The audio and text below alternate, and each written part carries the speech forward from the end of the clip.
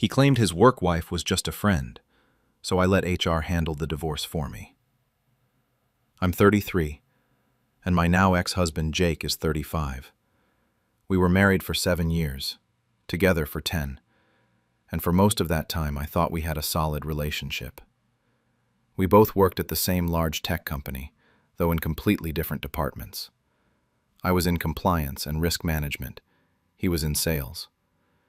We'd actually met at a company happy hour back when we were both junior employees, and we'd built our careers together while building our life. About a year and a half ago, Jake got promoted to senior sales director. It was a big deal, came with a significant raise, more responsibility, and a lot more travel. I was proud of him and supportive, even though it meant he'd be on the road more often. He started traveling to client sites, attending conferences, and doing regional meetings. Sometimes he'd be gone 2 or 3 nights a week. It was an adjustment, but we were both committed to making it work. That's when I started hearing about Melissa. She was 28, had joined his team about 6 months before his promotion, and apparently she was his right hand on everything. At first it was just casual mentions. Melissa had a great idea in the meeting. Melissa helped him prep for the client presentation. Melissa was really good at her job. I didn't think anything of it because Jake had always worked closely with his team and had mentioned colleagues before. Then she started appearing more in our personal life. Jake would bring her up in conversations about non-work things. He'd mention something funny Melissa had said, or share a meme she'd sent him. When I'd ask about his day, half his stories seemed to involve her. I noticed he was texting more in the evenings, and when I'd glance over, I'd see her name. He said they were just coordinating work stuff and that she was really responsive even after hours, which made her a great team member. About 8 months into his new role, things escalated. Melissa started getting invited to things. Jake's birthday dinner that I'd planned as an intimate celebration turned into a group thing because Jake said his team wanted to take him out, and it would be rude not to include them. Melissa was there. Our summer barbecue, that was supposed to be family and close friends, somehow included several of Jake's coworkers, including Melissa.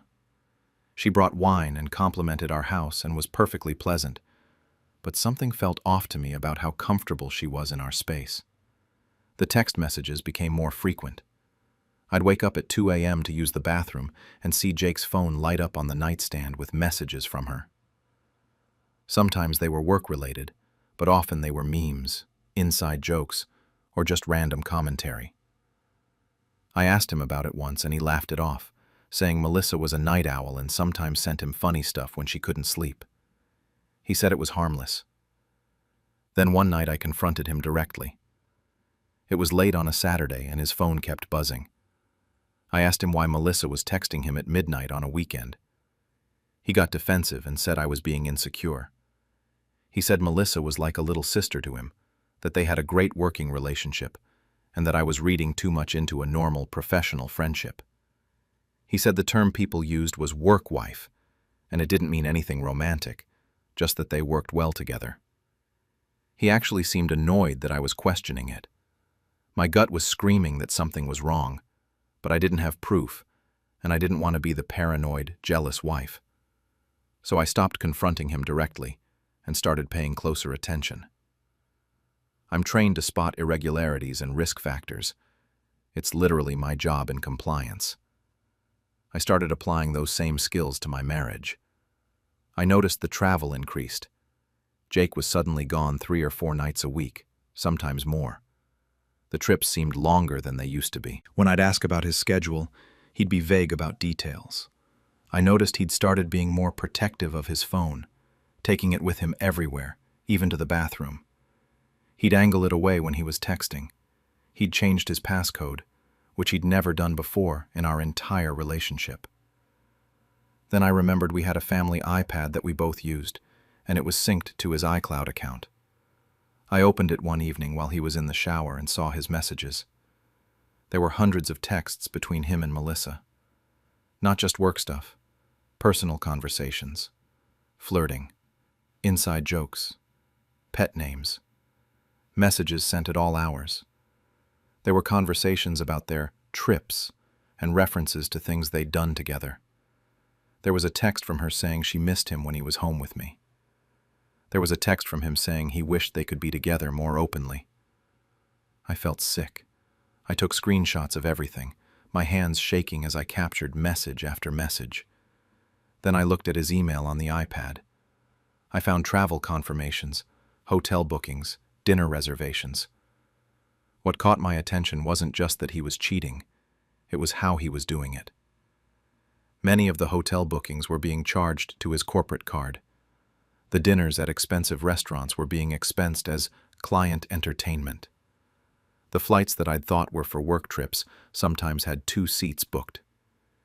He was using company money to fund his affair. That's when I shifted from heartbroken wife to compliance professional. If Jake wanted to cheat, that was between us and our marriage. But if he was committing corporate fraud to do it, that was something I could actually do something about. I spent the next 3 weeks methodically documenting everything. I cross-referenced his travel calendar with the company's project management system to see which trips were legitimate business and which ones didn't match up with any actual client meetings or company events. I found hotel stays in cities where we had no clients. I found expense reports for dinners for 2 labeled as client entertainment on dates when I could verify through the CRM system that he had no client meetings scheduled. I pulled his corporate card statements, which I had access to as part of my compliance role when conducting routine audits. I found charges at high-end restaurants, premium hotel suites, even a jewelry purchase that I'd certainly never received. All of it expensed as business costs, all of it fraudulent. I documented approximately $23,000 in improper expenses over 6 months. I also documented the relationship itself. The iPad messages gave me everything I needed. There were explicit conversations proving the affair. There were messages where they discussed how to coordinate their travel so they could be together. There was a particularly damaging text chain where Melissa asked if Jake felt bad about lying on his expense reports, and he replied that the company made plenty of money, and he deserved it for all his hard work. That was confession of intentional fraud, not just poor judgment. I knew I needed to be strategic about this. If I confronted Jake directly, he'd just deny it, delete evidence, and I'd be stuck in a he-said-she-said divorce. If I reported this to HR myself, it might look like a spouse trying to get revenge and could blow back on my own career.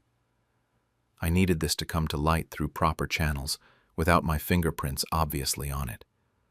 I created an anonymous email account and sent a detailed report to our company's ethics hotline. The hotline was managed by an external firm specifically so employees could report concerns without fear of retaliation. I included a comprehensive breakdown of Jake's travel patterns, expense discrepancies, and hotel bookings that didn't align with business purposes. I attached screenshots of expense reports and corporate card statements. I made it look like a concerned employee who'd noticed irregularities during routine work.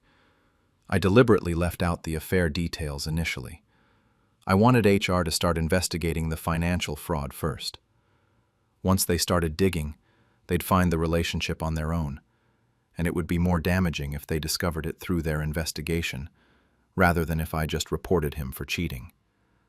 I know how these investigations work, because I'm sometimes involved in them from the compliance side, though I made sure to recuse myself from anything involving Jake's department to avoid conflicts of interest.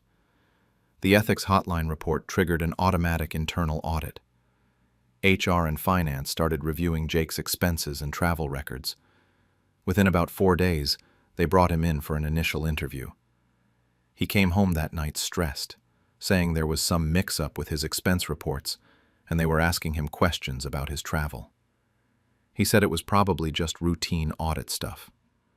I nodded sympathetically and asked if he needed help organizing his receipts. He said no, he had it handled. Over the next week, the investigation intensified. They interviewed people on his team, including Melissa. They pulled hotel records and found that many of his stays were for 2 people, when he'd claimed to be traveling alone. They found that several of his client dinners had no corresponding client names or purposes listed. They discovered the jewelry purchase. And during Melissa's interview, she apparently panicked and admitted to the relationship, thinking that would somehow help her situation. It didn't. About 10 days after the initial report, Jake was called into a meeting with HR, his department head, and someone from legal. He was placed on immediate administrative suspension, pending the investigation's completion. He came home in shock. He said they were accusing him of expense fraud and inappropriate conduct with a subordinate. Yes, Melissa had been his subordinate, something that made the whole situation even worse from a company policy perspective, because it was a violation of our anti-fraternization policy for managers. He swore to me it was all a misunderstanding. He said yes, he and Melissa had become close friends, but that nothing inappropriate had happened. He said the expense issues were just mistakes, that he'd been sloppy with categorizing things but hadn't done anything intentionally wrong. He looked me in the eyes and lied, and I let him because I wasn't ready to show my hand yet. I just nodded and said I hoped it would get cleared up soon. Inside, I was already 3 steps ahead. The day he was suspended, I'd gone to a divorce attorney during my lunch break. I brought copies of everything, the messages, the expense reports, the hotel bookings, all of it. The attorney said I had an extremely strong case for divorce based on adultery, and that the financial fraud would likely work in my favor for settlement negotiations. We started drafting papers immediately. The company investigation took about 3 weeks total. During that time, Jake was home, stressed, and desperately trying to save his job. He hired a lawyer to represent him in the internal investigation. He kept insisting to me that this was all blown out of proportion and that he'd be cleared soon. Melissa had been fired within the first week once she admitted to the relationship, and they verified she'd participated in the fraudulent expense claims. Jake seemed to think he'd have a better outcome. He didn't. The investigation concluded that Jake had violated multiple company policies: expense fraud totaling approximately $23,000, falsifying business records, inappropriate relationship with a subordinate, and creating a hostile work environment by showing favoritism. The report documented everything. HR presented him with the choice to resign immediately or be terminated for cause. Either way, he was required to repay the improperly expensed amount. He chose to resign to avoid the termination on his record, but the damage was done. The same day he came home and told me he'd resigned, I had him served with divorce papers. A process server showed up at our house that evening while he was trying to explain to me what had happened at work. The look on his face when he realized what was happening was something I'll never forget. He asked how long I'd known. I told him long enough to do what needed to be done. Then I told him that I was the one who'd reported him to HR. I explained that I'd found the messages, documented the fraud, and submitted it through proper channels. I told him that I'd watched him lie to my face for weeks while I systematically dismantled both his career and our marriage. He was stunned. Then he got angry. He accused me of destroying his life out of spite, of being vindictive, of going too far. I told him very calmly that he'd destroyed his own life by committing fraud and adultery. I explained that if he'd just had an affair, we'd be having a different conversation about our marriage, but he'd chosen to commit corporate fraud, using company resources to fund his cheating. That crossed a line from personal betrayal into something I had a professional and ethical obligation to report. The fact that it also served my personal interests was just efficient multitasking. Jake moved out that week. He went to stay with his brother because he couldn't afford his own place after having to hire a lawyer and knowing he'd need to repay the company. The divorce proceedings were relatively quick. With documented adultery and his financial situation in shambles due to his own misconduct, he wasn't in a position to fight for much. We split our assets, with me getting the house and the majority of our savings, since I'd been the more stable earner, and he now owed $23,000 in restitution to the company. The divorce was finalized about 6 months after I'd served him. During the proceedings, Jake tried to paint me as cold and calculating, someone who'd chosen revenge over trying to save the marriage. My attorney pointed out that Jake had chosen to commit fraud and adultery, and that I'd simply responded appropriately, both as a spouse and as a compliance professional who'd witnessed corporate misconduct. The judge wasn't sympathetic to Jake's position. Melissa had already moved to another city, fired and with a ruined reputation in our industry. Jake struggled to find work for months because the resignation in lieu of termination was a red flag for any company doing thorough background checks. He eventually found a position at a much smaller company for significantly less money. He had to repay the company through a payment plan that took over a year. His career trajectory that had been on such an upward path was completely derailed. People at work knew something had happened, but because I'd reported it anonymously and recused myself from the investigation, I maintained my professional reputation. Some people probably guessed that the wronged wife who worked in compliance might have had something to do with her cheating husband getting caught in an expense fraud scheme. But nobody could prove it, and I never confirmed anything.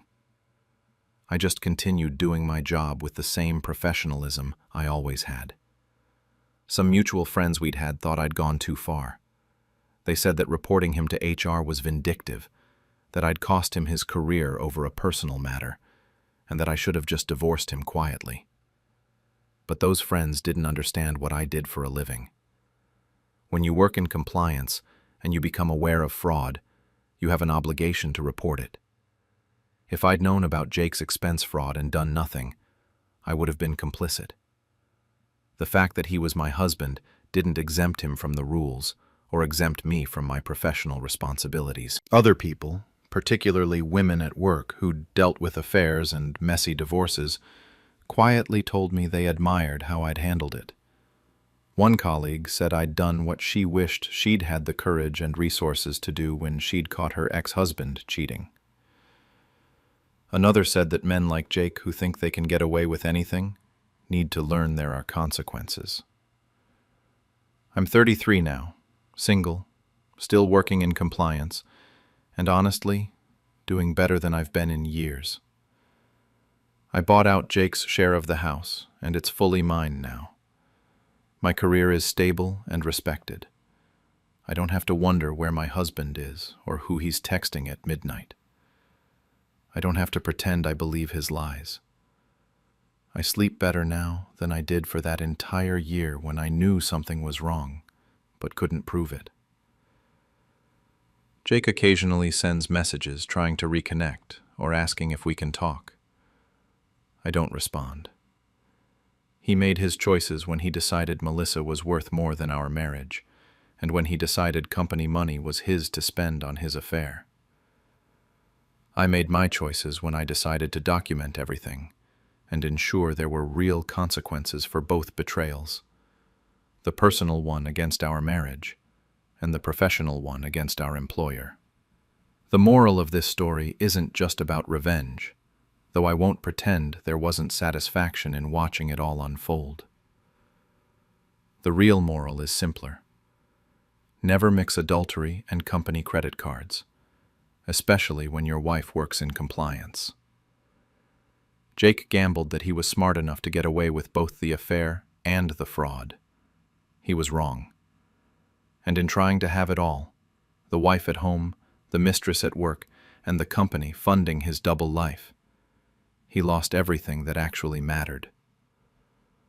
I just made sure the consequences caught up with him in the most efficient way possible. My husband's business trip turned into a honeymoon, so I sent his boss the photos. I'm 35, and this story started about 3 months ago when my husband Daniel told me he was going to Bali for a 5-day business conference. Daniel was 37 and worked as a regional sales manager for a large pharmaceutical distribution company. Throughout our 8-year marriage, he'd traveled frequently for work. Client meetings, sales conferences, training sessions. It was a normal part of his job, and I'd never questioned these trips because they seemed legitimate and necessary for his career. We had a 7-year-old daughter named Emma, and our life seemed stable and happy. Daniel was a good provider, involved with Emma when he was home, and we had what I thought was a solid partnership. Sure, we had the typical stresses of any marriage, juggling work and parenting, occasional disagreements about finances or schedules, but nothing that suggested our relationship was in trouble. When Daniel told me about the Bali trip, I was actually excited for him. A conference in Bali sounded amazing, and I joked that he should bring me back something nice. He laughed and said it would mostly be boring meetings, but that he'd try to enjoy the location a bit. He showed me his flight confirmation and talked about the conference schedule. Everything seemed normal, but something made me look more closely at the details. Daniel had left a printed itinerary on our kitchen counter, and while putting it away, I noticed the conference name and thought I'd look it up online to see what sessions he'd be attending. I searched the company's events page and found information about their quarterly sales conference, but it was scheduled for Singapore, not Bali. The dates matched what Daniel had told me, but the location was completely different. I felt a twinge of concern but tried to rationalize it. Maybe there were multiple conferences happening, or maybe the company had changed locations and hadn't updated their website yet. To ease my mind, I decided to text Mark, one of Daniel's co-workers who I'd met several times at company holiday parties and social events. I kept the message casual. "Hey Mark, hope you're excited for the Bali conference next week. Daniel's been talking about it. Are you going too?" Mark's response came about 20 minutes later, and his hesitation was obvious even through text. "Bali? The team's conference is in Singapore this quarter. I thought Daniel knew that. Maybe he's going to a different event?" I thanked Mark and said I must have gotten confused about the details, but my stomach was already churning. Daniel had deliberately lied about where he was going. I spent the rest of the day trying to figure out what to do. Should I confront him before he left? Should I call him out on the lie and demand an explanation? But something stopped me from acting impulsively. If Daniel was lying about his destination, there was probably a reason, and I needed to know what I was dealing with before I made any accusations. That's when I remembered our shared iCloud account. When we'd first gotten iPhones years ago, we'd set up family sharing so we could share photos, calendars, and purchases. Daniel wasn't particularly tech-savvy and had probably forgotten that his photos automatically synced to our shared cloud storage. I opened the Photos app on my iPad and switched to his photo stream. What I found made me feel physically sick. Recent photos from Daniel's phone were syncing in real time. There were pictures of him at the airport, on the plane, and then at a beautiful beachfront resort, definitely in Bali, not Singapore. But he wasn't alone.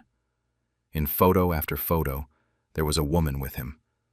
She was younger, maybe early 30s, with dark hair and an athletic build. In one photo, she was lying on a beach lounger in a red bikini. In another, she was sitting on Daniel's lap, both of them laughing at something. In a selfie they'd taken together, she was wearing a necklace I recognized immediately. A delicate gold chain with a small sapphire pendant that I'd bought for myself 2 years ago and had been unable to find for months. I zoomed in on the woman's face in the photos and felt a jolt of recognition. Her name was Tessa, and she worked as Daniel's executive assistant. I'd met her several times when I'd visited Daniel's office, and she'd always been friendly and professional. About a year ago, Tessa had asked if I could write her a recommendation letter for a professional development program she was applying to, and I'd spent an afternoon crafting a thoughtful letter, highlighting her organizational skills and work ethic. Now she was on vacation with my husband, wearing my stolen necklace. I spent the next hour going through every photo that synced from Daniel's phone. There were pictures of them at romantic dinners, walking on the beach at sunset, and lounging by the pool together. There were selfies where they were clearly in the same hotel room. The whole trip was documented like a couple's romantic getaway, not a business conference. I also checked our shared credit card statements online. Daniel had been using our joint card for expenses on this trip. There were charges for the hotel, a luxury beachfront resort with ocean view suites. There were charges at expensive restaurants, for spa services, for excursions like snorkeling trips and sunset cruises. Every charge screamed romantic vacation, not business conference.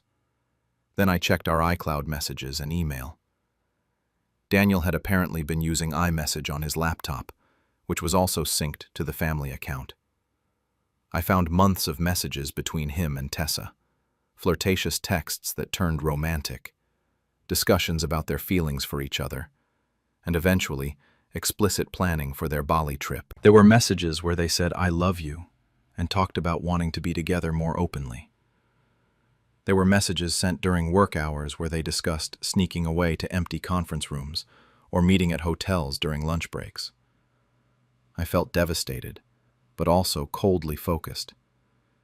Daniel had been having an affair with his assistant for months, had stolen my jewelry to give to her, had used our joint money to fund a romantic vacation with her, and had lied to me about where he was going.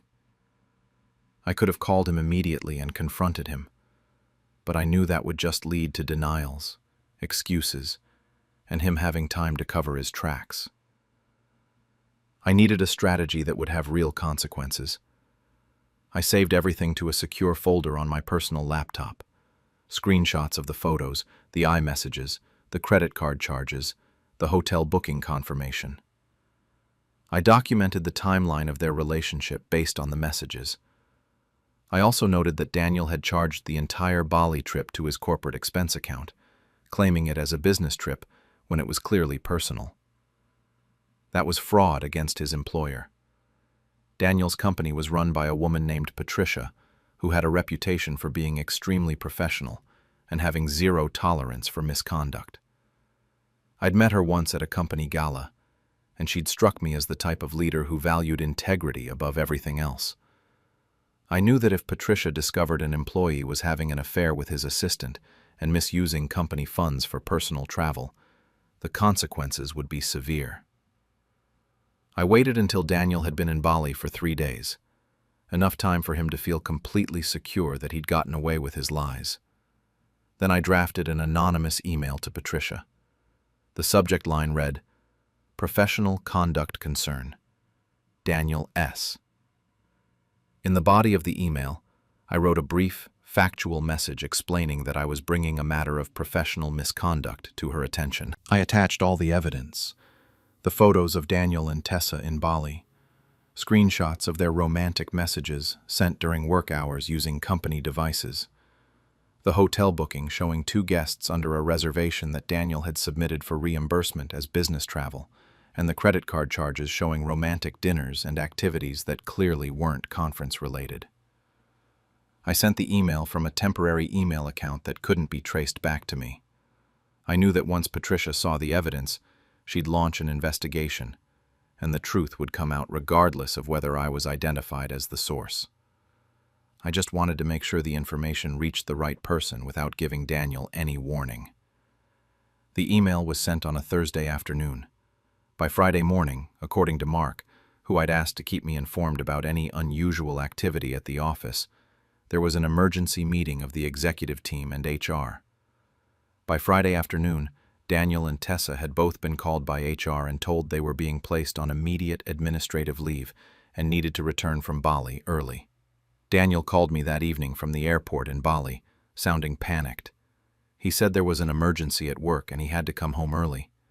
He asked if everything was okay with me and Emma, trying to sound like a concerned husband.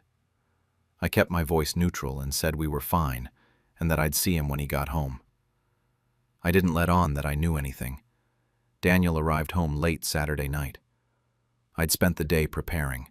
I'd contacted a locksmith and had our locks changed. I'd packed all of Daniel's personal belongings into boxes and left them on the front porch. I'd also retained a divorce attorney who'd helped me draft divorce papers, which I'd had officially served to Daniel by having them waiting on the porch alongside his boxes. When Daniel pulled into our driveway and saw his belongings on the porch, He immediately tried to use his key and found the locks had been changed. He started banging on the door, calling my name. I opened the door but stood in the doorway, blocking him from entering. He tried to hug me and ask what was going on, why his stuff was outside, why the locks were changed. I handed him a folder. Inside were printed copies of all the photos from Bali, him and Tessa on the beach, at dinner, in their hotel room. I'd also included printouts of their most incriminating text messages. On top of the pile was a copy of the divorce petition I'd filed that morning. I told him calmly that I knew everything, that our marriage was over, and that he needed to collect his belongings and find somewhere else to stay. Daniel's face went through several expressions: shock, panic, anger, and then desperation. He tried to explain that it wasn't what it looked like, that he and Tessa had gotten carried away, but it didn't mean anything, that he still loved me and Emma. I cut him off and told him that his explanations didn't matter. The evidence was clear, and I wasn't interested in hearing his excuses. I closed the door, locked it, and watched through the window as he loaded his boxes into his car and drove away. The following Monday, Daniel was called into a meeting with Patricia and HR. According to what I learned later through Mark, the company's investigation had confirmed everything in the anonymous email.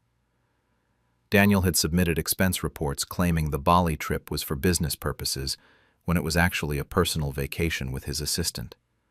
He'd violated company policy regarding relationships with direct reports. He'd used company time and resources to conduct a personal affair. The evidence was overwhelming and undeniable.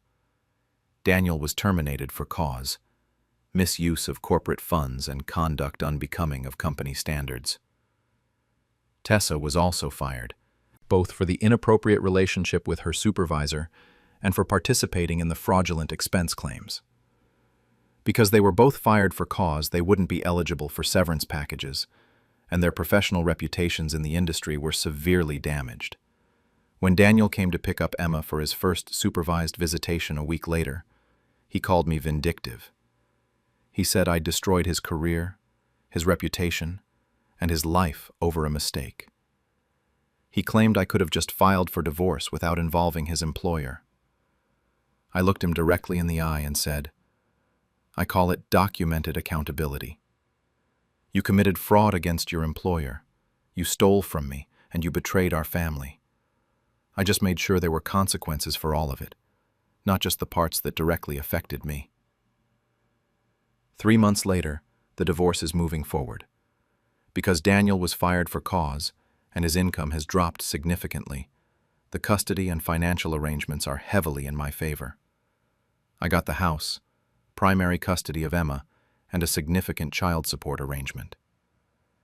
Daniel is living in a small apartment, working a lower-paying job, and trying to rebuild his professional reputation.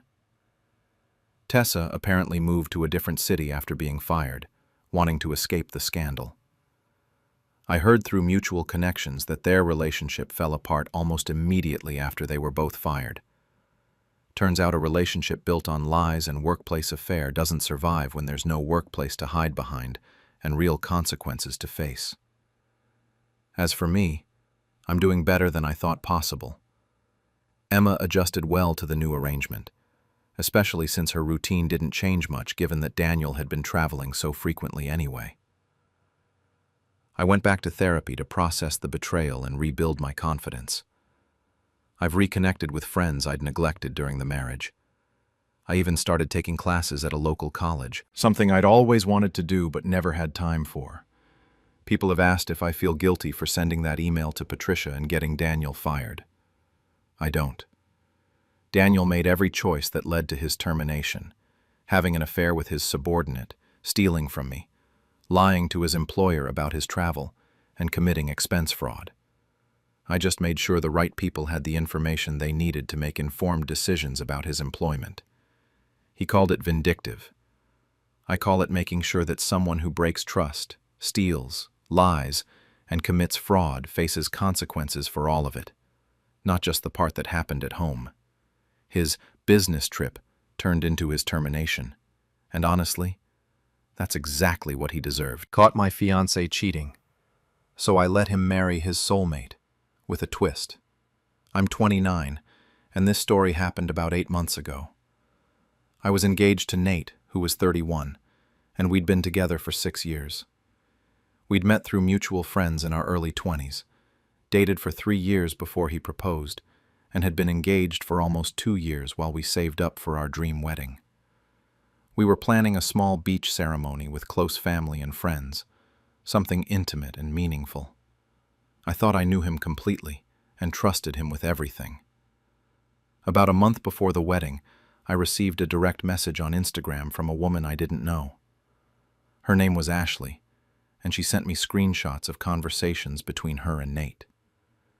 The messages showed them flirting, him calling her beautiful, making plans to meet up, and most devastatingly, him telling her that he'd end things with his fiancée soon because he'd realized she wasn't the right person for him. There were messages spanning back 3 months, right around the time we'd sent out our wedding invitations. I felt like I'd been punched in the stomach. I read through every screenshot multiple times, hoping I'd misunderstood or that it was somehow fake. But the messages were clearly from Nate's account, used his expressions and writing style, and referenced things only he would know. Ashley explained in her message that she'd met Nate at a work conference and they'd been talking ever since. She said she'd recently found out he was engaged and felt I deserved to know the truth. I confronted Nate that same evening. I showed him the screenshots and watched his face go through shock, panic, and then this calculated calm. He admitted to talking to Ashley, but insisted it was just emotional, that nothing physical had happened. He said he'd gotten cold feet about the wedding and had been confused, but that talking to someone else made him realize how much he actually loved me and wanted to marry me. He cried, got on his knees, and begged me to forgive him. He said he'd do anything to prove himself, and that this had been a wake-up call that made him more committed than ever. Part of me wanted to believe him because canceling a wedding a month out seemed impossible and humiliating. But a bigger part of me felt something crack inside. The man I'd loved for 6 years, who I'd built a life with and was about to marry, had been telling another woman he was going to leave me. The trust was shattered completely, and I realized I couldn't marry him. But I also couldn't let him get away with this without consequences. I told Nate I needed time to think, and he gave me space while promising repeatedly that he'd changed and that this would never happen again. I pretended to be processing and working toward forgiveness. I'd text him occasionally, saying I was still hurt but wanted to work through it. Meanwhile, I was planning something completely different. I confided in my best friend Morgan, who was my maid of honor. When I told her what Nate had done and what I was thinking of doing instead of just canceling the wedding, she was immediately on board. We started planning in secret. The wedding venue was already booked and paid for, a private beachfront property I'd rented through a family connection. Most of our deposits were non-refundable anyway, so I decided to use them for something more satisfying than a traditional wedding. Over the next 3 weeks, I quietly uninvited our real wedding guests. I called or messaged each person individually and explained that the wedding was off due to personal reasons, but asked them to keep it quiet because I had something planned. Most people were confused but supportive. Nate's parents and sister were the only ones from his side I told the truth to. I showed them the screenshots and explained what I was planning to do. His mother was horrified by what Nate had done and, surprisingly, supported my plan. His father was angrier at Nate than I'd ever seen him, and his sister said Nate deserved whatever was coming. With Morgan's help, I hired actors to replace our wedding guests. I found a local theater company that specialized in corporate events and private performances. I explained what I needed. About 30 people to act as wedding guests, react appropriately to a dramatic revelation, and make the whole thing feel real. They were expensive, but I'd been saving for the wedding anyway, and this felt like a much better use of that money. I also hired someone to act as the officiant. I told Nate that my family had offered to handle some wedding setup as a surprise, and that the plan had changed slightly. But he shouldn't worry about details. He was so relieved that I seemed to be moving past the cheating that he didn't question anything.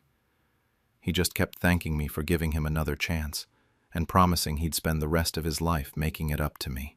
The day before the wedding, I called Nate's parents, sister, and my own family to the venue for what I told Nate was a family rehearsal dinner. Instead, it was a private viewing, where I explained exactly what would happen the next day. Nate's mother hugged me and said I was doing the right thing. My own mother was torn between thinking it was excessive and admitting Nate deserved it. But everyone agreed to come the next day as observers, hidden from Nate's view, but able to watch everything unfold. On the wedding day, I got dressed in my wedding gown. I'd paid for it, so I was going to wear it. Morgan helped me with my hair and makeup. I looked beautiful, which felt important for what I was about to do. The actors arrived early and were positioned around the venue exactly like real wedding guests would be. The fake officiant was in place. Everything looked legitimate. Nate arrived in his tuxedo, looking nervous but happy. He kept telling me how beautiful I looked and how lucky he was. His best man, actually an actor, stood beside him at the altar. The fake guests took their seats. Soft music played. It looked like every beach wedding you've ever seen in photos. As I walked down the aisle, I saw Nate's face light up. He thought he'd gotten away with it, that I'd forgiven him, that he was about to marry me despite what he'd done. When I reached the altar, the officiant handed me a microphone instead of starting the ceremony. Nate looked confused but smiled like it was part of some cute surprise I'd planned. I pulled out my phone and started reading. I read the messages between Nate and Ashley aloud, every flirtatious text, every promise he'd made her, every comment about how he was going to leave me. His face went from confused to pale to horrified as he realized what was happening. He tried to interrupt, reaching for the microphone, but the fake best man held him back. This was actually in the script. The actor guests started reacting perfectly. Gasps, shocked whispers, people looking at each other in disbelief. One woman in the front row who'd really committed to her role stood up and threw what looked like champagne at Nate, but was actually just water with food coloring. It was theatrical, but effective. Nate looked around at all these guests, reacting in horror, and you could see him breaking down as he realized his humiliation was public. I finished reading the messages, told Nate that I could never marry someone who'd betray me like that, and walked back down the aisle. On my way out, I took off my engagement ring and threw it into the sand. Morgan was waiting with my real family and Nate's family, who'd been watching from a hidden area. We got into cars and drove away, leaving Nate standing at the altar, surrounded by actors who were now dropping their shocked expressions and just looking at him like the paid performers they were. The best part, something I'd arranged with Ashley's unknowing cooperation, was that she'd told me she planned to wait near the venue to accidentally run into Nate after the ceremony. She thought he was going to introduce her to his family after allegedly breaking up with me. Instead, she arrived just in time to witness the entire reading of the messages through the venue's entrance. One of the actors I'd positioned by the entrance told me later that Ashley had turned white and then fled when she realized what was happening. Nate tried calling me hundreds of times that day and over the following weeks. I blocked him. He sent emails begging me to talk to him, saying I'd humiliated him unnecessarily and that he'd already apologized and tried to make things right. He tried to spin the story on social media, posting something about how I'd publicly shamed him for a private mistake and making himself out to be the victim of an unreasonable ex-fiancé. That's when I posted the video. I'd had Morgan record the entire ceremony on her phone, including my reading of his messages and the actors' reactions. I posted it with a simple caption explaining that a month before our wedding, I'd discovered my fiancé had been cheating and telling his mistress he was going to leave me, and that instead of quietly canceling, I'd given him the wedding he deserved. The video went viral within days. Nate's company saw it. He worked in sales for a corporate firm and his job relied heavily on his professional reputation and client relationships. His bosses apparently decided that someone who'd handle their personal life so poorly couldn't be trusted with client relationships. He'd been up for a promotion that would have made him a regional manager. He didn't get it. In fact, I heard through mutual acquaintances that he was put on a performance improvement plan and eventually left the company under pressure several months later. Ashley, who'd been waiting outside the venue and witnessed everything, apparently dumped him immediately. She posted her own statement online about being lied to and manipulated by someone she thought was single. She wanted nothing to do with Nate, after realizing the extent of his deception to both of us. Nate's friends were split. Some thought I'd gone too far, and that public humiliation was excessive. Others, once they understood the full context of what he'd done and how he'd planned to continue lying, thought he'd gotten what he deserved.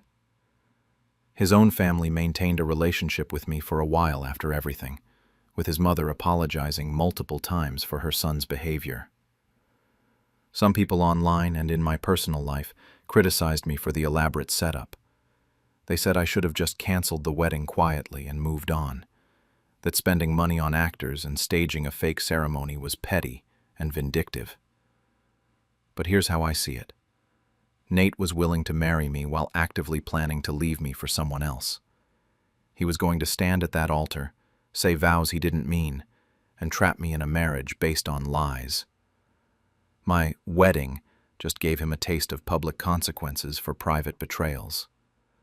The money I spent on actors was money I'd saved for a wedding that was never going to happen anyway.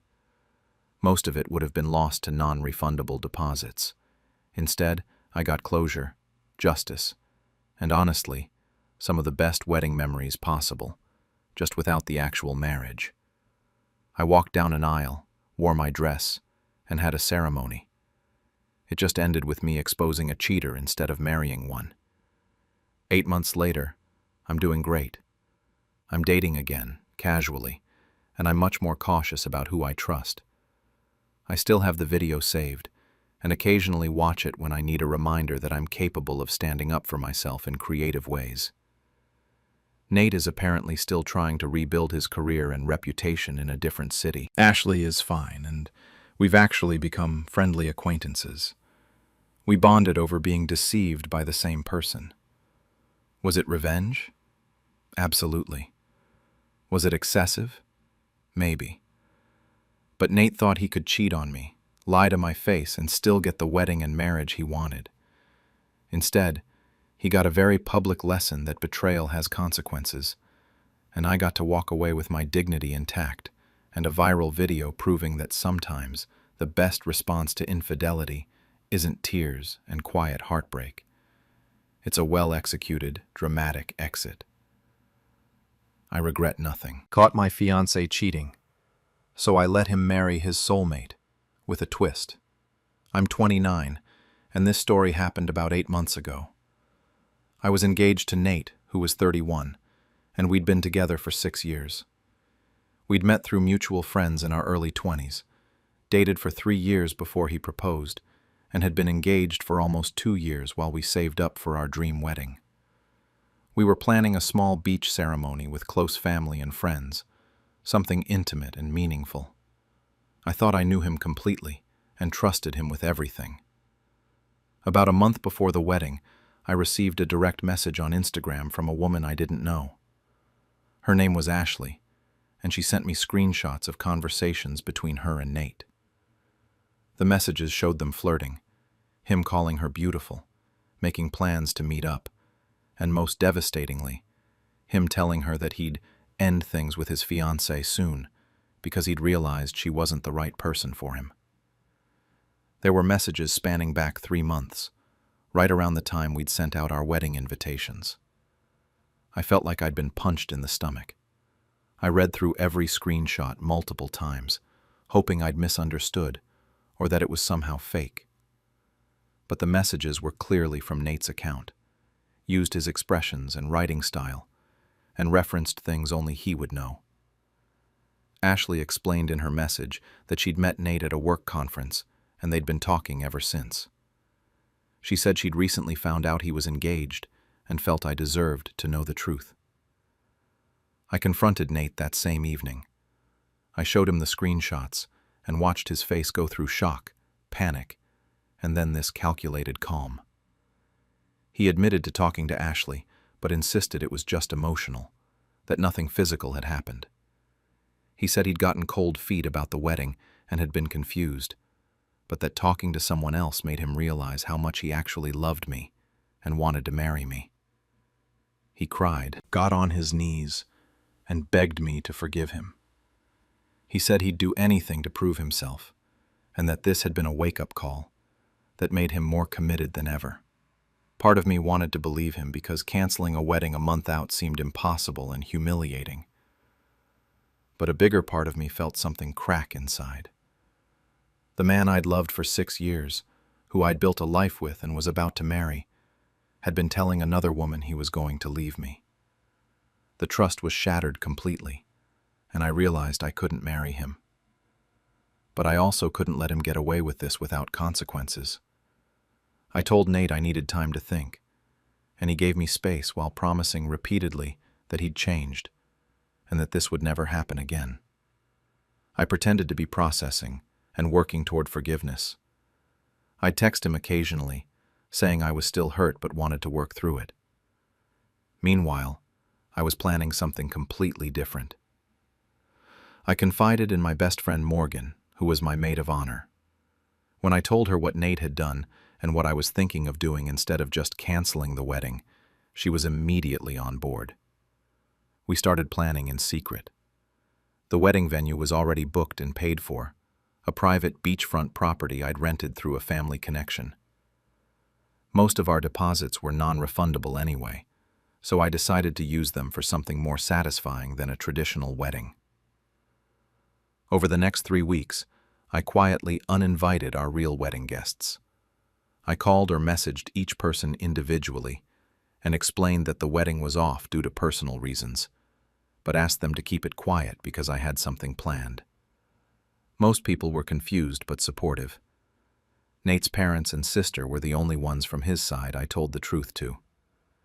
I showed them the screenshots and explained what I was planning to do. His mother was horrified by what Nate had done and, surprisingly, supported my plan. His father was angrier at Nate than I'd ever seen him, and his sister said Nate deserved whatever was coming. With Morgan's help, I hired actors to replace our wedding guests. I found a local theater company that specialized in corporate events and private performances. I explained what I needed.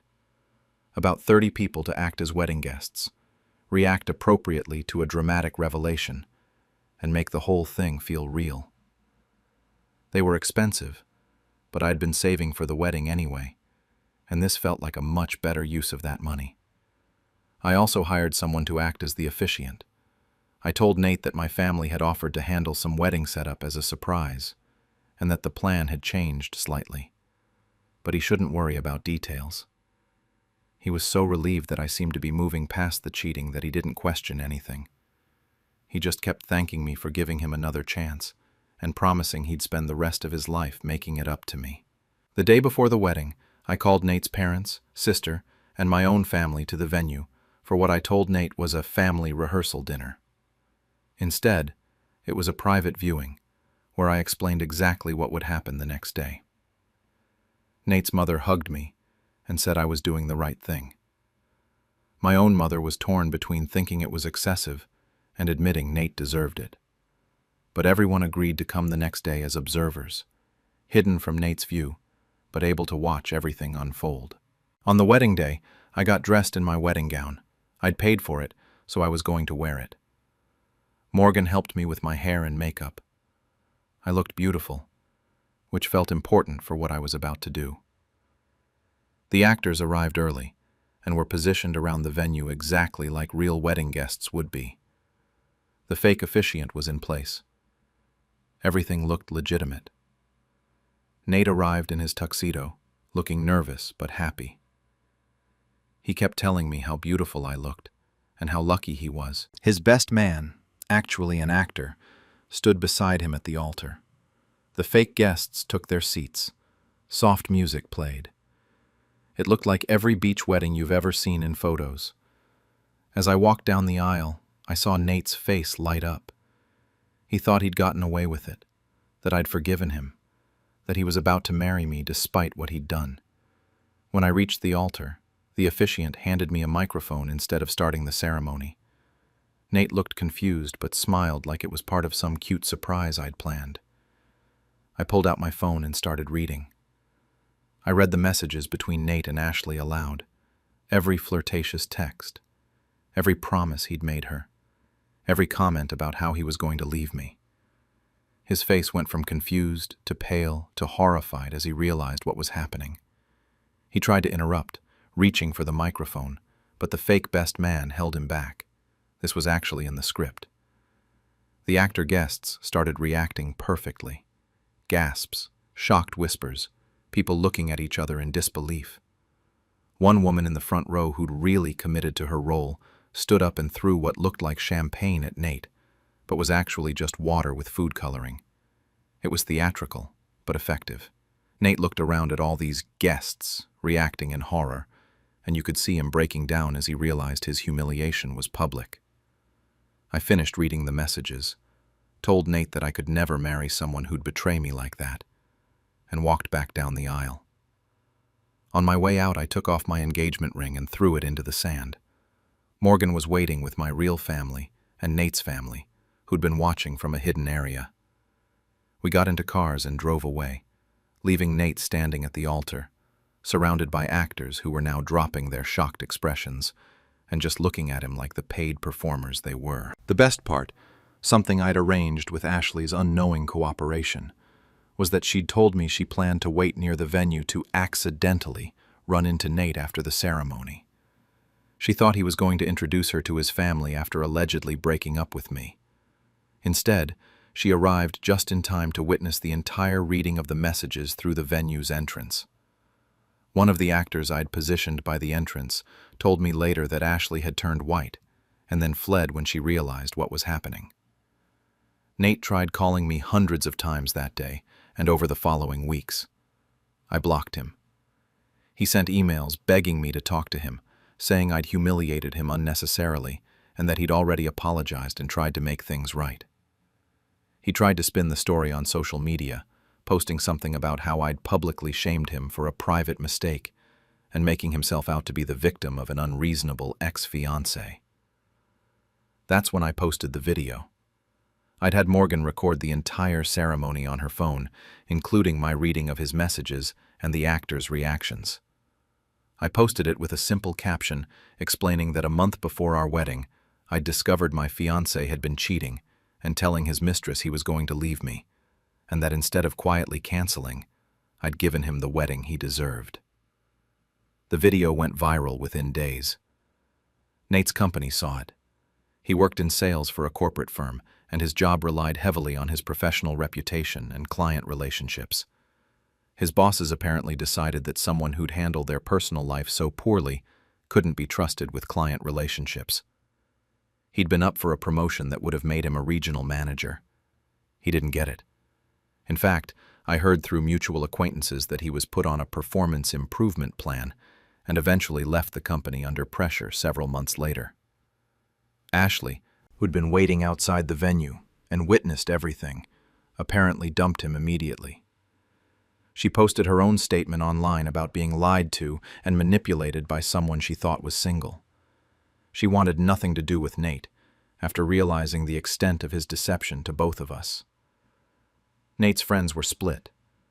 Some thought I'd gone too far, and that public humiliation was excessive. Others, once they understood the full context of what he'd done and how he'd planned to continue lying, thought he'd gotten what he deserved.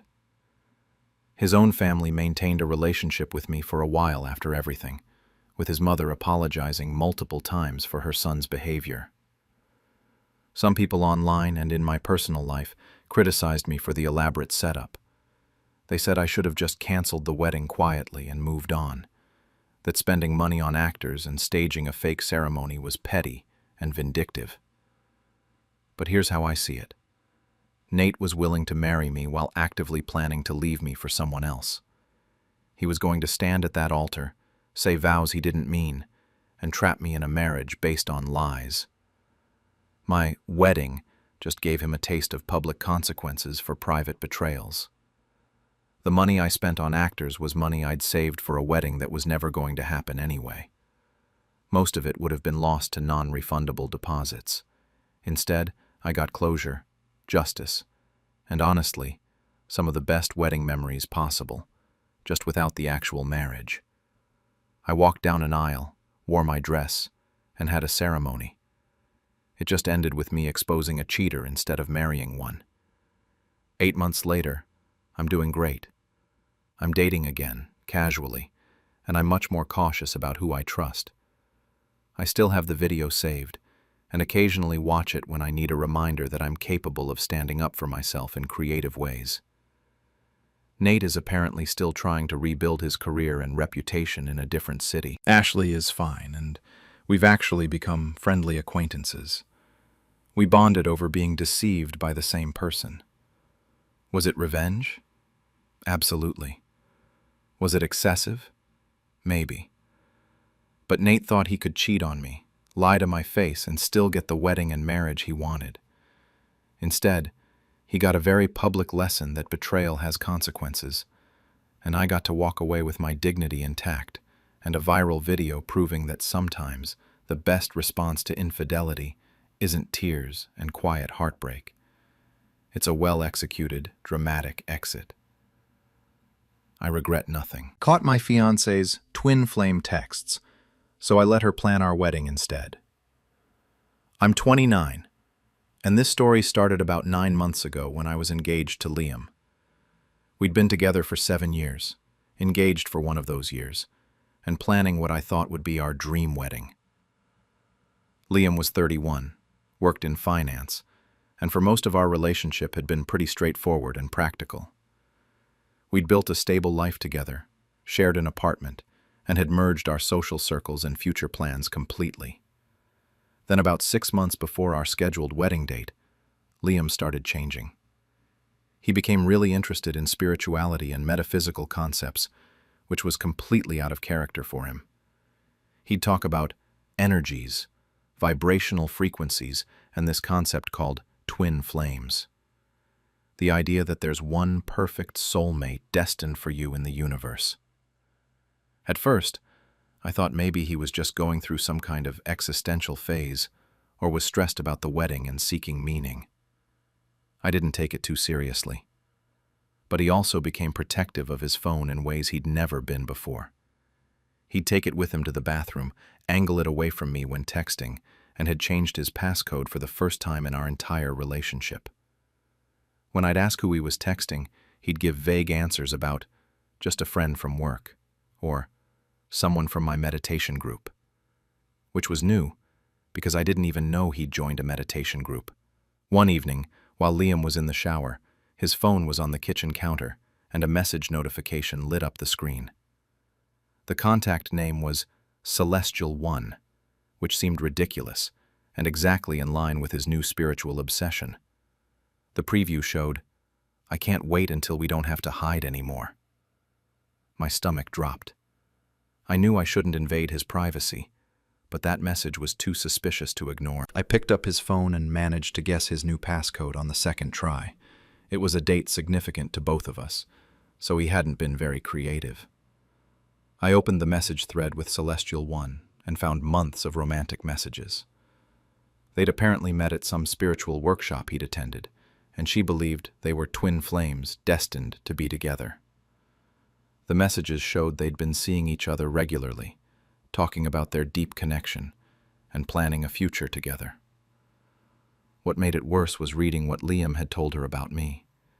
He'd said I was emotionally manipulative and spiritually closed off.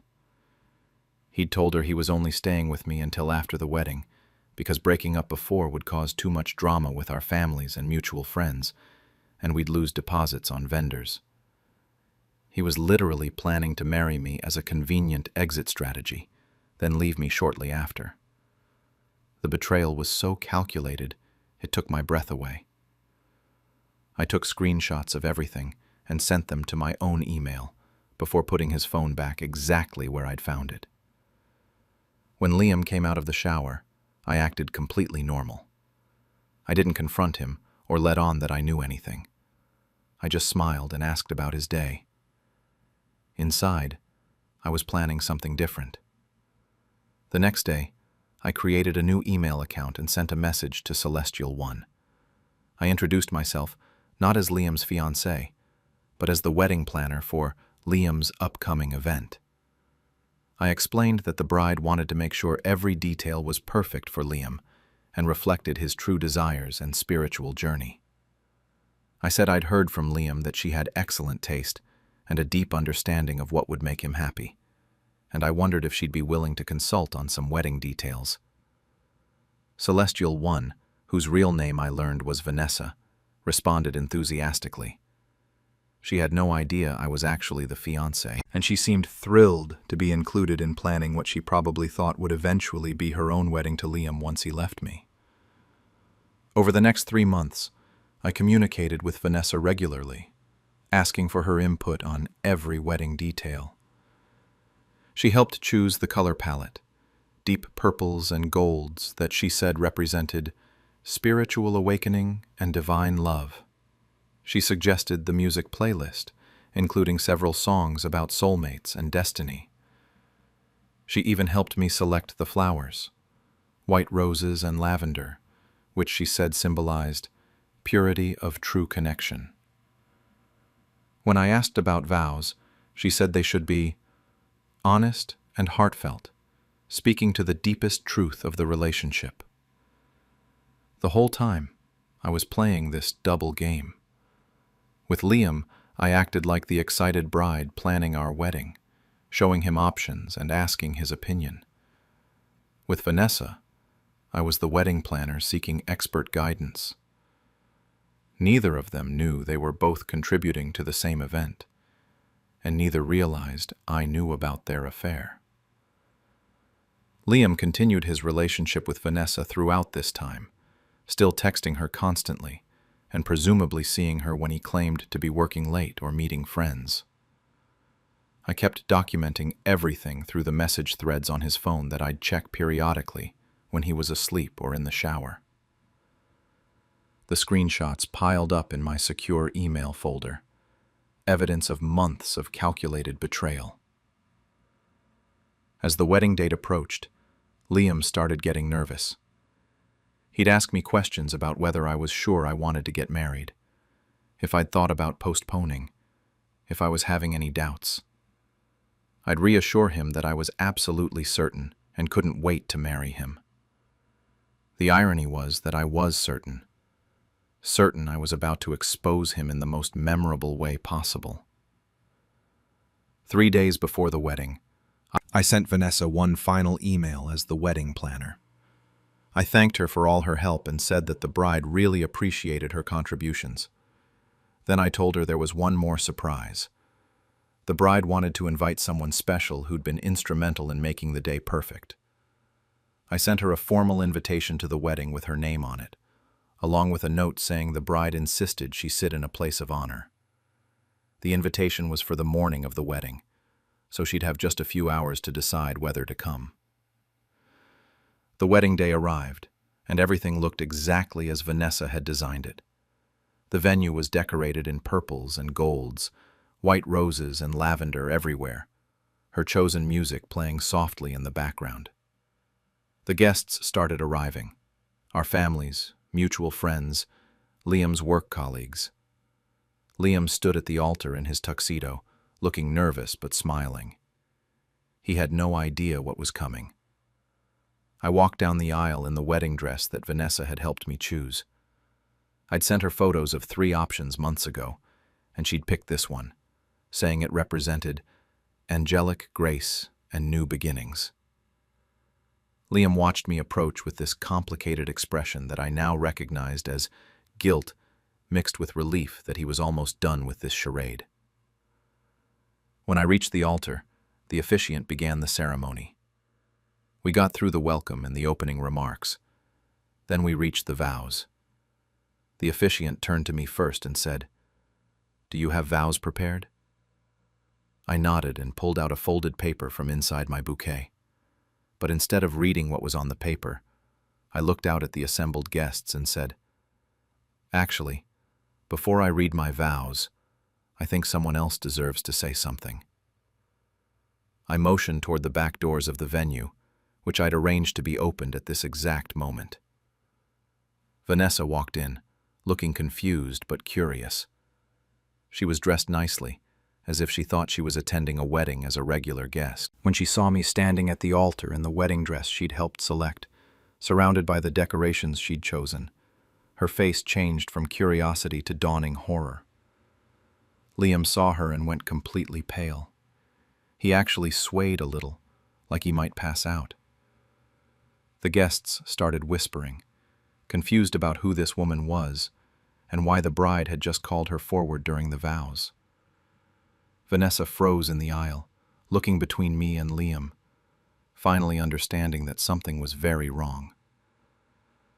I turned back to face the guests and said clearly, "This wedding was planned by the woman my fiancé has been cheating with for the past 6 months. Every flower, every song, every detail was chosen by Vanessa, also known as Celestial One in Liam's phone. She believed she was his twin flame, and that he was going to leave me for her after this wedding. She helped design this entire day, thinking she was planning what would eventually be her own celebration with him." The gasps from the guests were audible. Liam's mother covered her mouth in shock. My own mother looked furious. Liam tried to speak, but I held up my hand. I continued, "Every promise you're about to make would have been a lie. So, enjoy the ceremony, everyone. I'm leaving." I walked back down the aisle, past Vanessa, who was standing frozen in horror, past the guests who were starting to whisper frantically, and straight out of the venue. My maid of honor, who was the only person I'd told about my plan, followed me out. We got into a car that was waiting and drove away while chaos erupted behind us. The venue manager, who I'd briefed on the situation beforehand, locked all the bar tabs under Liam's name as agreed. The vendors had been paid their deposits, but were owed final payments, and per the contracts Liam had signed, he was responsible for all charges. Every vendor refused to issue refunds since the event had technically happened. The venue was decorated, the food was prepared, the cake was delivered. Liam ended up owing approximately $15,000 in final vendor payments for a wedding that never actually happened. Vanessa apparently confronted Liam in front of everyone, demanding to know why he'd lied to her about when he was leaving me and what his actual intentions had been. When the full extent of his manipulation came out, that he'd been lying to both of us, playing us against each other, and planning to marry me just to avoid conflict before leaving, she was devastated and furious. She left the venue in tears, and according to mutual friends, she sent Liam a long message 2 weeks later explaining that she'd realized he wasn't her twin flame after all, just a liar who'd used spiritual language to manipulate her. Liam tried to contact me repeatedly over the following days. He sent texts, emails, and voicemails ranging from apologetic to angry to desperate. He claimed I'd humiliated him publicly and that what I'd done was cruel. I responded once through my lawyer, stating that I'd simply revealed the truth about his behavior and that I wanted no further contact. All communication would go through attorneys for the purpose of separating our shared assets. The breakup was messy from a logistics standpoint, since we'd been together so long and shared an apartment, furniture, and social circles. But I got to keep most of what mattered to me, and Liam was too embarrassed to fight over details given that everyone knew what he'd done.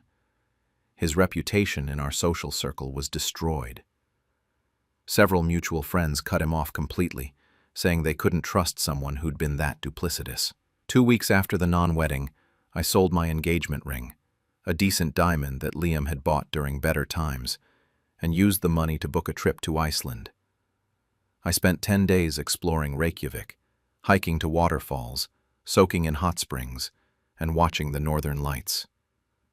It was early spring and still cold, but I felt warmer there, alone and free. than I had in months living with someone who was lying to me every day. People have asked if I went too far with the wedding setup, if it was cruel to involve Vanessa and to expose Liam so publicly. But here's how I see it. Liam was planning to marry me under false pretenses, using me as social cover while pursuing another relationship, and was going to leave me shortly after the wedding when it was convenient for him. He'd wasted years of my life and tens of thousands of dollars in wedding expenses on a ceremony he never intended to honor. Vanessa had participated in an affair with an engaged man and helped destroy my relationship, even if she believed his lies about me being manipulative. They both made choices that hurt me deeply, so I made a choice that revealed the truth in an unforgettable way. Was it revenge? Yes. Was it satisfying? Absolutely. Was it worth it? Every single moment. Liam ended up paying for a wedding that didn't happen, lost both relationships, and had his deception exposed to everyone who mattered in his life. I walked away with my dignity intact and the freedom to build a life with someone who wouldn't need spiritual justifications to betray me. Sometimes the best vow you can make is to yourself, that you won't settle for someone who sees you as a convenience rather than a commitment. Discovered my husband's secret business trips, so I booked the same flight without telling him. I'm 33, and this story started about 6 months ago, when I began suspecting my husband Tom was hiding something from me. We'd been married for 5 years, and for most of that time, I'd trusted him completely. Tom worked in pharmaceutical sales, and his job required frequent travel to conferences, client meetings, and training sessions. He'd typically be gone 2 or 3 nights a month, sometimes more during busy seasons. I'd gotten used to his travel schedule and never questioned it, because it was part of his job from the beginning. What made me suspicious was something I noticed while organizing our finances. I handle our household budget and occasionally review our credit card statements to track expenses. Tom's company reimbursed him for work travel, and I'd noticed over the years that his expense reports usually matched his spending patterns. But over the past few months, something seemed off. There were charges in cities he hadn't mentioned visiting, and amounts that didn't align with the conferences he'd told me about. The breaking point came when I was checking our shared email account, looking for a receipt, and I saw a flight confirmation in Tom's name. The email showed a round-trip ticket to Miami, departing in 3 days. That same evening, Tom had mentioned he had a conference coming up and would be gone for a few days. When I asked where it was, he said Denver. I asked about the conference topic to seem interested, and he gave me some vague answer about new product launches and sales strategies. I didn't confront him immediately. Instead, I did some research. I looked up pharmaceutical sales conferences happening that week, and there actually was one in Denver, just like Tom had said. But there was nothing happening in Miami that would be relevant to his work. I checked his expense reports from previous months and cross-referenced them with actual conference schedules. Several of his recent trips didn't match up with any legitimate business events. My stomach was in knots, but I forced myself to think clearly. I needed to know the truth before making accusations. That's when I made a decision that was probably impulsive, but felt necessary. I booked a ticket on the same flight to Miami using my maiden name. I'd kept my professional credentials under my maiden name for work purposes, so I had a credit card and ID that wouldn't immediately flag as connected to Tom. I booked a seat several rows behind him so he wouldn't see me when boarding. The days leading up to the flight were surreal. Tom packed his suitcase, talked about the boring conference sessions he'd have to sit through, and kissed me goodbye like he did before every work trip. I acted completely normal, even though I was planning to follow him to Miami. I packed my own small bag and made sure I had my phone fully charged to document whatever I was about to discover. On the day of the flight, I arrived at the airport earlier than Tom and went through security separately. I positioned myself at a coffee shop where I could see the gate, but where Tom wouldn't notice me. When he arrived at the gate, he wasn't alone. He was with a woman I'd never seen before. She was younger, maybe late 20s, dressed casually but stylishly. What made my blood run cold was when I noticed she was wearing a bracelet I recognized immediately. It was a delicate gold bracelet with a small diamond charm that I'd given Tom for our anniversary 2 years ago. He'd said he loved it and wore it occasionally. Apparently, he'd given it to her. They were comfortable with each other in a way that made it obvious this wasn't a new relationship. They laughed, stood close together, and at one point Tom put his arm around her waist. I felt sick watching them, but I forced myself to stay calm and observe. When boarding was called, I hung back and got in line several rows behind them. I watched them find their seats in the front of the plane, still talking and laughing like they were on a romantic getaway. The flight to Miami was one of the longest 3 hours of my life. I sat in my seat several rows behind Tom and this woman, watching the back of their heads and feeling a mix of rage, heartbreak, and determination. They seemed completely relaxed, occasionally leaning toward each other to talk. I took photos discreetly with my phone, capturing them together on the plane. I needed evidence of everything. When we landed in Miami, I kept my distance while following them through the airport. They collected their luggage together, sharing one suitcase between them, which told me they'd planned this together well in advance. They took a taxi to a hotel, and I followed in a separate taxi, asking the driver to stay far enough back that they wouldn't notice. When we arrived at the hotel, I felt another punch to the gut. It was the same hotel chain where Tom and I had spent our honeymoon 5 years ago. Different city, but same brand, same type of luxury beachfront property. The symbolism felt intentionally cruel. I watched them check in at the front desk, laughing with the receptionist about their romantic getaway. Once they disappeared into an elevator, I approached the front desk and booked my own room using my maiden name and separate credit card. I specifically asked for a room on a different floor, so there was no chance of randomly running into them in the hallway. The receptionist had no idea I was connected to the couple who'd just checked in. Once I was in my room, I sat on the bed and let myself feel the emotions I'd been holding back. I cried for about 20 minutes, letting out the shock and betrayal. Then I pulled myself together and started planning my next moves. I needed more evidence before confronting Tom. I needed to know the full extent of his lies and make sure I had documentation for what was coming next. I called Tom's boss, Richard, who'd been a family friend for years. Tom had known Richard since before we got married, and Richard had been at our wedding. I kept my tone casual and friendly when Richard answered. I said I was just checking in to see how the Miami conference was going and hoping Tom wasn't working too hard. There was a confused pause before Richard said, "What conference?" "Tom requested this week as vacation time. Said you two were going on a trip together." My heart was pounding, but I kept my voice steady. I laughed and said I must have gotten my wires crossed, that maybe Tom had mentioned Miami for a future conference, and I'd mixed up the dates. Richard seemed to accept this, and we chatted for another minute before hanging up. But now I had confirmation. Tom had lied to his employer too, telling them he was on vacation with me while telling me he was at a work conference. He'd planned this elaborate deception to spend a romantic vacation with his mistress. I spent the rest of that evening in my hotel room, ordering room service and planning what to do next.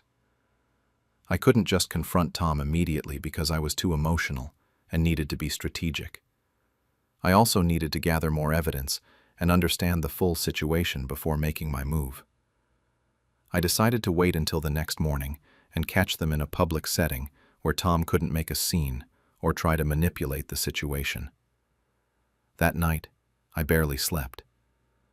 I was in the same hotel as my husband and his mistress, and I had to resist the urge to go knock on their door and confront them immediately. But I knew that wouldn't accomplish anything except making me look unhinged. I needed to stay calm and in control. The next morning, I got dressed carefully, did my makeup, and went down to the hotel restaurant for breakfast. I positioned myself at a table where I could see the entrance. I ordered coffee and waited. About 20 minutes later, Tom and the woman walked into the restaurant together, still looking like they were in their own romantic bubble. They were giggling about something, completely oblivious to anything around them. I waited until they were seated and had ordered before I stood up and walked directly to their table.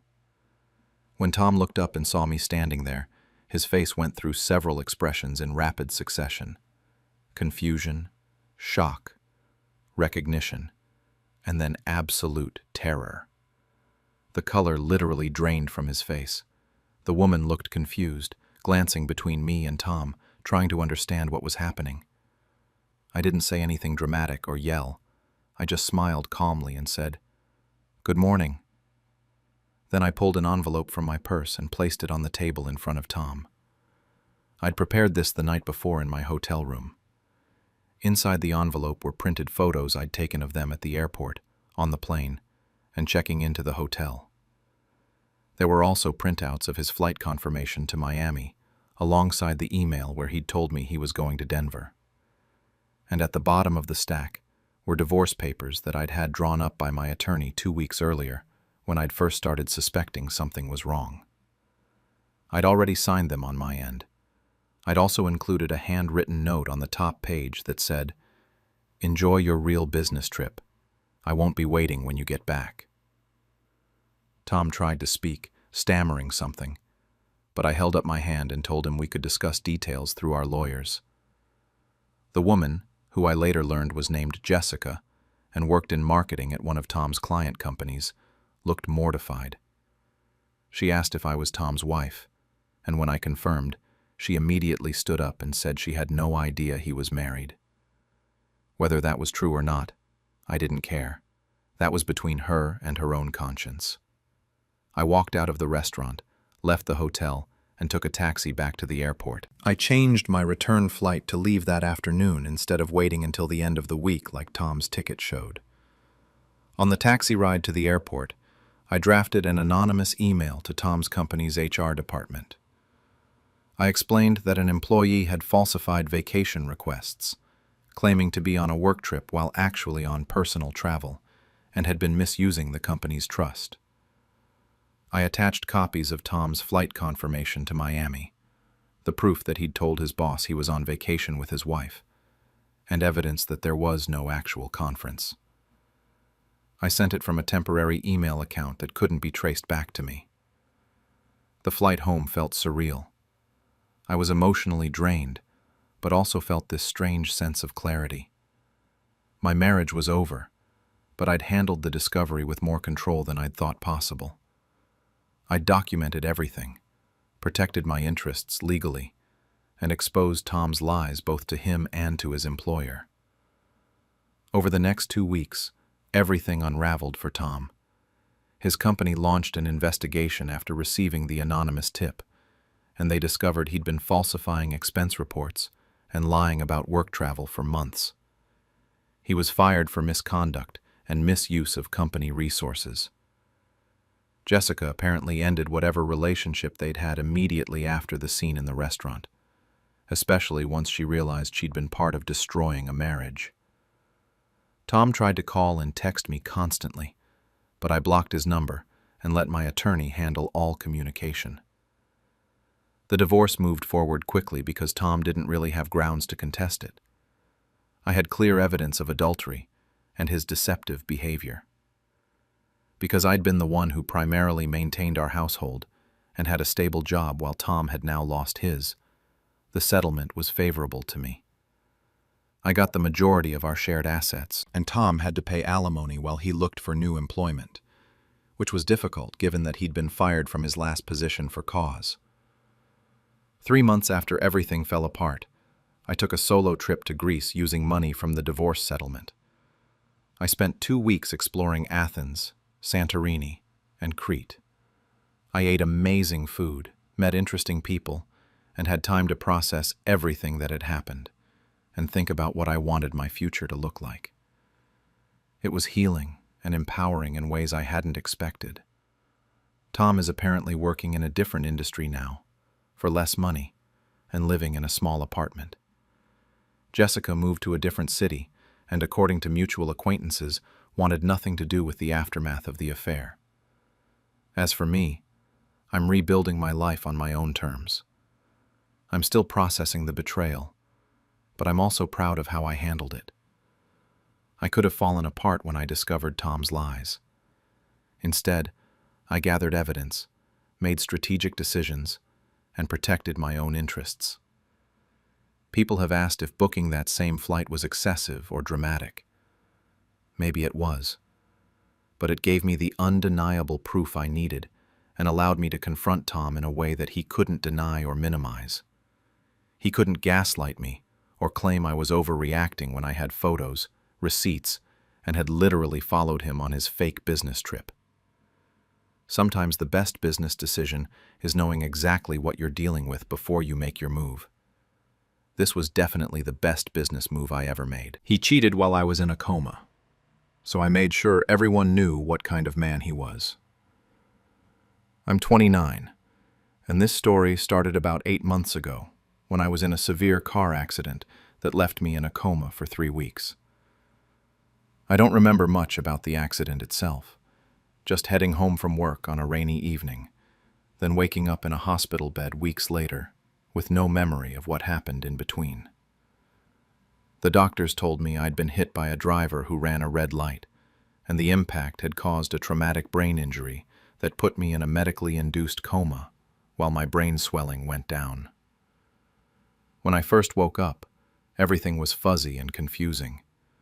My body felt heavy and unresponsive. I had tubes and monitors attached to me, and I couldn't quite process where I was or what had happened. As my vision cleared, I saw my fiancé Ethan sitting in the chair beside my hospital bed. I felt a wave of relief seeing him there, until I realized he was holding hands with a woman I didn't recognize. At first, I thought I was hallucinating, or seeing things wrong because of the medication. But as I focused more clearly, I could see that Ethan was definitely holding this woman's hand, and they were sitting very close together. When they noticed I was awake and looking at them, the woman quickly pulled her hand away and stood up. She said something I couldn't quite hear, then hurried out of the room before I could say anything. Ethan immediately came to my bedside, looking relieved and emotional. He kissed my forehead and told me how scared he'd been, how glad he was that I was finally awake.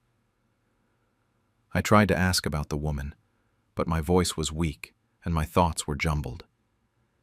Ethan brushed off my question, saying she was just a friend from the hospital, a nurse named Claire, who'd been helping him through the difficult time while I was unconscious.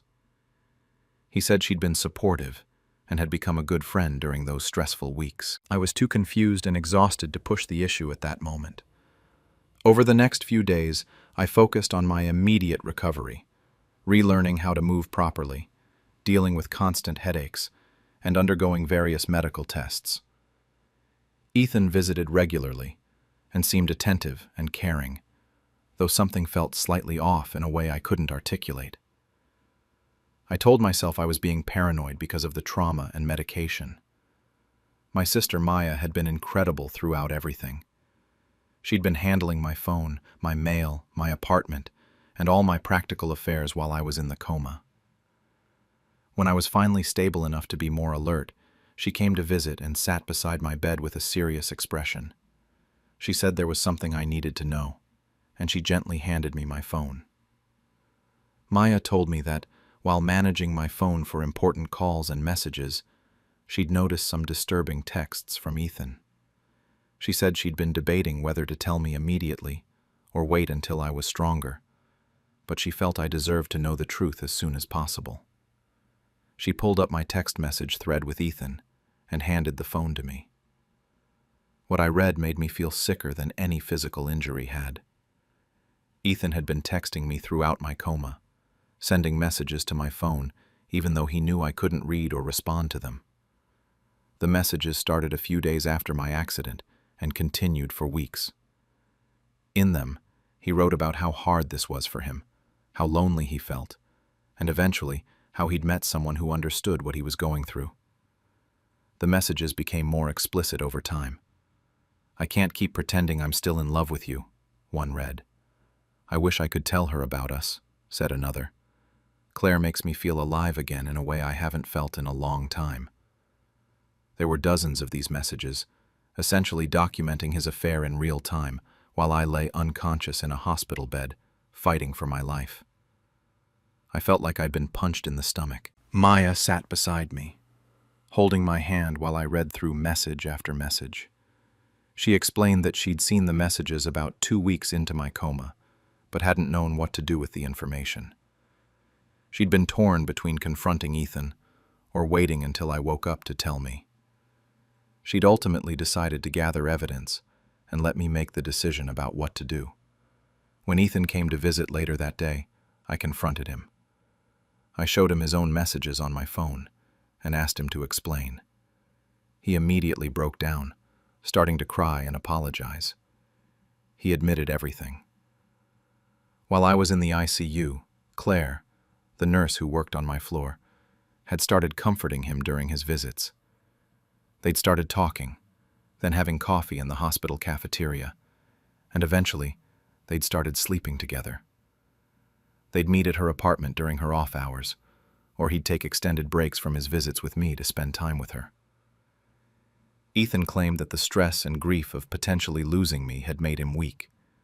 He said he'd been terrified I might die, or wake up severely disabled, and Claire had been there, offering comfort when he felt most vulnerable.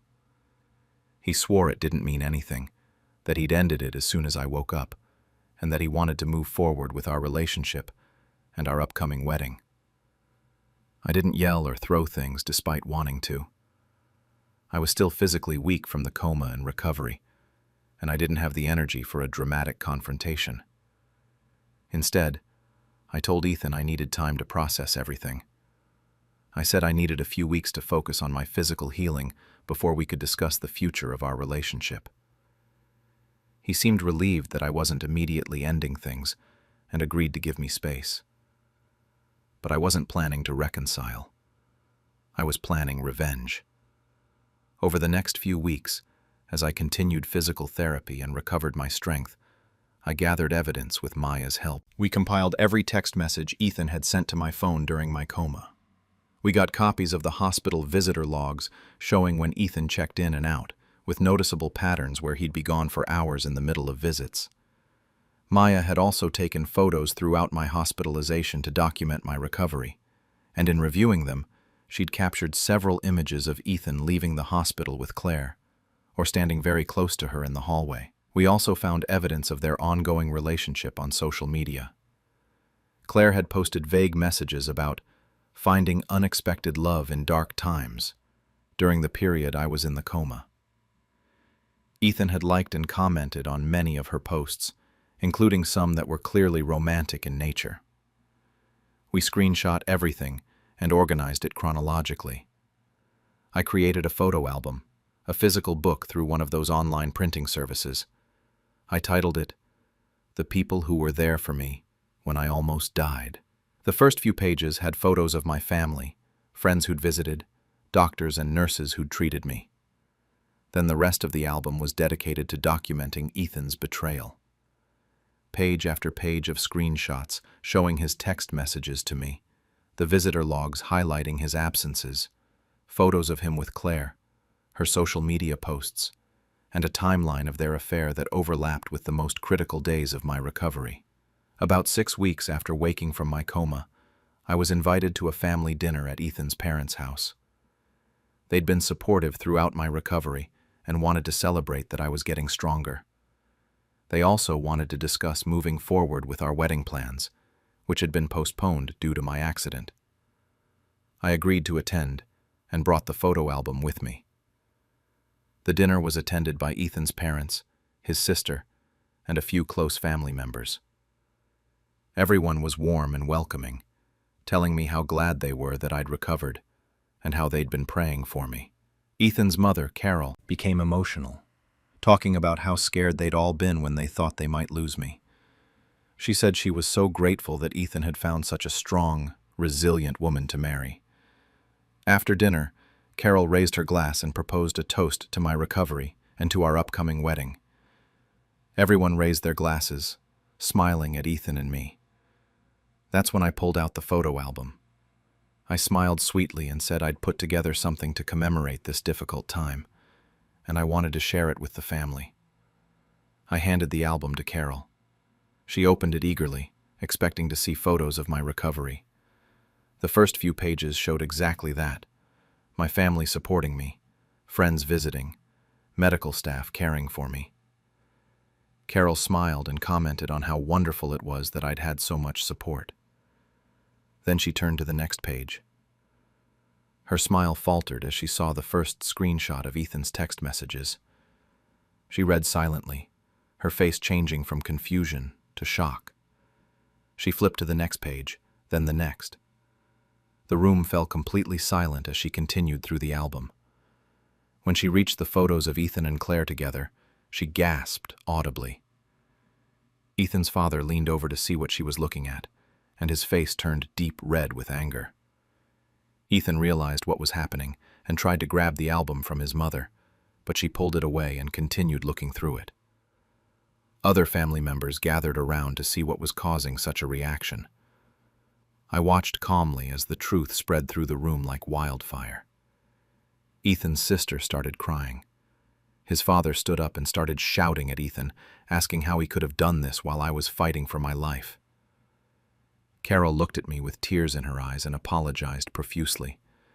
She said she had no idea, that if she'd known what Ethan was doing, she would have stopped it immediately. I told her I knew it wasn't her fault, and that I just felt everyone deserved to know the truth before we continued with wedding plans.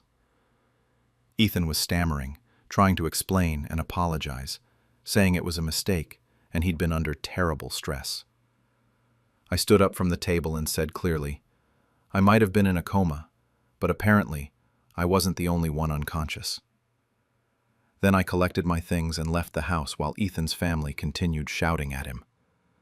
That night, Ethan called me dozens of times. He left voicemails begging me to answer, saying we could work through this, that I'd humiliated him in front of his family unnecessarily. I didn't answer any of the calls. Instead, I created a digital version of the photo album and sent it via email to every person who'd been invited to our wedding, about 150 people total. The email subject line was simple: wedding canceled. In the body of the email, I wrote, I'm sorry to inform you that my wedding to Ethan has been canceled.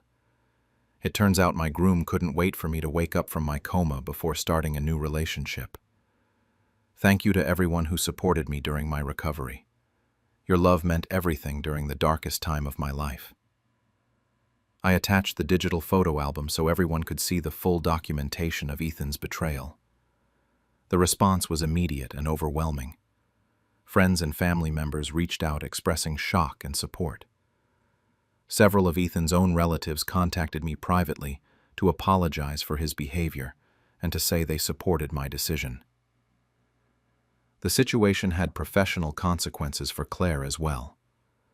Hospital policy strictly prohibited romantic or sexual relationships between staff and family members of patients. When hospital administration learned that Claire had begun an affair with the fiancé of a patient who was in critical condition, they launched an investigation. Claire was ultimately terminated for violating professional ethics standards and for conduct that compromised patient care standards. Ethan's life fell apart quickly. His family was furious with him and largely cut him off emotionally. He'd been living in my apartment, which was in my name, and I gave him notice that he needed to move out immediately. He had nowhere to go except back to his parents' house, which was humiliating for a 31-year-old man. His friends distanced themselves after learning what he'd done. His professional reputation took a hit as the story spread through our social circles. As for me, I'm still healing 8 months later, both physically and emotionally. I have some lingering effects from the brain injury, like occasional headaches and memory issues, but my doctors say I've made a remarkable recovery. I started therapy to process the trauma of both the accident and Ethan's betrayal. My family and friends have been incredibly supportive. I moved into a new apartment, a fresh start, away from the place I'd shared with Ethan. I've been focusing on my recovery, my career, and rebuilding my life. Some people have told me that exposing Ethan so publicly was too harsh, that I should have just broken up with him quietly. But I disagree. He betrayed me while I was at my most vulnerable, literally unconscious and fighting for my life. He documented his affair in text messages to my comatose body. He had the nurse who was supposed to be caring for me as his affair partner. That level of betrayal deserved public consequences. I wanted everyone who'd been planning to celebrate our marriage to know exactly who Ethan was and what he was capable of. His mother said I'd humiliated him, but I think he humiliated himself through his actions. I just made sure people knew the truth. The last I heard, Ethan was still living with his parents and was in therapy trying to deal with the fallout. Claire moved to a different state after losing her job. As for me, I'm not the one in recovery anymore, at least not from the coma. I'm healing from the betrayal, but I'm doing it on my own terms, surrounded by people who actually cared about me when it mattered. And that feels like the best revenge of all. He cheated while I was in the hospital, so I let his mom discover everything herself. I'm 27, and this story happened about 4 months ago during one of the worst times in my life. I ended up in the hospital with a serious infection that the doctors initially thought might be sepsis. I was admitted through the emergency room and ended up staying for nearly 2 weeks while they got the infection under control with IV antibiotics and monitored my organs to make sure there wasn't any lasting damage. It was scary, painful, and I felt completely vulnerable. My boyfriend, Ethan, who was 29, had been with me for almost 3 years at that point. We'd been living together for about a year in an apartment we'd both signed the lease on. When I first got admitted to the hospital, he seemed genuinely worried and supportive. He stayed with me in the ER, held my hand while they ran tests, and promised he'd be there through everything. The first few days after I was admitted, he visited every day. He brought flowers, sat by my bedside for hours, held my hand, and kissed my forehead. I felt grateful to have him during such a frightening time. But after about the 4th day, something shifted. His visits started getting shorter. He'd come for an hour instead of 3, then 30 minutes instead of an hour. He always had excuses ready. Work was crazy. He had deadlines. His boss was demanding extra reports. There was a big project coming up. I tried to be understanding because I knew he couldn't just take 2 weeks off work to sit with me in the hospital. But something felt off, in a way I couldn't quite articulate. He also started acting weird with his phone during visits. He'd check it constantly, sometimes texting while I was mid-sentence. When I'd ask who he was talking to, he'd say it was work, or just scrolling through social media. One evening, he claimed he had to leave early for a work emergency.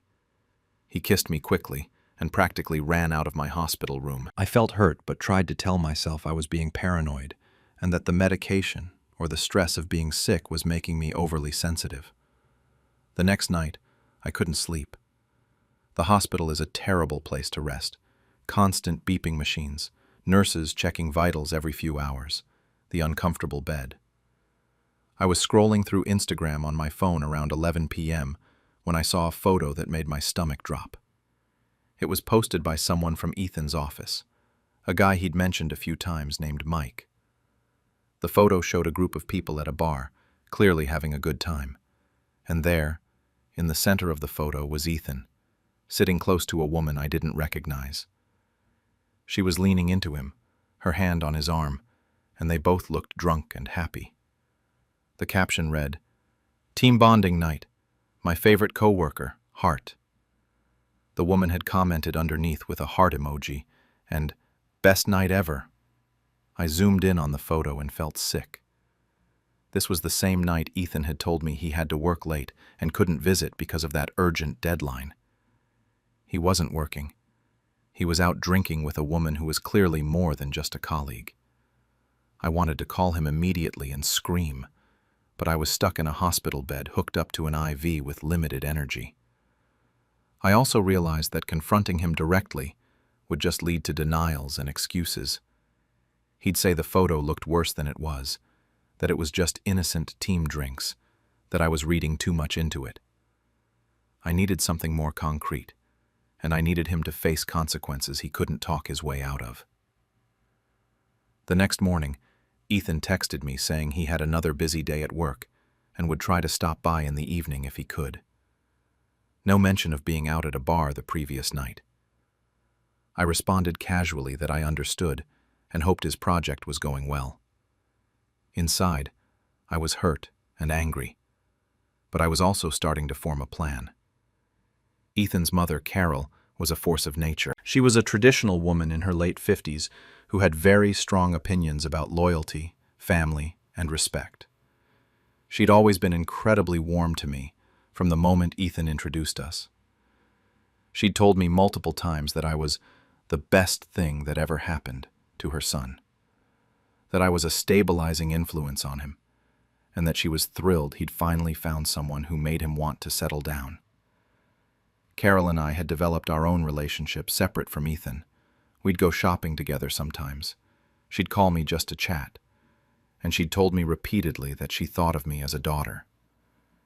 Carol called me while I was in the hospital, concerned about my health and asking how I was doing. I'd been updating her regularly, and she'd wanted to visit, but I'd told her not to make the trip because I was mostly just sleeping, and the doctor said I'd probably be discharged soon. During this call, I decided to be honest with her.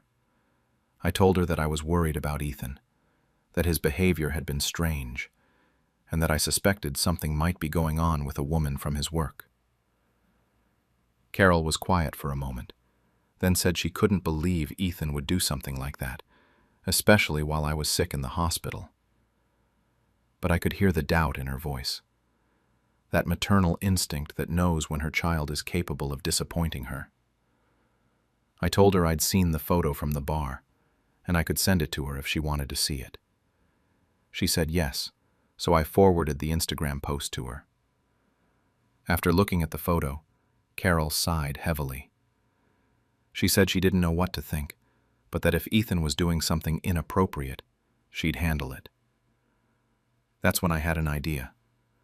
I suggested that she invite Ethan over for dinner that night and tell him I was still in the hospital recovering. I wanted to see what he'd do when he thought I wouldn't find out. Carol agreed immediately, saying she needed to see for herself what her son was up to. Carol called Ethan and invited him for dinner, making it sound casual and last minute. She said she'd made his favorite pot roast and wanted company.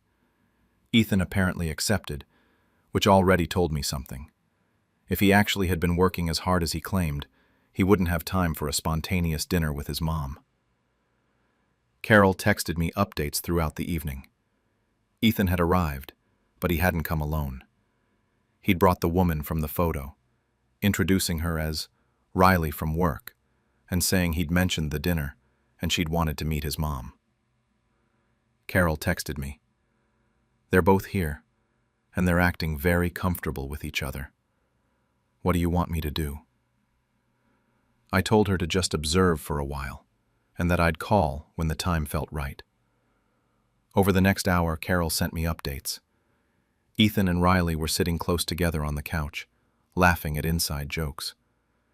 They'd apparently had drinks before coming over because they were both tipsy. Riley kept touching Ethan's arm or shoulder when she talked. The whole scene screamed couple, not co-workers. Finally, I texted Carol and told her to call me and put me on speakerphone at the dinner table. She did exactly that. I heard the phone ring, then Carol's voice. Hold on. I'm getting a call from someone important. Then she answered, and immediately put me on speaker without telling Ethan who it was first. Sweetheart, Carol said. Ethan's here with someone. Want to say hi? I heard Ethan's laugh cut off mid-sound when Carol said, sweetheart, in that specific tone she used with me. Then I spoke clearly through the speakerphone. Hi, babe. Glad you could finally make time for family. I've been so lonely in the hospital. but it's nice to know you're eating well." The silence on the other end was absolute. I could picture Ethan's face going pale, his mind racing to figure out what to say. Then I heard Carol's voice, no longer warm and friendly, but cold and sharp. "Ethan Michael, what the hell is going on? Your girlfriend is in the hospital, and you're here with this woman, acting like you're on a date?" Ethan tried to stammer out an explanation. I heard him say something about Riley just being a friend, that they were co-workers grabbing dinner, that it wasn't what it looked like. Riley, to her credit, apparently realized immediately what was happening and started apologizing, saying she had no idea he had a girlfriend in the hospital. That part actually made me think Riley might have been as much a victim of Ethan's lies as I was. Carol didn't buy Ethan's excuses for a second. I heard her voice rising as years of disappointment and frustration came pouring out. She talked about how she'd raised him better than this, how she'd thought he'd finally grown up and become a man of integrity, and how disgusted she was to see him betraying someone who loved him while she was sick and vulnerable in a hospital bed. She told Riley to leave, which Riley apparently did immediately, apologizing repeatedly on her way out. Then Carol really let Ethan have it. I stayed on the phone, listening to her tell him that he was a disappointment, that he'd thrown away the best relationship he'd ever had, and that he was absolutely not welcome in her house if he was going to treat people this way. She told him to get out and not come back until he'd figured out what kind of man he wanted to be. I heard Ethan trying to defend himself, but Carol shut him down every time. Finally, I heard a door slam, presumably Ethan leaving. Carol got back on the phone with me after he left. She was crying, apologizing for her son's behavior, and saying she couldn't believe he'd done this to me. I told her it wasn't her fault, and that I appreciated her support more than she knew. We talked for a while longer, and she promised she'd help me however I needed when I got discharged from the hospital. I was released from the hospital 3 days later. Ethan had tried calling and texting dozens of times, but I'd blocked his number. He'd sent messages through social media and email, alternating between apologizing and trying to explain that nothing physical had happened with Riley. I didn't care whether it had been physical or not. He'd lied to me, neglected me while I was sick, and been building a relationship with someone else while I was fighting an infection that could have killed me. The day I got home, I had a friend help me pack all my essential belongings. I moved most of my stuff into storage and stayed with my parents while I figured out my next steps. I packed all of Ethan's belongings that were at the apartment into boxes and arranged to have them shipped to Carol's house. Not to Ethan directly, but to his mother's address.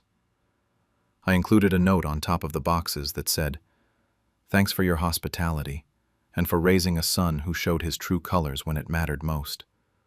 I wish you all the best. Love, your favorite ex-girlfriend." Carol called me when the boxes arrived and told me she'd laughed at the note despite everything. She said Ethan had been staying at a friend's place because she'd told him he couldn't come home until he'd genuinely apologized to me and proven he understood what he'd done wrong.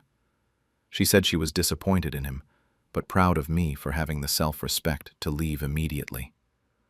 Over the next few months, Ethan tried repeatedly to get me back. He sent flowers to my parents' house, showed up at my work, and had friends reach out to say he'd made a mistake and wanted another chance. I never responded to any of it. According to mutual friends, Carol has maintained her stance. She refuses to fully reconcile with Ethan until he apologizes to me, and she's made it clear that she considers his behavior during my hospitalization to be one of the lowest things he's ever done. I've moved on. I found a new apartment. I've been focusing on my health and my career, and I've been spending time with people who actually show up when life gets hard. Ethan's relationship with Riley apparently fell apart almost immediately after everything came out. She was horrified to learn she'd been the other woman and wanted nothing to do with him. The whole situation taught me that the people who promise to be there through everything need to be judged by their actions during the hard times, not just their words during the good ones. Ethan failed that test spectacularly, but at least I found out before I wasted any more years on someone who could abandon me in a hospital bed for happy hour with a coworker. And thanks to Carol, he learned that some betrayals cost you more than just a relationship. Sometimes, they cost you your family's respect, too. He lied about a work conference, so I turned his business trip into his downfall. I'm 32, and this story happened about 6 months ago when my husband Matt told me he was going to Seattle for a work conference. Matt was 35 and worked as a senior software engineer at a tech company. Throughout our 7-year marriage, he'd attended probably 20 or 30 conferences, some locally, some requiring flights. It was part of his job to stay current with technology trends and network with other professionals, so I'd never questioned these trips before. But something about this particular trip felt different. About 2 weeks before he was supposed to leave, Matt started behaving strangely.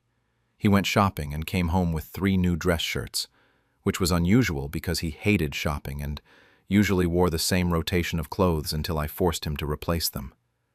He also dug out a bottle of expensive cologne from the back of our bathroom cabinet, something I'd given him for Christmas 2 years ago that he'd worn maybe twice and claimed was too strong for his taste. The biggest change was that he suddenly started going to the gym. Matt had never been particularly athletic, and for years I'd suggested we work out together or join a gym, but he'd always declined. Now, 3 weeks before this Seattle conference, he was going to the gym every morning before work and talking about wanting to get in better shape. When I asked what prompted the change, he said he just wanted to feel healthier and have more energy.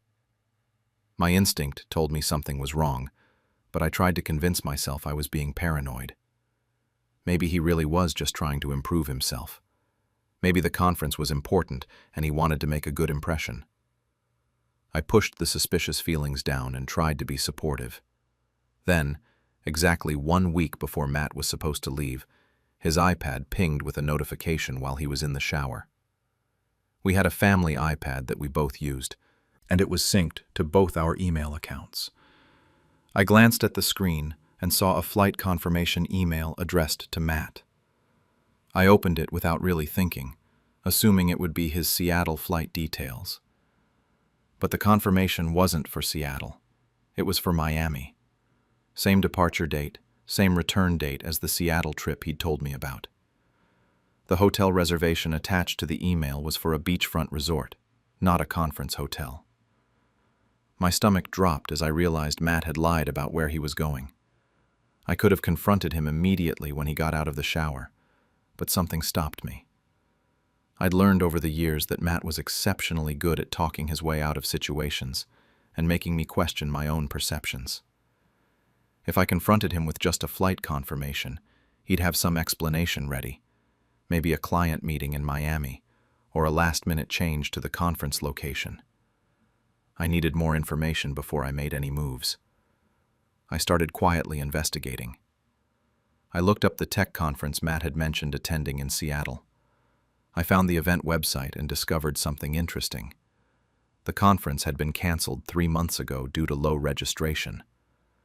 The website had a banner at the top announcing the cancellation and promising refunds to anyone who'd already purchased tickets. Matt had mentioned this conference by name, claiming his company was sending him, but the event didn't exist. I logged into Matt's work email from our home computer. We'd always shared passwords as a trust thing in our marriage, and I composed an email to his boss, Derek. I wrote it as if I were Matt, saying, "Hey Derek, just confirming I'll be attending the Seattle Tech Conference next week as discussed. Looking forward to representing the company there. Let me know if you need anything from me before I go." I sent the email and waited. Derek replied within an hour, and his response was confused. "Matt, I think there's been a miscommunication. That event was canceled months ago. Were you planning to take PTO next week?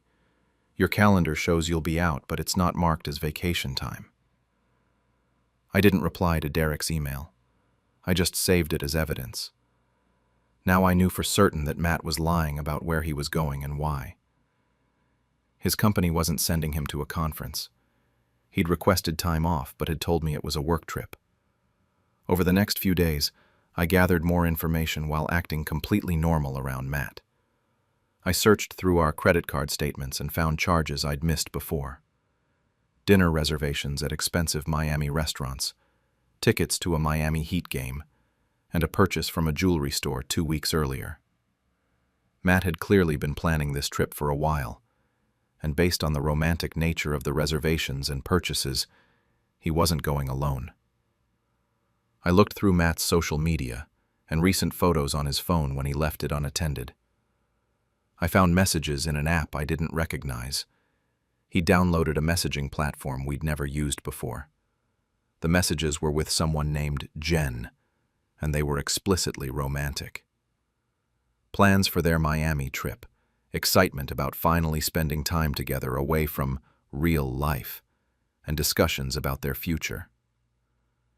Jen had sent photos of herself, and she looked young, maybe mid-20s.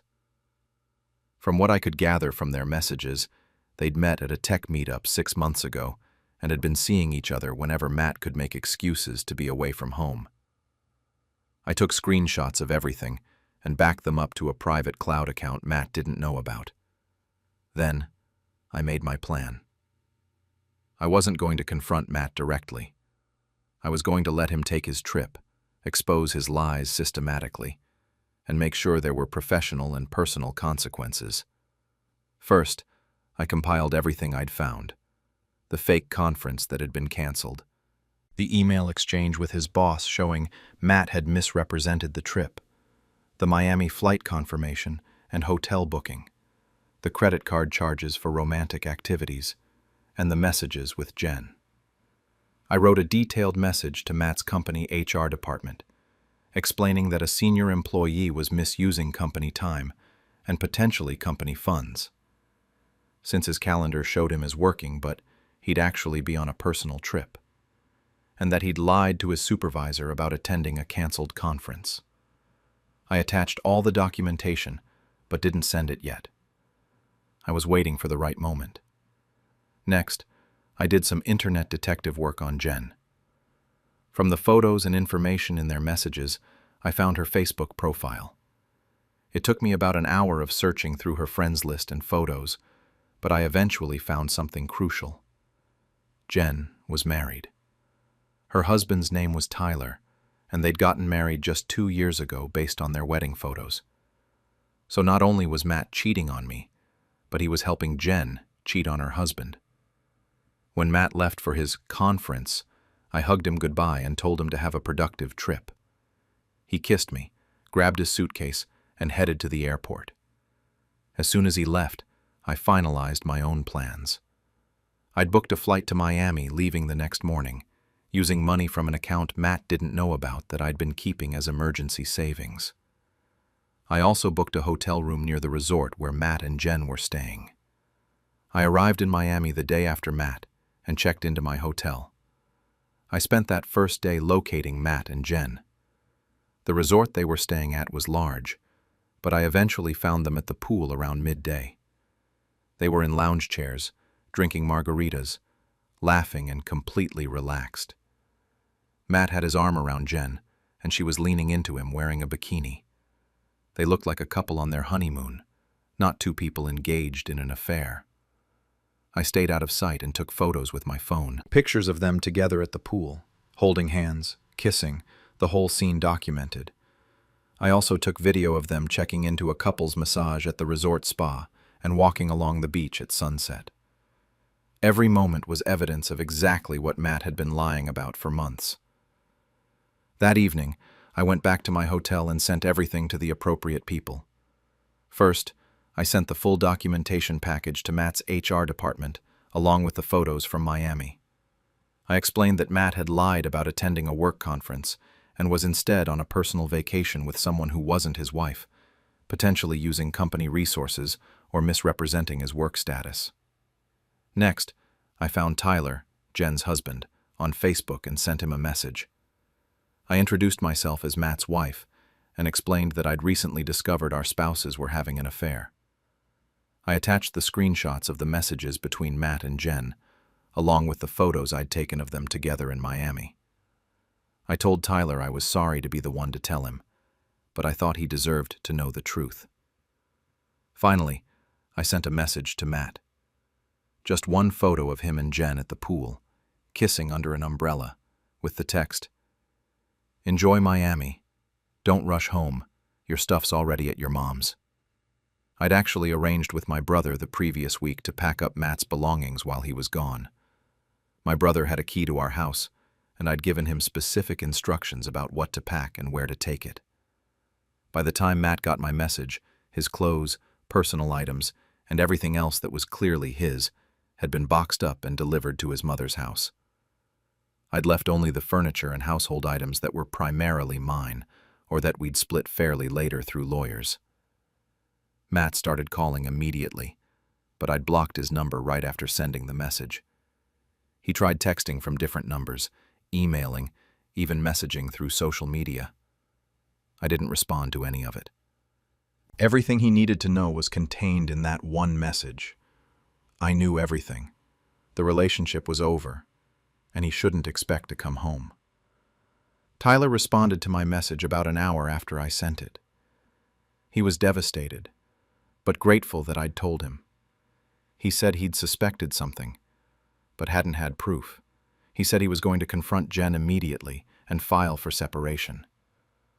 I felt terrible for him, but also relieved that someone else understood the betrayal I was experiencing. By the time Matt landed back home 3 days later, the consequences had fully unfolded. His company had received the HR complaint along with all the evidence. They'd launched an investigation and discovered that Matt had indeed lied about attending the conference, had mismarked his calendar to make it appear he was working, and had used his corporate card for several charges that were personal rather than business-related. He was placed on unpaid administrative leave pending the investigation, which eventually resulted in his termination 2 weeks later. Jen's husband Tyler had confronted her in Miami, and their relationship imploded. From what I heard through mutual connections later, Tyler filed for divorce immediately. Jen and Matt's relationship apparently didn't survive the exposure either. Once everything was public and they were both dealing with the wreckage of their destroyed marriages, whatever romantic fantasy they'd built together fell apart. They blamed each other for ruining their lives and stopped speaking within a month. Matt tried to reach out to me through his mother, through mutual friends, even through my family members. He sent long letters apologizing and claiming he'd made a terrible mistake. He said he'd been having a midlife crisis and that meeting Jen had made him feel young and exciting again, but that he'd never stopped loving me. He begged for a chance to explain and make things right. I never responded. There was nothing he could say that would change what he'd done or make me want to rebuild a marriage with someone who'd lied so extensively. I filed for divorce immediately and used all the evidence I'd gathered to ensure a favorable settlement. Because Matt had used marital funds and potentially joint credit cards for his affair, and because he'd been terminated from his job due to misconduct directly related to the affair, the divorce proceedings went heavily in my favor. With the settlement money and the savings I'd protected, I booked a 2-week trip to Italy, something I'd always wanted to do but Matt had never been interested in. I spent 2 weeks exploring Rome, Florence, and the Amalfi Coast. I ate incredible food, visited museums and historical sites, and spent time just walking through beautiful cities thinking about my future. I posted photos on social media, not to make Matt jealous, but because I was genuinely happy and wanted to remember the trip. Friends commented that I looked radiant and glowing, and honestly, I felt that way. I felt free. 6 months later, I'm settled in a new apartment that's entirely mine, decorated exactly how I want. I got a promotion at work shortly after the divorce was finalized. I've started dating again, casually, with no rush to get serious. Matt is apparently living with his mother, working a lower-paying job than before, and still trying to rebuild his professional reputation after being fired for misconduct. People have asked if I feel guilty for how publicly and thoroughly I destroyed Matt's life. I don't. He made every choice that led to these consequences. He chose to have an affair. He chose to lie to his employer about where he was going. He chose to use company resources inappropriately. He chose to blow up our marriage for someone he'd known for 6 months. I just made sure the truth came out, and that there were real consequences for all those choices. His work conference turned into permanent unpaid leave and a divorce. Not because I was vindictive, but because I refused to protect him from the fallout of his own decisions. Meanwhile, I'm in Italy, drinking wine, eating pasta, and living my best life. Turns out, my actual glow-up started the moment I stopped believing his lies. He mocked me for not earning enough, so I let his boss find out who he really was. I'm 29, and this story started about 6 months ago, when my relationship with my boyfriend Evan began falling apart. We'd been together for 3 years, and for most of that time, I thought we had a solid partnership. Evan was 32, worked as a marketing manager at a mid-sized tech company, and made about $85,000 a year. I was a freelance graphic designer making significantly less, around $40,000 annually, though my income fluctuated based on projects. The income disparity had never been an issue before. I contributed what I could to shared expenses, and I made up for earning less by handling most of the household responsibilities. I cooked dinner most nights, did the grocery shopping and cleaning, and generally managed our home life. I also helped Evan with work projects when he needed it, proofreading presentations, giving feedback on marketing materials, and helping him prepare for the promotion he'd been working toward for months. But about 4 months before everything fell apart, Evan's attitude toward me changed. He started making cutting comments about my career. When I'd mention a project I was working on, he'd say things like, "That's cute, but when are you going to get a real job?" Or, "Maybe if you had actual career ambition, you'd understand what real work looks like." If I suggested we split expenses differently to account for our income difference, he'd scoff and say I should just earn more money instead of expecting him to subsidize my hobby. The comments hurt, but I tried to brush them off. I told myself Evan was just stressed about his promotion prospects and was taking that stress out on me. I thought if I was patient and supportive, things would go back to normal once the work pressure eased. I kept cooking, cleaning, and helping him however I could, hoping my support would remind him that our relationship was about more than just who made more money. Then one evening, I made a discovery that shattered everything.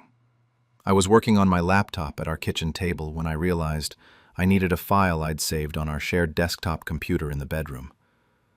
I went to retrieve it and found that Evan's work laptop had automatically synced to our home computer, something he'd apparently set up for backup purposes, but had forgotten about. As I was looking for my file, I noticed unfamiliar folders on the desktop.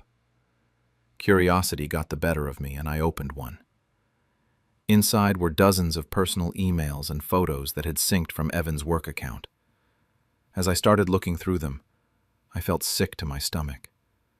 The emails and photos showed an ongoing relationship between Evan and someone named Victoria. From the email signatures and context, I could tell Victoria was Evan's boss, the director of marketing he reported to directly. The emails went back almost 6 months and showed a clear progression from professional to flirtatious to explicitly romantic. There were messages about meeting for drinks after work, photos they'd exchanged, and eventually, very explicit discussions about their relationship. What really broke my heart was reading Evan call Victoria his lucky charm, the exact nickname he'd used for me when we first started dating, claiming I brought him good luck and success. I kept digging and found even more damaging information. Evan had been using my car, the one I'd bought before we met and that was registered in my name, to take Victoria to hotels for their meetings. I found receipts and messages where they discussed specific dates and times. Some of these rendezvous were happening during work hours, scheduled as client meetings or strategy sessions in Evan's calendar. I also discovered that some of their hotel stays and dinners were being charged to Evan's corporate credit card, with Evan submitting expense reports claiming they were legitimate business expenses. He was committing expense fraud to fund his affair with his married boss. I spent that entire night reading through everything while Evan was supposedly working late, though I now suspected he was actually with Victoria. I cried for hours, feeling betrayed and humiliated. I'd been supporting Evan, helping him chase a promotion, cooking his meals and managing his home, while he was sleeping with his boss and calling her the nickname that was supposed to be special between us. And on top of that betrayal, he'd been tearing me down for not earning enough money, making me feel inadequate and lazy. By the next morning, I'd moved past devastation and into cold calculation. I decided I wasn't going to confront Evan immediately and give him a chance to manipulate the situation or make excuses. Instead, I was going to be strategic and make sure there were real consequences for what he'd done, not just to me, but professionally as well. I spent the next week methodically saving everything I'd found. I copied all the emails, downloaded all the photos, and created a detailed timeline of the affair. I documented every instance where they'd met during work hours and every expense report where Evan had charged personal activities with Victoria to the company. I organized everything into folders with clear labels and dates. I also did some research on Evan's company. I found their employee handbook online, which had clear policies about relationships with direct reports and about personal use of company funds. What Evan and Victoria were doing violated multiple company policies: the relationship between a supervisor and subordinate, the falsified expense reports, and the use of company time for personal activities. Then I learned something else that made the situation even worse. Victoria was married. Her social media was private, but I found her husband's public Facebook profile, which had photos of them together at various family events. They had 2 kids together, both in elementary school. Victoria wasn't just Evan's boss. She was a married mother having an affair with her employee while her husband thought she was working late or traveling for business. I drafted an anonymous report to Evan's company HR department. I kept it professional and factual, explaining that I was bringing forward information about serious policy violations by 2 employees.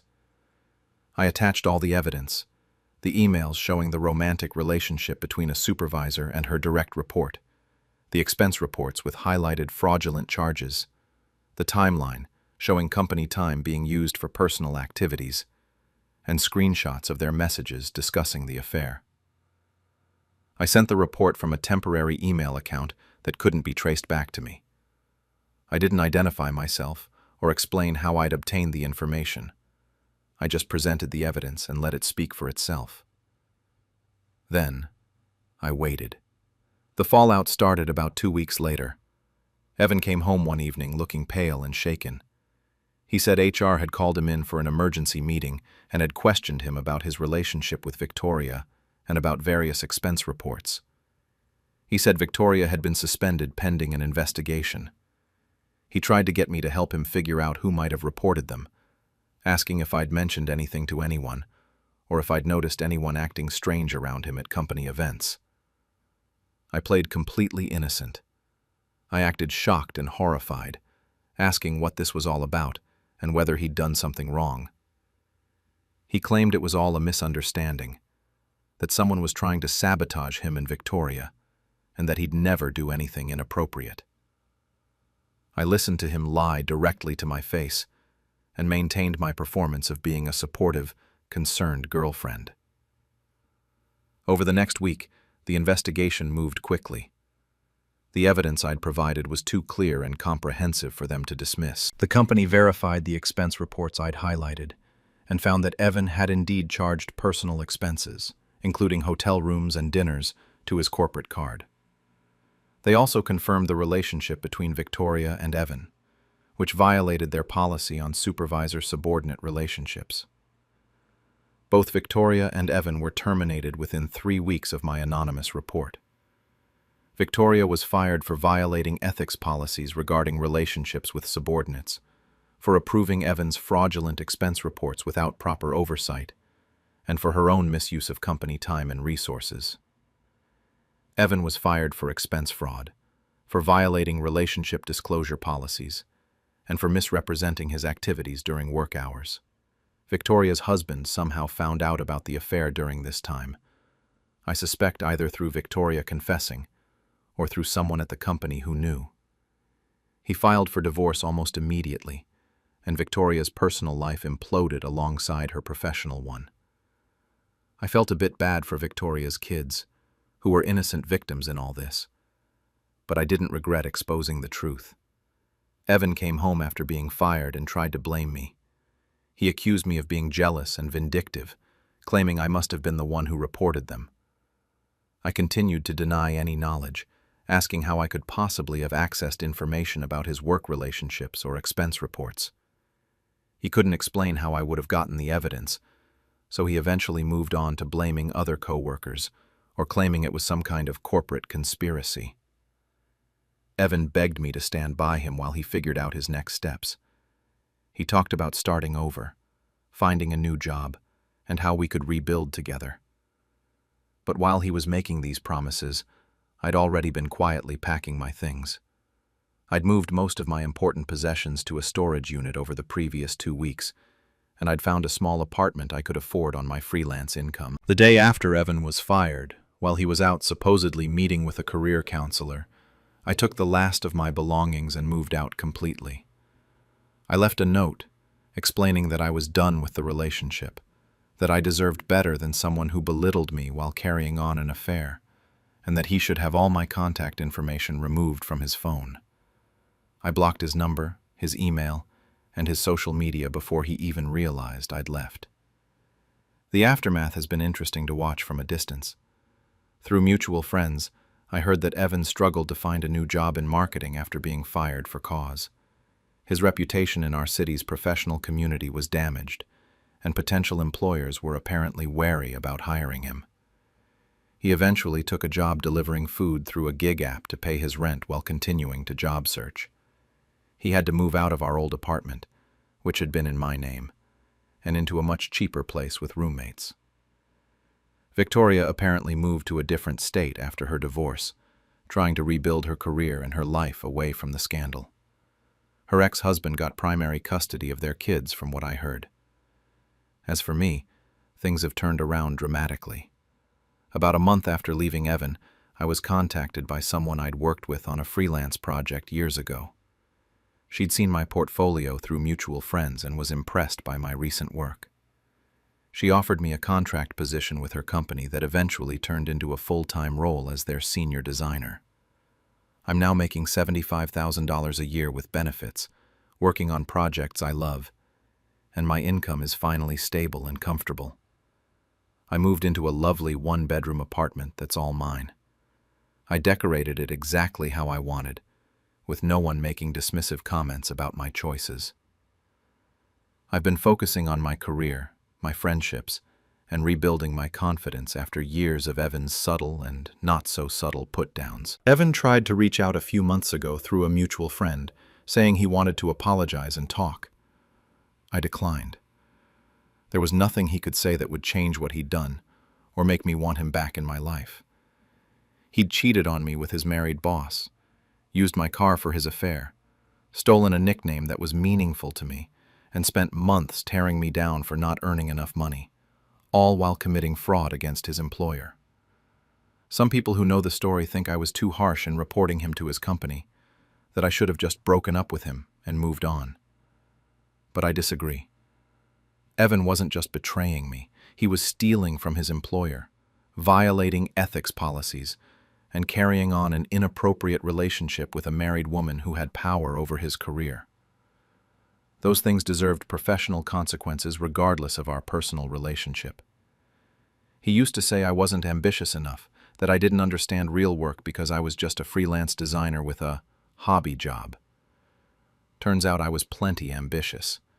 I just channeled that ambition into exposing the truth and rebuilding a life and career that didn't include someone who constantly diminished me. Now he's the one struggling to make rent delivering food, while I'm thriving in my first six-figure contract and loving every minute of my independence. Revenge wasn't my primary goal.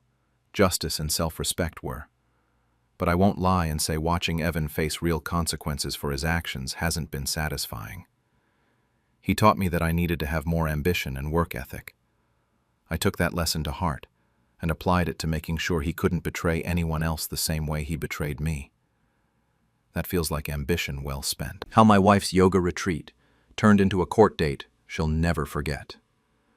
I'm 38, and this story started about 8 months ago, when I accidentally discovered my wife Lila was cheating on me. We'd been married for 6 years, together for 9 total, and I thought we had a solid relationship. I worked in IT management. Lila was a marketing consultant, and we'd built what seemed like a good life together. We had a nice house in the suburbs, 2 cars, and were financially comfortable. Things weren't perfect, but I never suspected what was actually happening. The discovery came through our smart home system, ironically something I'd set up to make our lives more convenient. I was at work reviewing footage from our doorbell camera because we'd had some package thefts in the neighborhood, and I wanted to check if we'd caught anything suspicious. While scrolling through the footage from the previous day, I saw something that made my stomach drop. It was early afternoon on a Tuesday. Lila had told me that morning she was going to her yoga class, something she did 3 times a week. But the doorbell camera showed her leaving the house with a man I didn't recognize. He had his arm around her waist, and they were laughing. She kissed him before they got into his car. This wasn't someone walking her to a yoga class. This was someone she was clearly intimate with. I sat at my desk feeling like I'd been punched in the gut. My first instinct was to call her immediately and confront her. But something stopped me. I'm analytical by nature. It's what I do for a living. And I realized that confronting her without more information would just lead to denials and excuses. Instead, I decided to document everything and figure out what was really going on. I went back through weeks of doorbell camera footage. I found multiple instances of this same man picking her up or dropping her off when she'd told me she was at yoga, meeting friends, or working late. I saved every clip to cloud storage. I also started paying closer attention to our credit card statements and her calendar. Charges at restaurants I'd never been to, hotel parking fees, all on days when she'd supposedly been at work or with her girlfriends. I checked her social media and found her yoga instructor's account. His name was Derek. He was 32, and he ran a small yoga studio across town. His photos showed him doing poses, teaching classes, and living what looked like a typical yoga instructor lifestyle. There were also photos of him with a woman and 2 kids, tagged as his wife and family. He was married with children, and he was having an affair with my wife. For 2 months, I quietly documented everything. I acted completely normal at home. I kissed Lila goodbye in the mornings, asked about her day in the evenings, and pretended I had no idea what was happening. It was one of the hardest things I've ever done. Every time she lied about where she'd been or who she'd been with, I had to bite my tongue and smile. But I knew I needed a complete picture before I acted. During this time, I also consulted with a divorce attorney. I brought all my documentation, and she told me I had a strong case for divorce based on adultery. She advised me to secure our finances and continue documenting until I was ready to file. I opened a new bank account in just my name and started preparing for what was coming. Then, Lila told me about the yoga retreat. She said she'd signed up for a 10-day silent meditation and yoga retreat in Arizona to deepen her practice and reconnect with herself.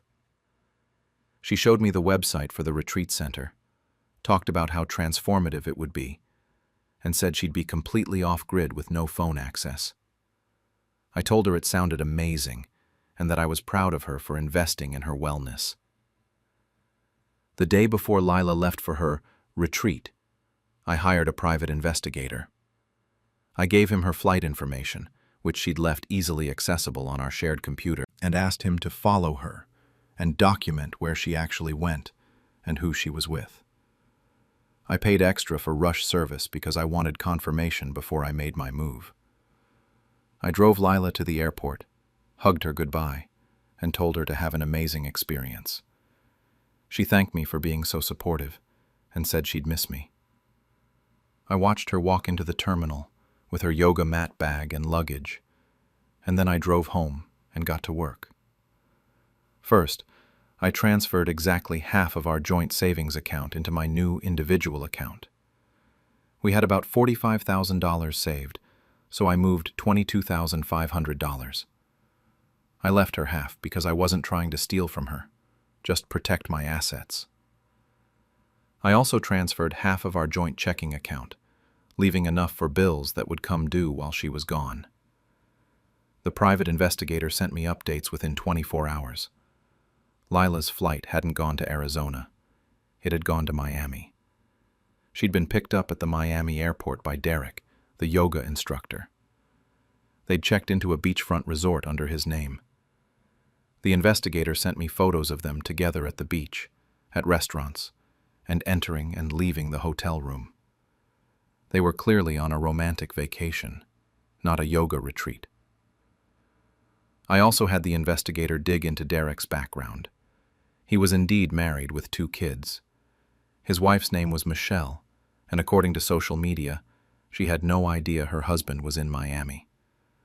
She'd posted about having a quiet week at home with the kids while Derek is at a yoga training conference. He'd lied to his wife the same way Lila had lied to me. I spent the next week preparing. I met with my attorney multiple times and drafted divorce papers. We compiled all the evidence: doorbell camera footage, credit card statements, the PI's photos and reports from Miami. Everything. My attorney suggested we also reach out to Derek's wife, both as a courtesy and because her testimony might be useful if the divorce got contentious. I contacted Michelle through a carefully worded message. I explained who I was, that I had evidence her husband was having an affair with my wife, and that I thought she deserved to know. I sent her some of the photos from Miami. She was devastated, but grateful. She said she'd suspected something was wrong, but didn't have proof. We agreed to coordinate our divorce filings. On the day Lila was scheduled to return, I had everything ready. My attorney had filed the divorce papers that morning. I'd arranged for a process server to meet Lila at the airport. I'd also moved most of my personal belongings out of our house and into a furnished apartment I'd rented. I left behind my wedding ring on the kitchen counter, with a note that just said, "I know everything." I tracked Lila's flight and knew exactly when she'd land. The process server was waiting at baggage claim. I wasn't there. I couldn't handle seeing her face, but the process server had instructions to give her the divorce papers and a flash drive. The flash drive was labeled "Downward Dog, Evidence," and contained copies of every piece of documentation I'd gathered: doorbell camera footage, credit card statements, PI photos from Miami, all of it organized in folders by date. According to the process server, Lila's reaction was pure shock. She tried to claim I was overreacting, that she could explain, that this wasn't what it looked like. The process server just handed her the flash drive and left. Lila tried calling me immediately. I didn't answer. She sent dozens of texts saying we needed to talk. I didn't respond. She came home to find half the house empty, the note with my ring, and her half of the savings still in the account, but mine gone. She called and texted for hours. She left voicemails crying, angry, begging, threatening. I blocked her number and let my attorney handle all communication. Over the next few days, the situation escalated. Michelle had also filed for divorce from Derek and had told him she knew about Miami and the affair. Derek apparently panicked and called Lila, and they both realized they'd been caught and that both their marriages were ending. Derek's yoga studio took a hit when word got out about the affair. Several students left and posted negative reviews mentioning his lack of integrity. Lila tried to fight the divorce at first. She hired an attorney and claimed that the affair was just a mistake, that she still loved me, and that we could work it out in counseling. My attorney shut that down immediately by presenting all the evidence showing this had been going on for months, not a one-time mistake. Lila's attorney apparently told her she had no real defense and that fighting would just cost more in legal fees. The divorce was finalized about 4 months after I filed. Because we had clear evidence of adultery and she'd been using marital funds for the affair, the settlement was favorable to me. I kept the house, most of our savings, and my retirement accounts. Lila got her car, her half of what was left in the joint accounts, and her personal belongings. No alimony because the marriage was under 10 years and she had her own income. Lila's life fell apart pretty quickly. Derek had gone back to his wife, initially to try to save his marriage, but Michelle wasn't interested. He ended up divorced, lost his yoga studio when he couldn't afford the rent, and had to move back in with his parents while paying child support. He and Lila tried to stay together for a few weeks after both divorces started, but apparently being the cause of 2 destroyed marriages killed whatever romance they thought they had. They broke up within a month. Lila couldn't afford to keep her apartment after the divorce and ended up moving back in with her mother. She'd been working as a marketing consultant, but lost several clients when her personal life became messy and she couldn't focus on work. Last I heard, she was teaching yoga classes online from her mother's basement, trying to rebuild her career and her life. Michelle and I stayed in touch throughout the divorce process. We weren't friends exactly, but we'd bonded over being the ones who were betrayed and lied to. She got primary custody of her kids and a solid settlement. She thanked me for reaching out to her and said she'd rather know the truth than keep living in ignorance. As for me, I'm doing well. I'm still in the house, my career is going strong, and I've started dating again. I went to therapy to process the betrayal and work through trust issues, and it helped tremendously. I've learned to pay attention to red flags and to trust my instincts when something feels off. People ask me if I feel guilty for the way I handled it, for documenting everything and ambushing Lila at the airport instead of just confronting her when I first found out. I don't feel guilty at all. She'd been lying to me for months, spending our money on her affair and planning a fake retreat so she could vacation with her affair partner. If I'd confronted her early, she would have just gotten better at hiding it. Some mutual friends told me I was cold and calculating, that I should have given her a chance to explain, or tried to save the marriage. But those friends didn't see what I saw. They didn't watch doorbell footage of their wife leaving with another man while claiming to be at yoga. They didn't track credit card charges for romantic dinners they weren't invited to. They didn't find out their wife's yoga retreat was actually a beach vacation with her married boyfriend. The truth is, I did what I needed to do to protect myself financially and emotionally. I documented evidence so she couldn't gaslight me or claim I was imagining things. I secured our assets so I wouldn't be left with nothing. I filed for divorce on my terms, instead of waiting for her to decide when and how to blow up our marriage. Would I call it revenge? Not exactly. Revenge would have been trying to destroy her life beyond what her own choices accomplished. I just made sure the truth came out in a way she couldn't control or manipulate. I let her actions speak for themselves. The public humiliation, the broken relationship with Derek, the financial struggles. Those were all natural consequences of her decisions. Peace of mind really does feel better than revenge. But I won't lie and say watching karma work wasn't satisfying. Lila thought she was clever enough to have both a marriage and an affair. To lie about yoga retreats while vacationing with her boyfriend. To spend marital money on hotels and dinners with someone else. She gambled that I'd never find out, or that if I did, I'd be too passive to do anything about it. She was wrong.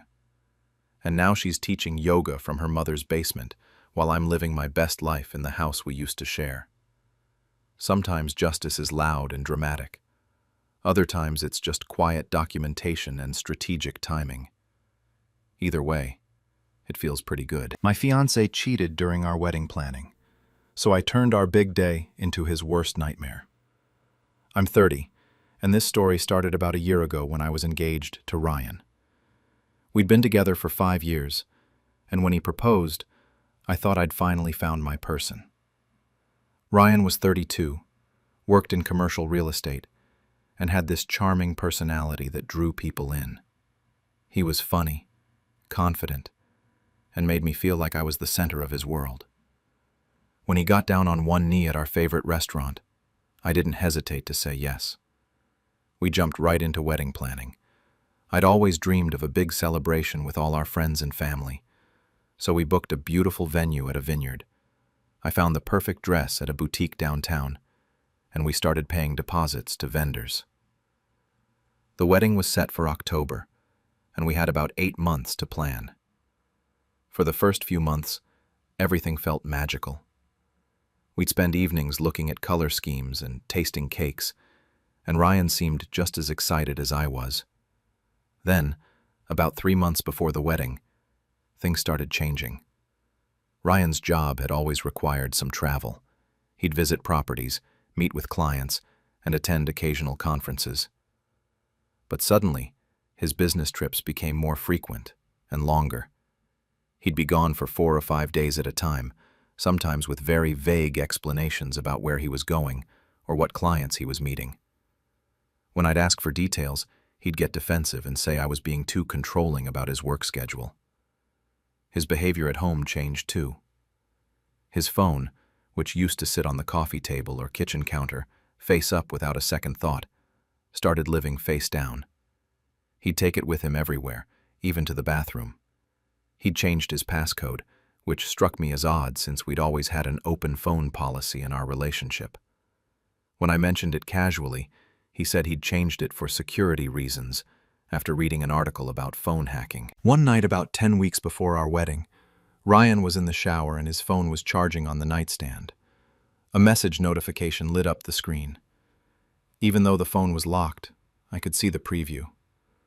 "Can't wait to see you again, baby. Heart." The contact name was just saved as Amanda. My heart started racing.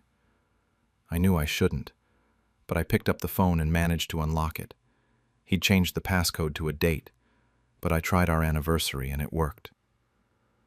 What I found destroyed me. Messages between Ryan and Amanda going back almost 4 months. Flirtatious texts that became explicitly romantic. Photos she'd sent him, and messages about their last meeting where they'd spent the weekend together at a hotel. There were messages where Ryan complained about wedding stress and said he wasn't sure he was ready for marriage.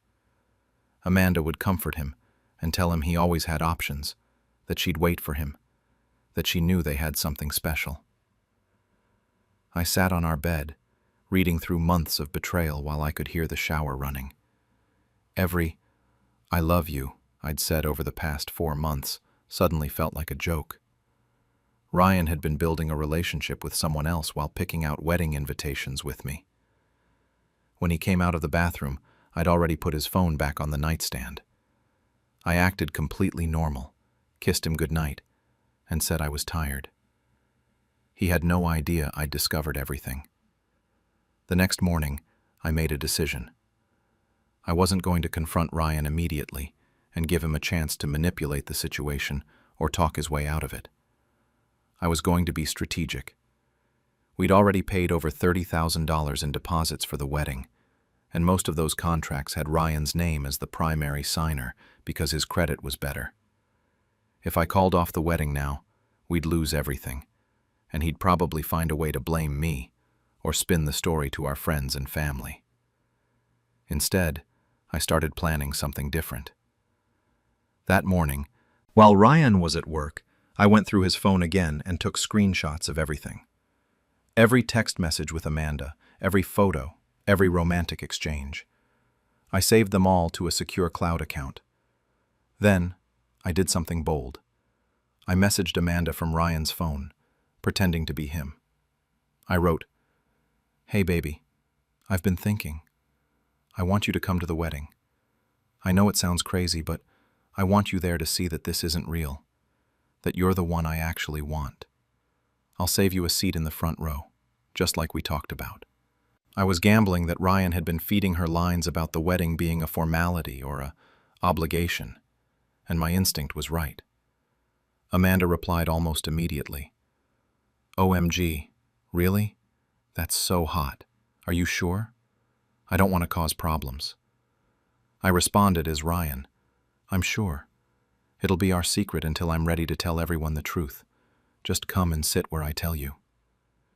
She sent back heart emojis and said she'd be there. I deleted the conversation from Ryan's phone so he'd never see it, but I had screenshots of everything. Over the next 2 months, I continued planning the wedding like nothing was wrong. Ryan seemed relieved that I wasn't questioning his travel or phone habits anymore. Meanwhile, I was preparing my revenge. I worked with our wedding planner, who I'd confided in about the situation, to create custom seating cards for Ryan's side of the family. Inside each card, instead of just table assignments, we tucked printed copies of the most damning text messages between Ryan and Amanda. His parents would get the messages, where Ryan said he wasn't sure he wanted to get married. His sister would get the ones where he complained about wedding planning and said he felt trapped. His best friends would get the explicit messages and photos Amanda had sent. Each envelope was carefully curated to show exactly what Ryan had been doing behind my back for months. I also contacted the travel agent who'd booked our honeymoon to Greece. The trip was scheduled for the day after the wedding, a week in Santorini at a beautiful resort. The reservation was in both our names, but I'd paid for most of it with money I'd saved. I had the agent cancel Ryan's name from the reservation and add my maid of honor, Jessica, instead. The agent, who knew me from previous trips, was happy to help once I explained the situation. The morning of the wedding, I got dressed in my beautiful gown, had my hair and makeup done, and felt surprisingly calm. Jessica knew everything that was about to happen, and she kept asking if I was sure I wanted to go through with it. I told her I'd never been more certain of anything. Ryan had humiliated me privately for months. Now he was going to experience very public consequences. The ceremony was scheduled for 3 p.m. Guests started arriving around 2:30, picking up their seating cards from the welcome table. I watched from a window as Ryan's family members opened their envelopes, and their faces changed from happy to confused to horrified. Ryan's mother actually gasped loud enough that I could hear it from inside. His father's face went red with anger. By the time guests were seated, there was a distinct tension on Ryan's side of the venue. Ryan was at the altar, looking handsome in his tuxedo, smiling at guests, completely oblivious to what was unfolding. His best man kept trying to get his attention, holding up one of the printed text messages, but Ryan was too busy greeting people to notice. Then I saw Amanda arrive. She was dressed up, looking nervous but excited, and she took a seat in the second row on Ryan's side, exactly where I'd told her Ryan wanted her. The music started, and I began walking down the aisle. Ryan turned to watch me, and his smile was so confident and self-satisfied that I almost felt sorry for what was about to happen. Almost. When I reached the altar, the officiant, who was also in on the plan, began the ceremony. We got through the welcome and opening remarks. Then, right before the vows, I reached into my bouquet where I'd hidden an envelope. I pulled it out and handed it to Ryan, saying loud enough for the front rows to hear, "Before we say our vows, I think you need to read this." Ryan looked confused but opened the envelope. Inside was a printed compilation of his text messages with Amanda, photos she'd sent him, and a note from me that said, "I know everything. You might want to explain this before dessert." I watched the color drain from Ryan's face as he flipped through the pages. He looked up at me in panic, then looked out at the guests. That's when he saw his mother, holding her own copy of the messages, his father's furious expression, his sister crying, and Amanda sitting in the second row looking confused. The pieces started clicking together for him. That I'd known, that I'd planned this, that his entire family now knew what he'd done. Ryan tried to grab my arm and whisper something, but I stepped back and spoke clearly to the assembled guests. I'm sorry everyone had to come here today, but I needed you all to see who Ryan really is before I made the biggest mistake of my life. For the past 4 months, he's been having an affair while planning our wedding. Many of you have the evidence in your hands. The woman he's been seeing is actually here today. That's Amanda in the second row. Ryan invited her, though she didn't know I knew about it. The venue erupted. Amanda stood up and started yelling at Ryan, saying he'd told her he was leaving me. Ryan's mother started crying, and his father actually walked up to the altar and told Ryan he was disgusted with him. Guests on both sides were whispering, some crying, some looking angry. Ryan kept trying to explain or apologize, but the damage was done. I calmly handed the officiant another envelope and said, "This is the cancellation notice for our honeymoon reservation." Well, the cancellation of Ryan's name. I'll be going to Greece tomorrow as planned, just with better company. I motioned to Jessica, my maid of honor, who gave me a supportive smile. Then, I walked back down the aisle, out of the venue, and into a car that was waiting to take me home. The aftermath was messy but satisfying. Because Ryan's name was on most of the vendor contracts, and he'd been listed as the primary contact, he was responsible for paying the full $40,000 wedding bill. We'd already paid deposits, but the final payments for catering, bar service, the DJ, the photographer, all of that fell to him. I'd contributed money too, but legally he was on the hook for the bulk of it since the contracts were in his name. Ryan tried calling me hundreds of times over the next few days. He sent emails begging me to talk to him, saying he'd made a terrible mistake and that I'd humiliated him unnecessarily. I blocked him everywhere and let my lawyer handle all communication about separating our finances and possessions from our shared apartment. The next day, Jessica and I flew to Greece as planned. We spent a week in Santorini, staying at the beautiful resort I'd booked, eating amazing food, swimming in the Aegean Sea, and drinking wine while watching sunsets. It was the most peaceful and restorative week I'd had in months. Everyone kept calling it my honeymoon, but really, it was a celebration of my freedom and self-respect. Amanda apparently confronted Ryan after the wedding disaster and realized he'd been lying to her too, telling her the wedding was just a formality and that he was planning to leave me, when really he'd been trying to have both relationships. She wanted nothing to do with him after that. Ryan's family was devastated and furious with him. His mother called me to apologize for her son's behavior and to tell me she was proud of how I'd handled it. Some people thought what I did was too public and humiliating, that I should have just called off the wedding privately. But Ryan had been humiliating me privately for months while I planned our future. He deserved to face public consequences for his private betrayal. The wedding he thought would be his celebration became his reckoning, and honestly, I don't regret a single decision I made. Now I'm back home, single, stronger, and very clear about what I will and won't tolerate in my next relationship. And I have amazing photos from Greece to remember the day I chose myself over someone who never deserved me in the first place. My husband cheated during my cancer treatment, so I made him pay every penny back. I'm 35, and this story started about a year ago when I was diagnosed with stage 2 breast cancer. The diagnosis came after a routine mammogram showed suspicious tissue, and the biopsy confirmed my worst fears. I was terrified, but my husband Liam, who was 37, seemed incredibly supportive at first. He held my hand during the doctor's appointments, told me we'd fight this together, and promised he'd stand by me through everything. I felt grateful to have him as my partner during the scariest time of my life. I started chemotherapy about a month after my diagnosis. The treatment was brutal. Constant nausea, exhaustion so deep I could barely get out of bed, and watching my hair fall out in clumps. Liam would drive me to my appointments and sit with me during the infusions, at least for the first few weeks. He'd hold my hand and tell me how strong I was, how proud he was of me for fighting so hard. I thought I'd won the partner lottery, finding someone who could handle the ugly reality of cancer without flinching. But around my second round of chemo, about 2 months into treatment, things started to change.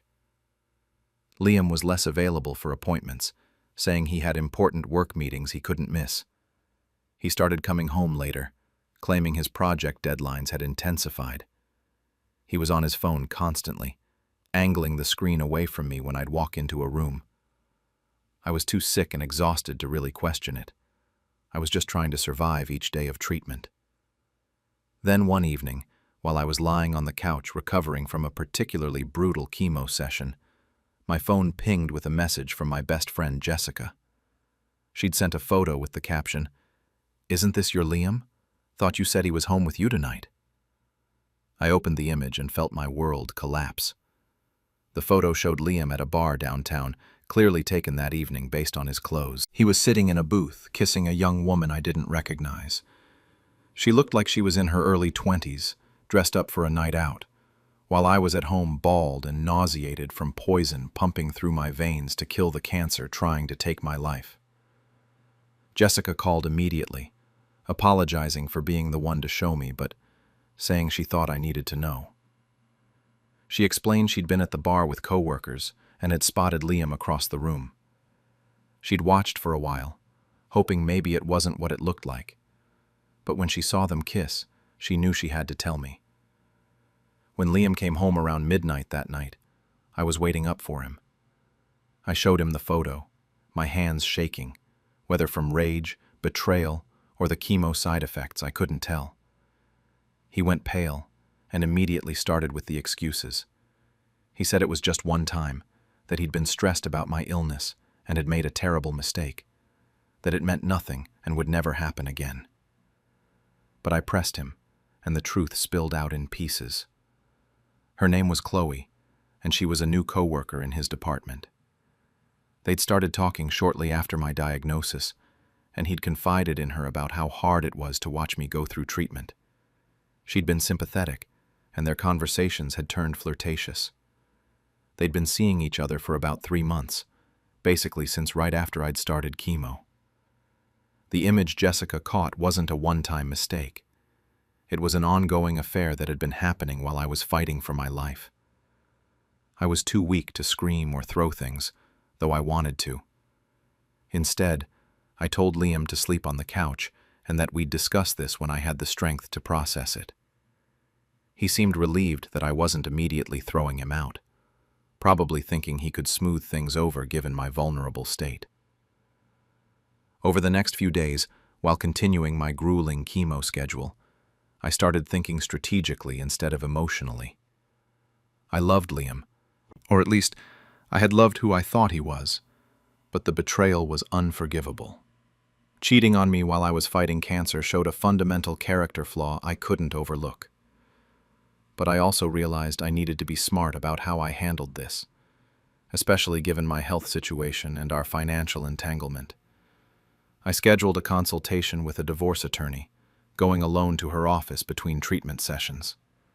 I explained the situation and brought documentation of our assets. The house we lived in was actually in my name only. I'd bought it 2 years before marrying Liam with money from an inheritance. Most of our other assets were similarly separate, since we'd both maintained individual accounts alongside a joint account we used for household expenses. The attorney helped me understand my position. Since the house was mine alone, and most assets were separate, I was in a strong position for divorce. But she also advised me to document everything related to the affair, especially if there was any misuse of joint funds. That's when I started digging into our joint bank account records. What I found made me furious. Over the past 3 months, Liam had been using our joint account, money both of us contributed to fund his affair. There were charges at expensive restaurants I'd never been to, hotel rooms booked on nights he claimed to be working late, and even purchases at a lingerie store. He'd spent thousands of our joint money on wining and dining his mistress, while I was at home too sick to eat, losing my hair, and terrified I might die. I also discovered we had a shared cloud storage account that Liam had forgotten about or thought I'd stopped using. His phone was backed up to it, which meant I could access his text messages and photos. I spent an evening downloading and organizing everything. Flirtatious texts with Chloe, explicit messages, photos they'd exchanged, and their entire conversation history, including plans to meet up and discussions about me and my illness. Reading those messages was devastating. Liam had complained to her about how my illness was affecting him, how hard it was to be attracted to me now that I'd lost my hair and weight, how he needed an escape from the constant hospital visits and sickness. Chloe had been sympathetic and encouraging, telling him he deserved happiness, and that it was understandable he needed comfort during such a difficult time. Instead of confronting Liam with this new evidence immediately, I made a decision to play the long game. He loved two things above all else: money and his reputation. He worked in a competitive corporate environment where image mattered, and he'd always been conscious of how people perceived him. I decided to hit him where it would hurt most, financially and socially. I started pretending everything was moving toward forgiveness. I told Liam I understood he'd been stressed and had made mistakes, that cancer was hard on both of us, and that I wanted to try to work through it for the sake of our marriage. He seemed relieved and grateful, probably thinking he'd gotten away with it. I cooked for him when I had energy, smiled and thanked him for being supportive, and acted like we were slowly rebuilding trust. Meanwhile, I was methodically documenting everything. I kept copies of all the joint account transactions related to his affair. I organized the text messages and photos from the cloud account chronologically. I took screenshots of Chloe's social media, including posts that corresponded with their dates. I built a complete timeline of the affair with evidence for every claim. I also learned from my attorney about the concept of marital waste, or dissipation of assets, when one spouse uses marital funds for purposes that don't benefit the marriage, like funding an affair. In my state, I could potentially recover those funds in the divorce settlement, making Liam reimburse the marital estate for money he'd spent on his mistress. 3 months later, I finished my final chemotherapy session. My oncologist was optimistic about my prognosis. The treatment had been successful, and I was officially in remission. I decided this was the perfect time to execute my plan. I organized a thank you dinner at a nice restaurant, inviting our close friends and family to celebrate my remission. I told Liam I wanted to thank everyone who'd supported us through this difficult time. He thought it was a wonderful idea and helped me plan it, completely oblivious to what I actually had planned. The dinner included about 20 people: our parents, siblings, close friends, and a few of Liam's co-workers. I'd also sent a special invitation to Chloe, framing it as a general celebration and introducing myself as someone from Liam's life who wanted to meet his work friends. She'd accepted, probably curious or confident that Liam had successfully hidden their affair. Midway through the dinner, after everyone had eaten and was relaxing with drinks, I stood up and asked for everyone's attention. I thanked everyone for coming and said I wanted to acknowledge Liam specifically. I talked about how marriage is tested during hard times and how you really learn who someone is when things get difficult. Then I said, Liam gave me strength during my cancer treatment, and he also gave me this. I pulled out a folder and started handing out printed packets to each guest. The packets contained a selection of the most damning evidence: bank statements highlighting the affair-related expenses with annotations explaining what each charge was for, printed screenshots of explicit texts between Liam and Chloe, and a timeline showing the affair had begun right after my diagnosis and continued throughout my treatment. The room went completely silent as people opened the packets and started reading. I watched the reactions unfold. Liam's mother gasped and then burst into tears. My own parents looked horrified. Friends were staring at Liam in disgust. Chloe, sitting near the back, turned ghost white as she realized what was happening and that I knew everything. She stood up and tried to leave quickly, but I'd positioned friends near the exit, who delayed her just long enough for the full humiliation to sink in. Liam tried to speak, but I held up my hand and continued. I've already filed for divorce, which Liam will be served with tomorrow morning. I'm also suing for recovery of marital funds that he spent on his affair. My attorney has calculated that Liam spent approximately $12,000 of our joint money on hotels, dinners, gifts, and other expenses related to his relationship with Chloe over the past 6 months, while I was in chemotherapy, fighting for my life.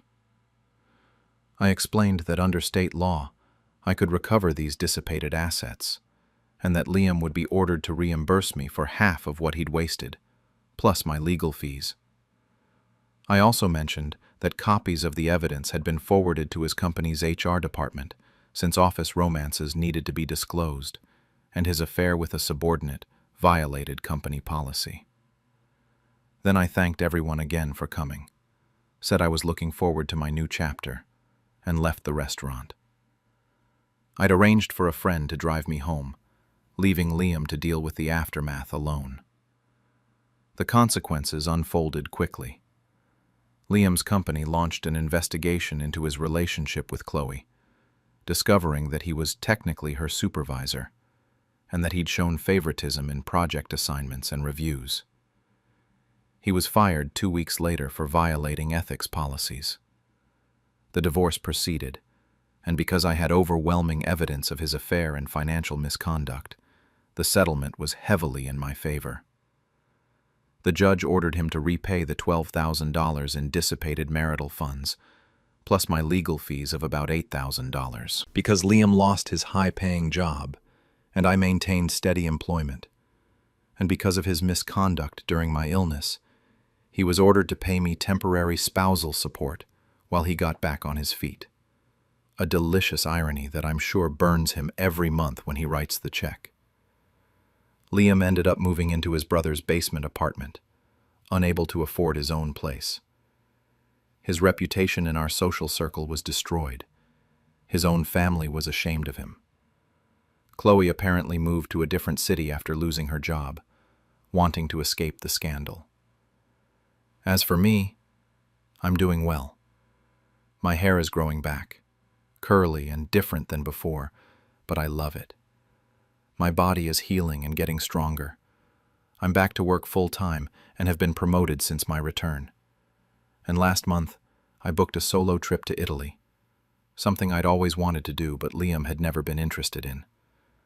I'm leaving next week for 2 weeks of art, food, wine, and celebrating being alive.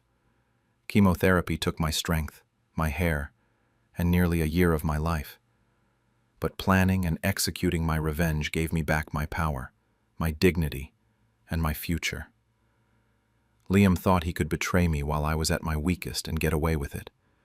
Instead, he lost everything: his wife, his job, his reputation, and thousands of dollars he'll be paying back for years. I'm not sure revenge is always the answer, but in this case, it felt absolutely right. And watching him face real consequences for his betrayal has been almost as satisfying as hearing the words, "You're in remission."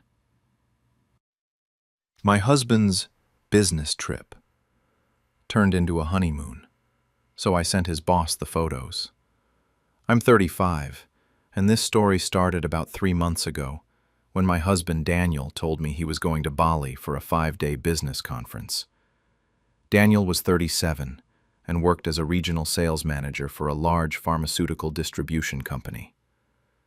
Throughout our 8-year marriage, he'd traveled frequently for work: client meetings, sales conferences, training sessions. It was a normal part of his job, and I'd never questioned these trips because they seemed legitimate and necessary for his career. We had a 7-year-old daughter named Emma, and our life seemed stable and happy. Daniel was a good provider, involved with Emma when he was home, and we had what I thought was a solid partnership. Sure, we had the typical stresses of any marriage: juggling work and parenting, occasional disagreements about finances or schedules, but nothing that suggested our relationship was in trouble. When Daniel told me about the Bali trip, I was actually excited for him. A conference in Bali sounded amazing, and I joked that he should bring me back something nice. He laughed and said it would mostly be boring meetings, but that he'd try to enjoy the location a bit. He showed me his flight confirmation and talked about the conference schedule. Everything seemed normal, but something made me look more closely at the details. Daniel had left a printed itinerary on our kitchen counter, and while putting it away, I noticed the conference name and thought I'd look it up online to see what sessions he'd be attending. I searched the company's events page and found information about their quarterly sales conference, but it was scheduled for Singapore, not Bali.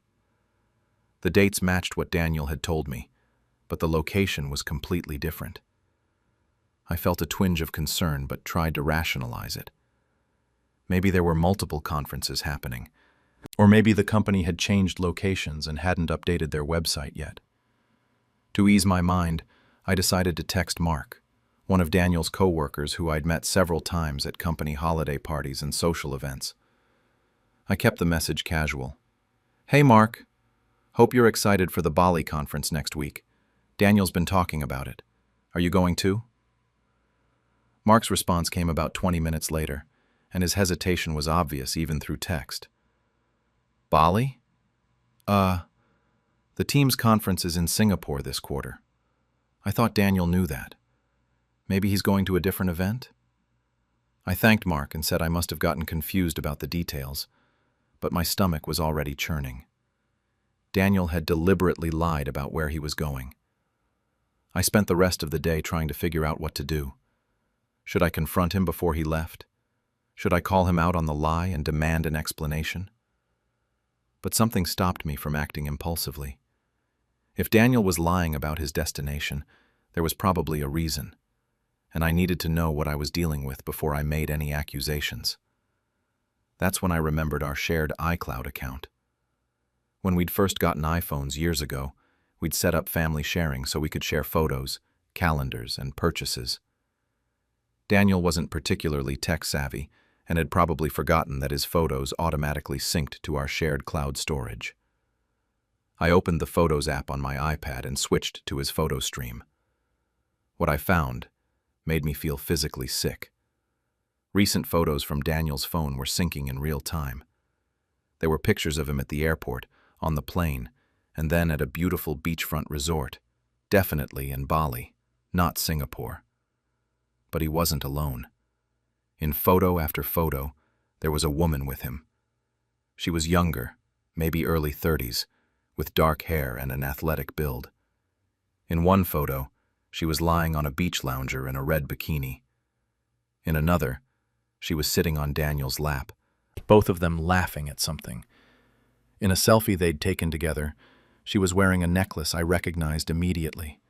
A delicate gold chain with a small sapphire pendant that I'd bought for myself 2 years ago and had been unable to find for months.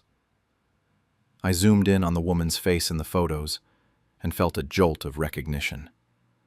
Her name was Tessa, and she worked as Daniel's executive assistant. I'd met her several times when I'd visited Daniel's office, and she'd always been friendly and professional. About a year ago, Tessa had asked if I could write her a recommendation letter for a professional development program she was applying to, and I'd spent an afternoon crafting a thoughtful letter, highlighting her organizational skills and work ethic. Now she was on vacation with my husband, wearing my stolen necklace. I spent the next hour going through every photo that synced from Daniel's phone. There were pictures of them at romantic dinners, walking on the beach at sunset, and lounging by the pool together. There were selfies where they were clearly in the same hotel room. The whole trip was documented like a couple's romantic getaway, not a business conference. I also checked our shared credit card statements online. Daniel had been using our joint card for expenses on this trip. There were charges for the hotel, a luxury beachfront resort with ocean view suites. There were charges at expensive restaurants, for spa services, for excursions like snorkeling trips and sunset cruises. Every charge screamed romantic vacation, not business conference. Then I checked our iCloud messages and email. Daniel had apparently been using iMessage on his laptop, which was also synced to the family account.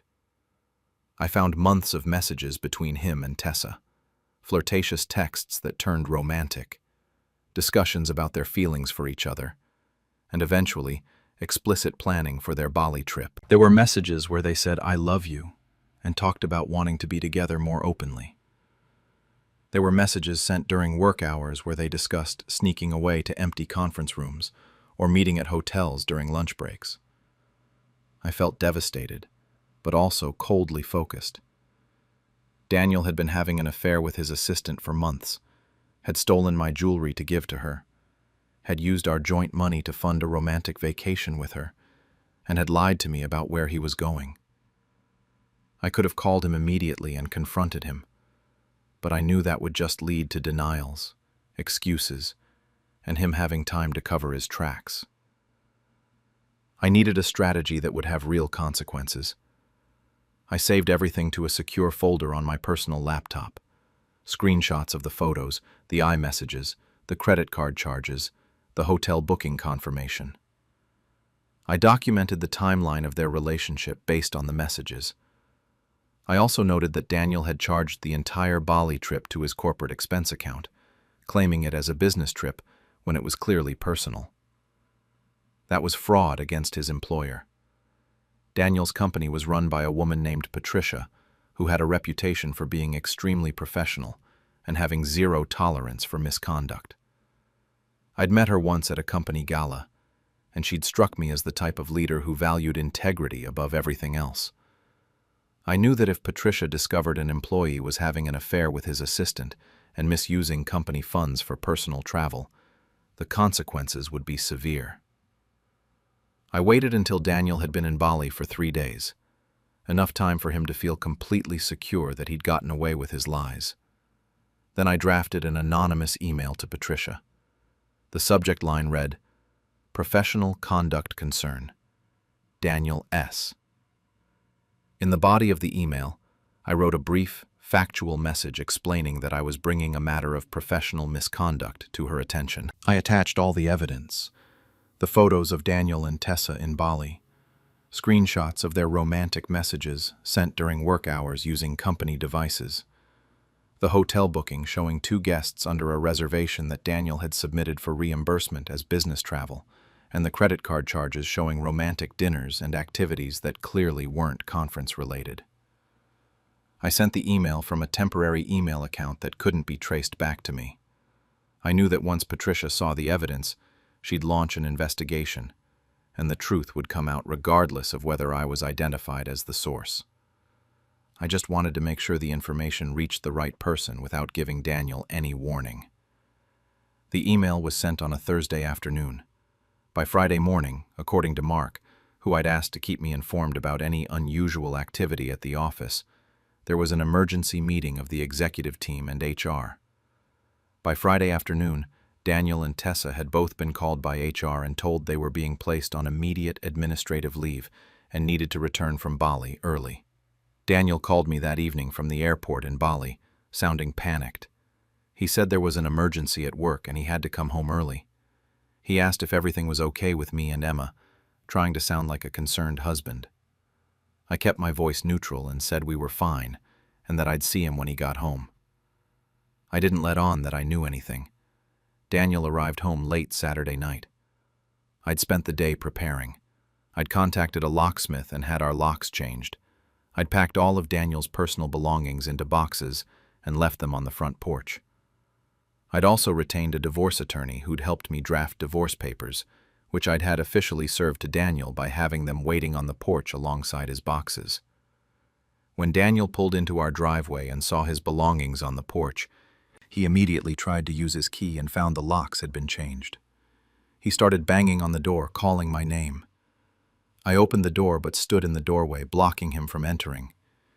He tried to hug me and ask what was going on, why his stuff was outside, why the locks were changed. I handed him a folder. Inside were printed copies of all the photos from Bali, him and Tessa on the beach, at dinner, in their hotel room. I'd also included printouts of their most incriminating text messages. On top of the pile was a copy of the divorce petition I'd filed that morning.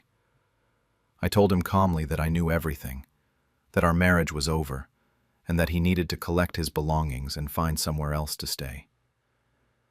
Daniel's face went through several expressions: shock, panic, anger, and then desperation.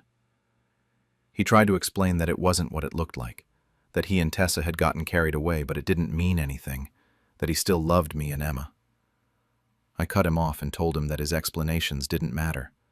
The evidence was clear, and I wasn't interested in hearing his excuses. I closed the door, locked it, and watched through the window as he loaded his boxes into his car and drove away. The following Monday, Daniel was called into a meeting with Patricia and HR. According to what I learned later through Mark, the company's investigation had confirmed everything in the anonymous email. Daniel had submitted expense reports claiming the Bali trip was for business purposes when it was actually a personal vacation with his assistant. He'd violated company policy regarding relationships with direct reports. He'd used company time and resources to conduct a personal affair. The evidence was overwhelming and undeniable.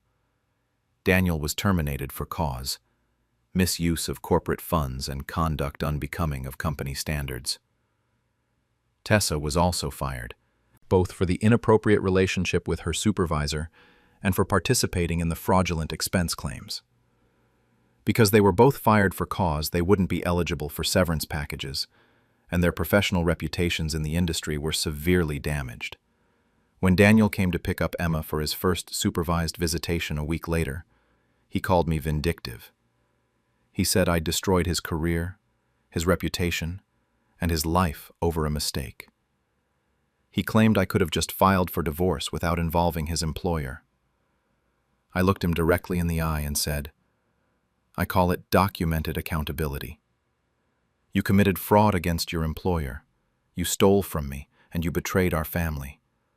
I just made sure there were consequences for all of it, not just the parts that directly affected me." 3 months later, the divorce is moving forward. Because Daniel was fired for cause and his income has dropped significantly, the custody and financial arrangements are heavily in my favor. I got the house, primary custody of Emma, and a significant child support arrangement. Daniel is living in a small apartment, working a lower-paying job, and trying to rebuild his professional reputation.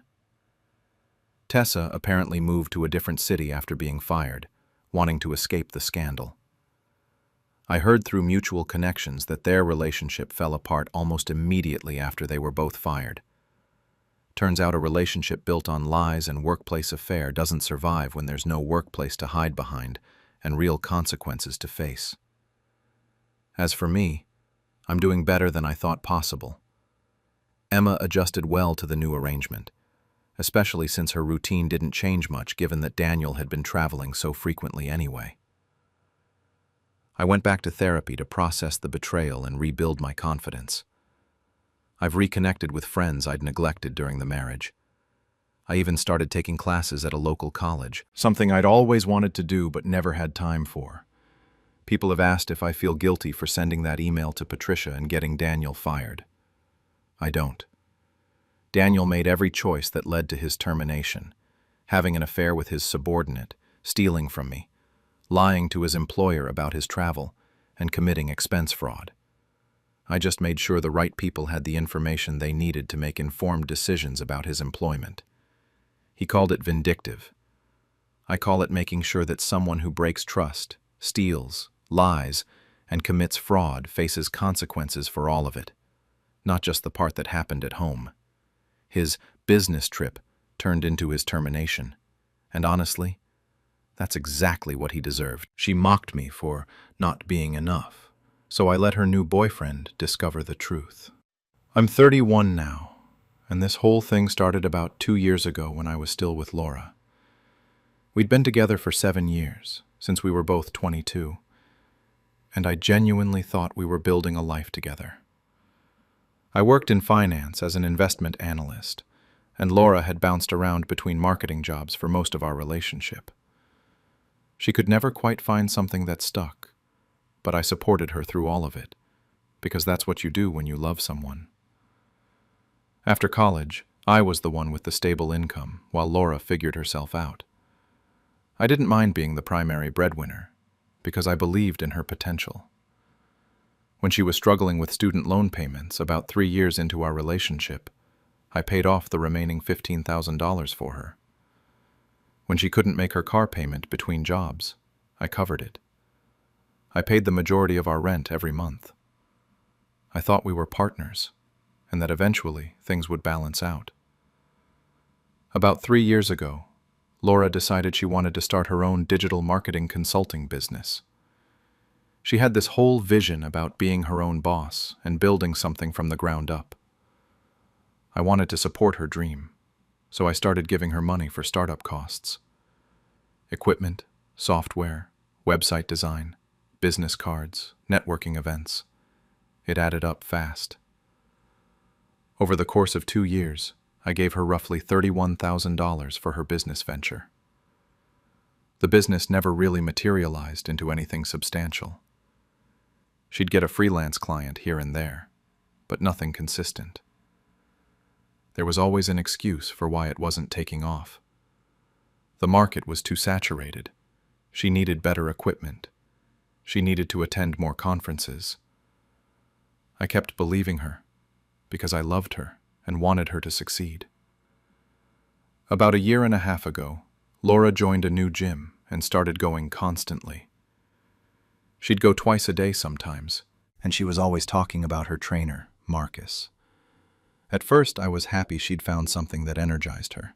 She seemed more confident and motivated. Then she started getting distant. She was always on her phone, always at the gym, always too busy for me. She also started making comments about my ambition. She'd say I'd gotten too comfortable at my job, that I wasn't pushing myself anymore, that I'd lost my drive. The criticism hurt because I'd actually been doing well at work. I'd just gotten promoted to senior analyst and was making good money. But somehow, I was the one lacking ambition, while her business that never made money was proof of her drive. 8 months ago, Laura came home and told me she'd been seeing Marcus for 3 months. She said she hadn't meant for it to happen, but she'd developed feelings for him. Then she said something I'll never forget. She told me she needed to be with someone who matched her energy, someone ambitious and driven. She said I'd lost my spark and wasn't enough anymore. I sat there processing what she'd just said. I'd supported her financially for 7 years, paid off her loans, funded a business that barely existed, covered her expenses while she figured herself out. And now I wasn't enough. I didn't yell or beg. I just told her calmly that I hoped she found what she was looking for. I asked her to move out by the end of the week. She seemed relieved I wasn't fighting it. After she left, I started going through financial records. I'm analytical by nature. It's what I do for work. I pulled together all the bank transfers, receipts, and documentation from the money I'd given her for the business. What I found was eye-opening. The $31,000 I'd given Laura for business expenses had barely gone toward anything legitimate. I found charges at high-end retailers, expensive dinners, spa treatments, and shopping sprees. Very little actually went to business costs. I also discovered something else. Laura and I had shared a cloud storage account, and she hadn't removed her phone backup before leaving. I found text messages between her and her friend Rachel, where Laura joked about how easy it was to get money from me for her fake business. There was a message where she literally said she was bleeding me dry and that I was too trusting to question anything. Reading those messages made me sick. The woman I'd loved and supported had been scamming me and laughing about it with her friends. Then she'd left me for someone else while telling me I wasn't ambitious enough. I saved everything. Screenshots of messages, bank transfers, fake invoices she'd created. All of it. I didn't know what I'd do with it yet, but I needed documentation. The first few months after the breakup, I focused on rebuilding. I threw myself into work and got promoted again to portfolio manager. I started therapy to process the betrayal. I reconnected with friends and started taking better care of myself. Gradually, I felt better. The anger was still there, but I was managing it and moving forward. Meanwhile, Laura was all over social media with Marcus. They'd gone public with their relationship, posting gym selfies and couple photos. She was portraying herself as a successful entrepreneur who'd finally found a partner who matched her ambition. Mutual friends started telling me things they'd heard. Apparently, Laura was saying I'd been controlling during our relationship, that I'd held her back from her dreams, and that I'd been financially irresponsible. The lies were brazen. I'd funded her entire lifestyle and given her complete freedom, but now I was the villain in her story. I wasn't going to publicly defend myself or get into arguments with mutual friends. I'd moved on and wasn't interested in rehashing everything.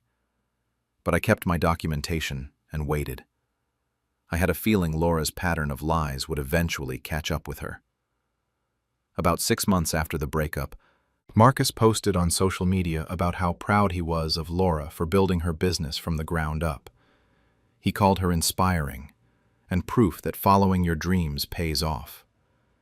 The post showed photos of Laura at coffee shops, looking like a successful entrepreneur. It was all performance based on complete lies, but he clearly believed it. That's when I decided to act. I created an anonymous email account and sent Marcus a message. I kept it factual and emotionless. I explained I had information about his girlfriend's business history he might want to see. I attached bank records showing the $31,000 I'd given her. I attached her fake invoices and expense claims. I attached screenshots of her messages bragging about scamming me. I attached a timeline showing her business had never generated real income. I didn't identify myself or add personal commentary. I just presented the evidence and sent it. According to mutual friends, Marcus confronted Laura about a week later. She tried to dismiss it as a bitter ex trying to ruin her relationship, but the evidence was too clear.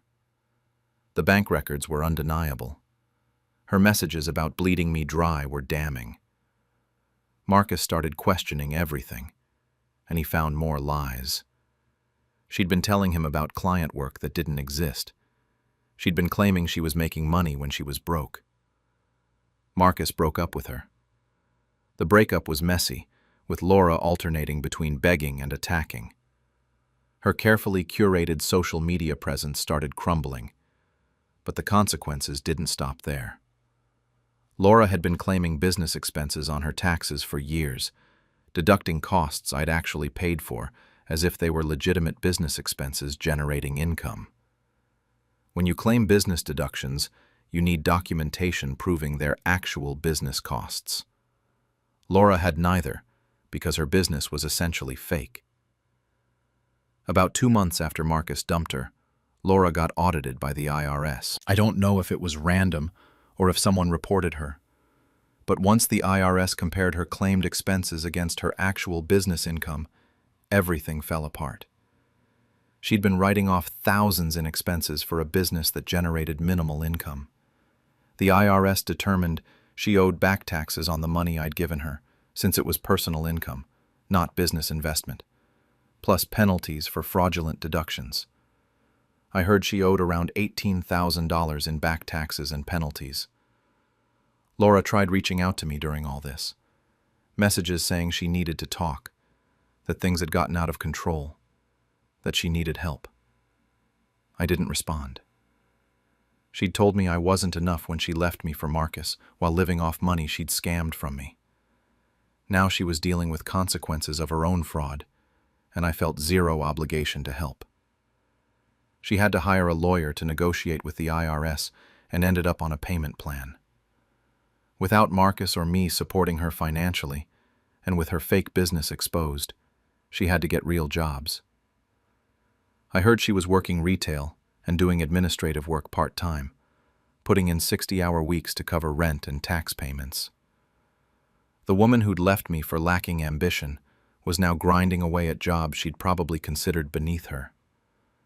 Meanwhile, my life improved dramatically. I got that promotion at work and moved to a better apartment. I started dating Claire, a project manager at a tech company who had her own career and ambitions. We'd been together 6 months, and it was healthy and balanced in ways my relationship with Laura never was. She believed in building things together, not one person carrying the other. I occasionally get updates about Laura through mutual friends. She's still working those part-time jobs, trying to pay off her debts. Her social media is quiet now.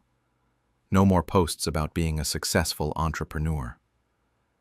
Marcus moved on and is dating someone else. Laura's reputation in our social circle is pretty much destroyed because once people heard about the fake business and the scamming, they questioned everything else she'd said. Some people think I went too far by sending evidence to Marcus and potentially triggering the audit. They say I should have just moved on and let karma work naturally. But I didn't lie or fabricate anything. I shared documented facts about her fraudulent business and her own words about scamming me. If that led to consequences, those were consequences she earned through her own choices. Laura made decisions to scam me, cheat on me, lie to Marcus, and commit tax fraud. I didn't make her do any of those things. I just made sure the truth caught up with her lies. Sometimes the best revenge isn't loud or dramatic. It's just letting the truth demolish the lies someone built their life on. Laura's identity was based on being a successful entrepreneur. When evidence showed it was fake, everything collapsed. I didn't have to attack her publicly. I just let the facts speak and let people see who she really was. I don't think about Laura much anymore. I've moved on with my career and with someone who values me. But I learned important lessons. Support shouldn't mean enabling bad behavior. Pay attention to patterns, not promises. And sometimes, the person telling you you're not enough is projecting their own inadequacy. Laura said I'd lost ambition and wasn't enough. 2 years later, I'm thriving while she works 2 jobs to pay off debt from her own fraud. I didn't need dramatic revenge. I just waited for her lies to catch up and gave truth a push at the right moment. That's the lesson. Sometimes the most devastating thing you can do to a liar is reveal the truth and let them face the consequences they tried so hard to avoid. The DNA test I bought for fun destroyed my marriage and my husband's family legacy. I'm 33, and this story started about a year ago when I bought what I thought would be a fun Christmas gift for my husband, Chris. We'd been married for 5 years, together for 8 total, and had what I believed was a happy, stable relationship. Chris was 36, worked in financial consulting, and we'd built a comfortable life together in a nice suburb outside the city. Chris had always been interested in genealogy and family history. He loved watching those shows where celebrities discover their ancestry, and he'd often joke about how he probably had some royal blood or interesting historical connections in his family tree. For Christmas, I decided to get us both ancestry DNA testing kits from one of the popular companies. I thought it would be fun for us to explore our heritage together and maybe discover some interesting facts about our backgrounds. We did the tests right after Christmas, following all the instructions and mailing our samples back to the company. The results were supposed to take about 6 weeks to process. During that time, Chris was excited and kept talking about what he might discover. His family had always told stories about having Scottish ancestry, and he was hoping the test would confirm those family legends. When the results came back in early February, we opened them together one evening after dinner. Mine were fairly straightforward and unsurprising, a mix of European ancestry with some Eastern European heritage I hadn't known about, but nothing particularly dramatic. Chris's results, however, were shocking in a way I didn't immediately understand. The ethnicity breakdown was interesting but not remarkable. What caught my attention was the DNA relatives section. The test showed several close family matches for Chris, which was expected, but one result stood out. The test showed a 0% DNA match between Chris and the man listed in his family tree as his father, David. That seemed impossible. If David was Chris's biological father, there should have been roughly a 50% DNA match. I pointed this out to Chris, thinking maybe there was an error with the test or how we'd entered the family tree information. Chris looked confused and said that couldn't be right, that maybe the test had mixed up his sample with someone else's. But then we looked more closely at the DNA relatives matches. There was a close family match listed with a man named Aaron S., showing a relationship consistent with uncle, nephew, or half-siblings.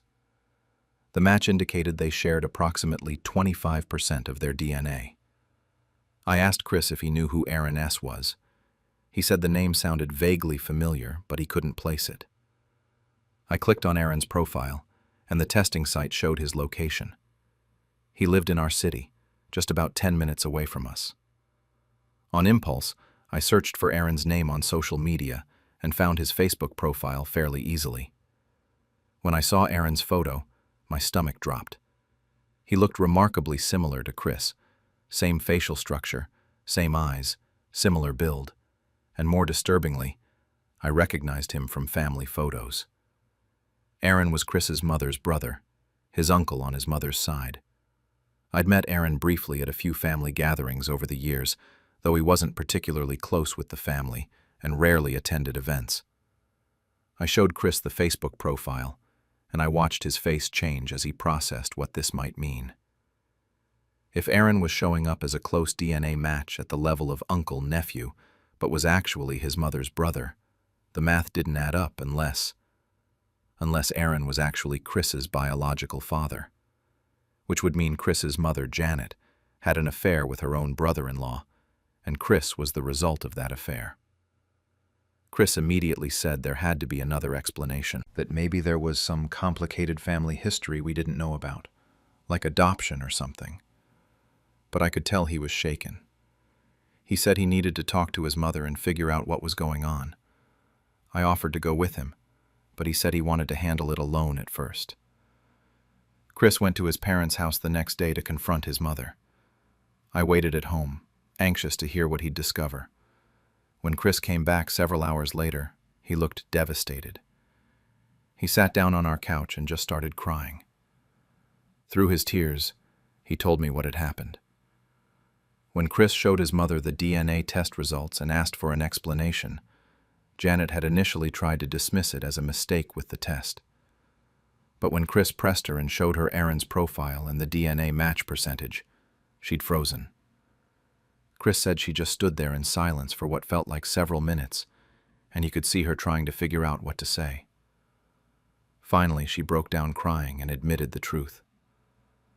About 37 years ago, when Janet was in her late 20s and had been married to David for about 3 years, she'd had an affair with David's younger brother, Aaron.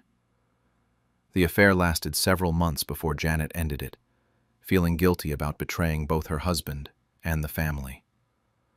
A few months after ending the affair, Janet discovered she was pregnant. She'd been intimate with both David and Aaron during the time frame when Chris was conceived. But deep down, she suspected Aaron was the father, based on timing and other factors she didn't want to explain to Chris. Janet never told anyone about her suspicions. She raised Chris as David's son, and as far as she knew, David never suspected anything. Aaron had moved away shortly after the affair ended, relocating to a different state for work, and he hadn't been particularly involved in the family for years. But recently, Aaron had moved back to the area after retiring, which is why he was living just 10 minutes from us. Janet admitted she'd been in contact with Aaron more frequently since he'd returned, but insisted it was just friendly and not romantic. Chris was shattered by this revelation.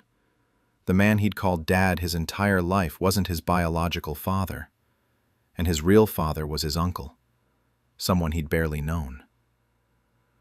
More disturbing was the fact that his mother had lied to everyone for over 36 years, allowing David to raise another man's child without knowing the truth. When Chris asked his mother if she'd told David yet, she begged him not to say anything. She said it would destroy the family and David's heart, and that what happened was in the past and didn't need to be dredged up now. Chris was furious and told her this wasn't his secret to keep, that David deserved to know the truth. He left his parents' house without committing to keeping quiet. Over the next few days, Chris struggled with what to do.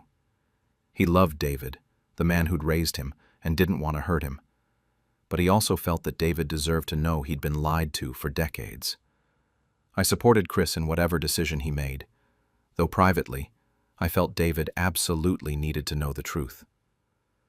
Before Chris could decide, I made a discovery that changed everything. I was looking through photos on our computer, organizing them into folders, and I came across some recent family photos from various gatherings.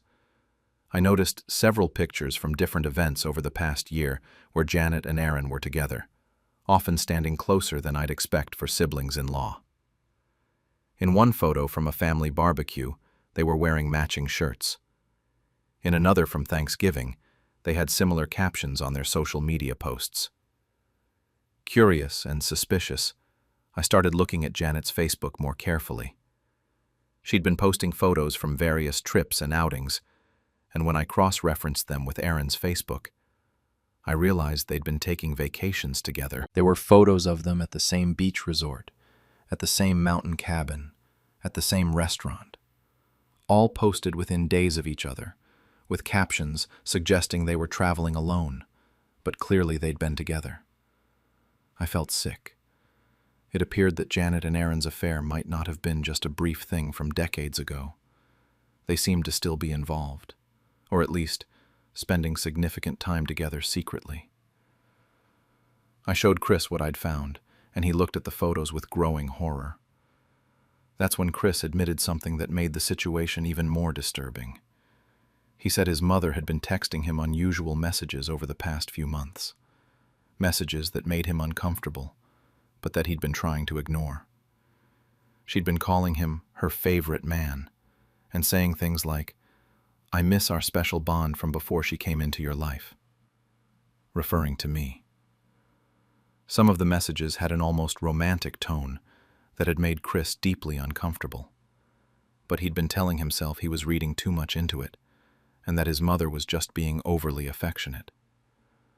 Now, in light of everything else we'd discovered, those messages took on a much more sinister meaning. Chris showed me some of the texts, and they were genuinely disturbing. Janet was texting her biological son, who was also technically her nephew through his biological father, romantic and possessive messages. The whole situation felt like it was spiraling into something beyond just an old affair. I was done. The entire situation was toxic and wrong on so many levels, and I felt that the truth needed to come out completely. Chris was still hesitating, worried about the fallout, but I told him that secrets like this destroy families more surely than truth ever could. When he couldn't bring himself to tell David, I made the decision to ensure the truth came out. I compiled everything. The DNA test results showing Chris and David weren't biologically related and showing the match with Aaron. Screenshots of Janet's text messages to Chris. Photos showing Janet and Aaron had been taking trips together recently, and a timeline of everything we'd discovered. Then I sent it all to David directly, along with a message explaining that I thought he deserved to know the truth about his family. I also sent the information to several other members of Chris's extended family, his paternal grandmother, several cousins, his aunt. I wanted to make sure the truth was out there and couldn't be covered up or dismissed.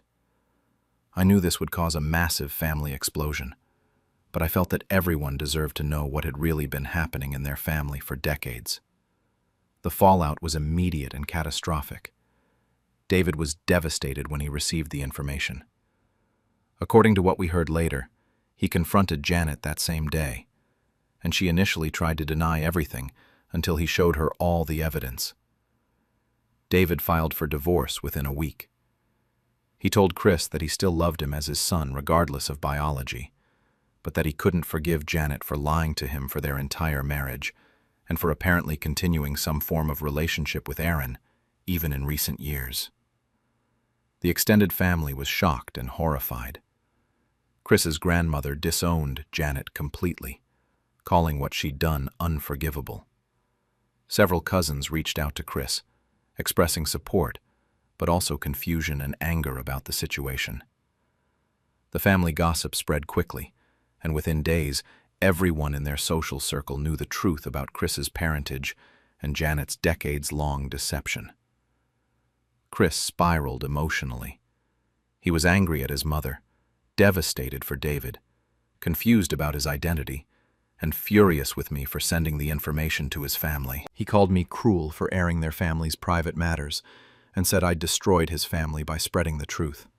We had massive fights where he accused me of being vindictive and claimed I'd done it to hurt his mother because I'd never liked her. I told him directly, "You can't build a future on secrets and incest. Your mother lied to everyone for 36 years, had an affair with her brother-in-law, is apparently still involved with him, and has been sending you inappropriate messages.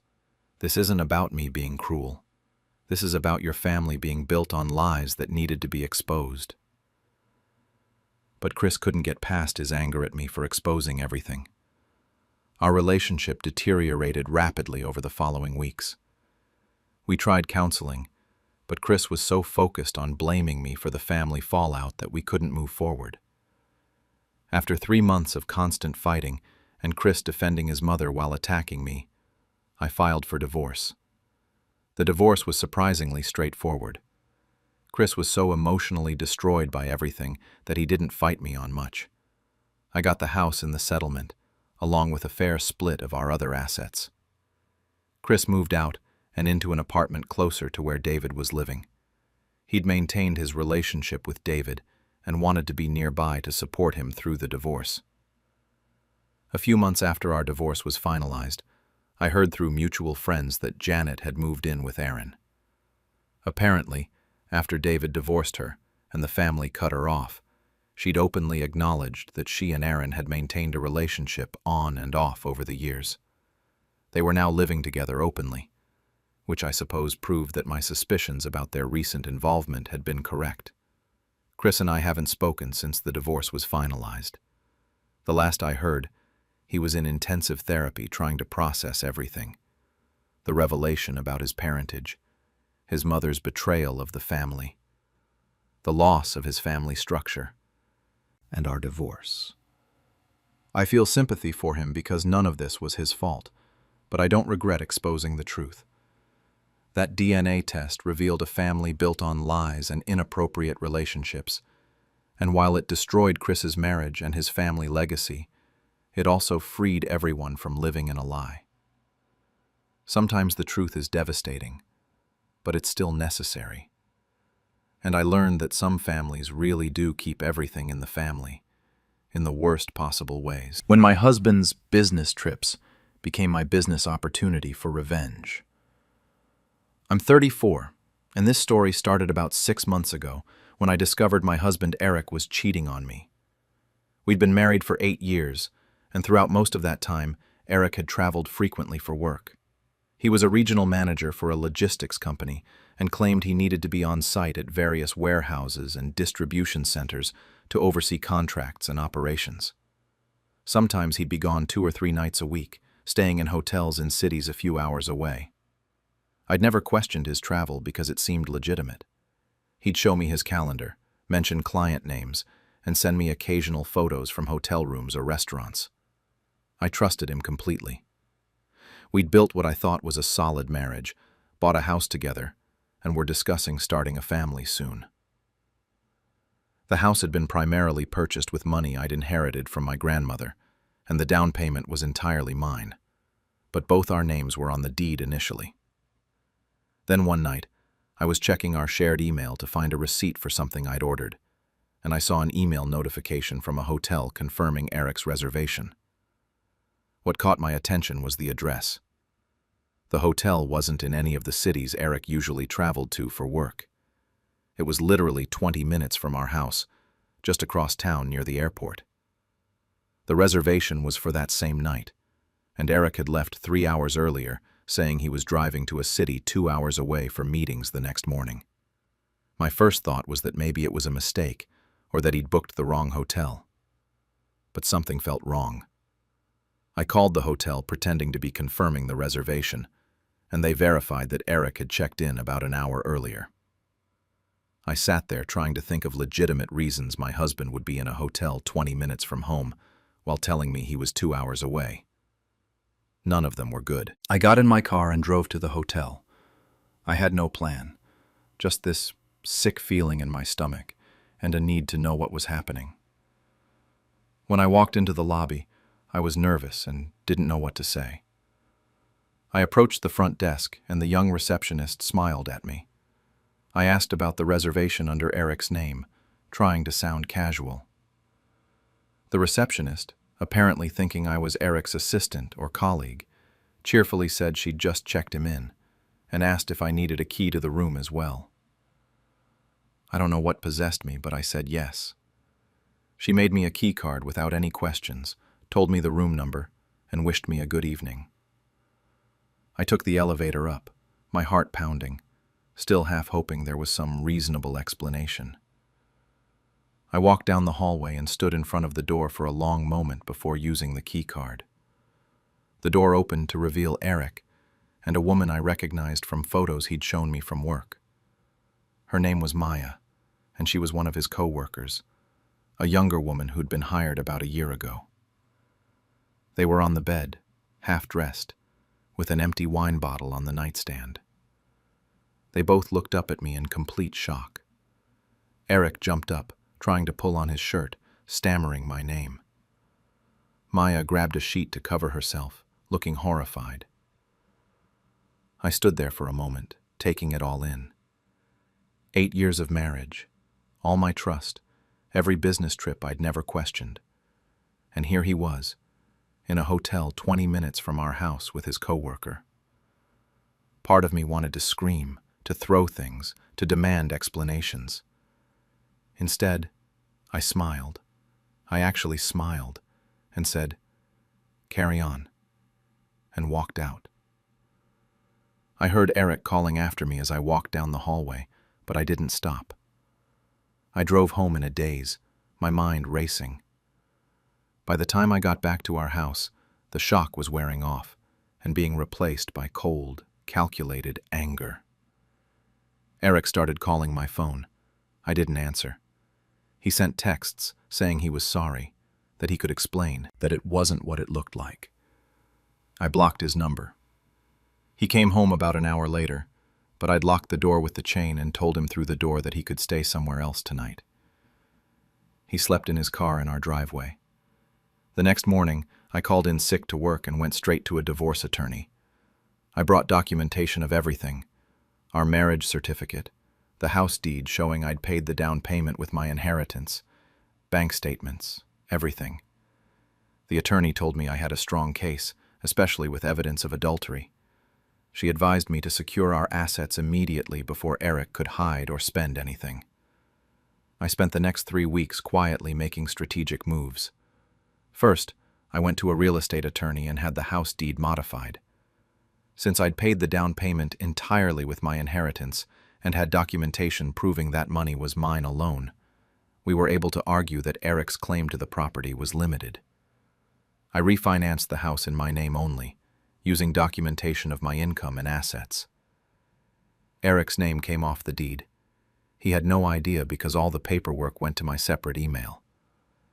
Next, I went to our bank and closed our joint checking and savings accounts. We had about $47,000 in savings, mostly from my income since I made more than Eric.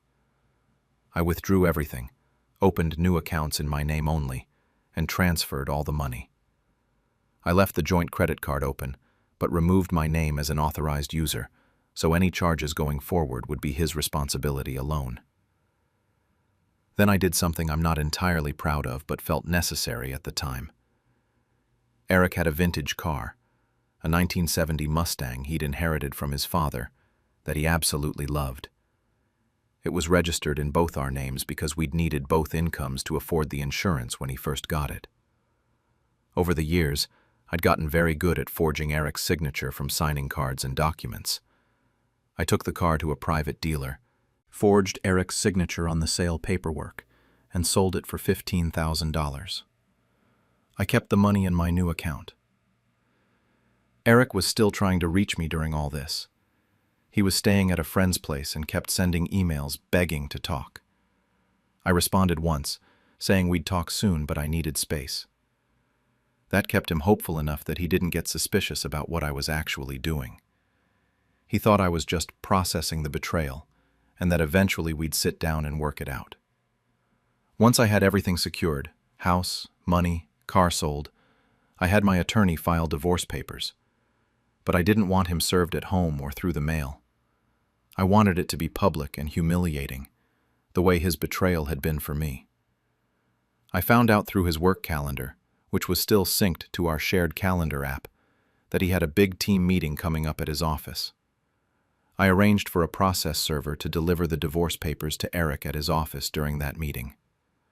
My attorney coordinated it so the server would arrive right at the time I knew he'd be in the conference room with his entire team, including Maya and their boss.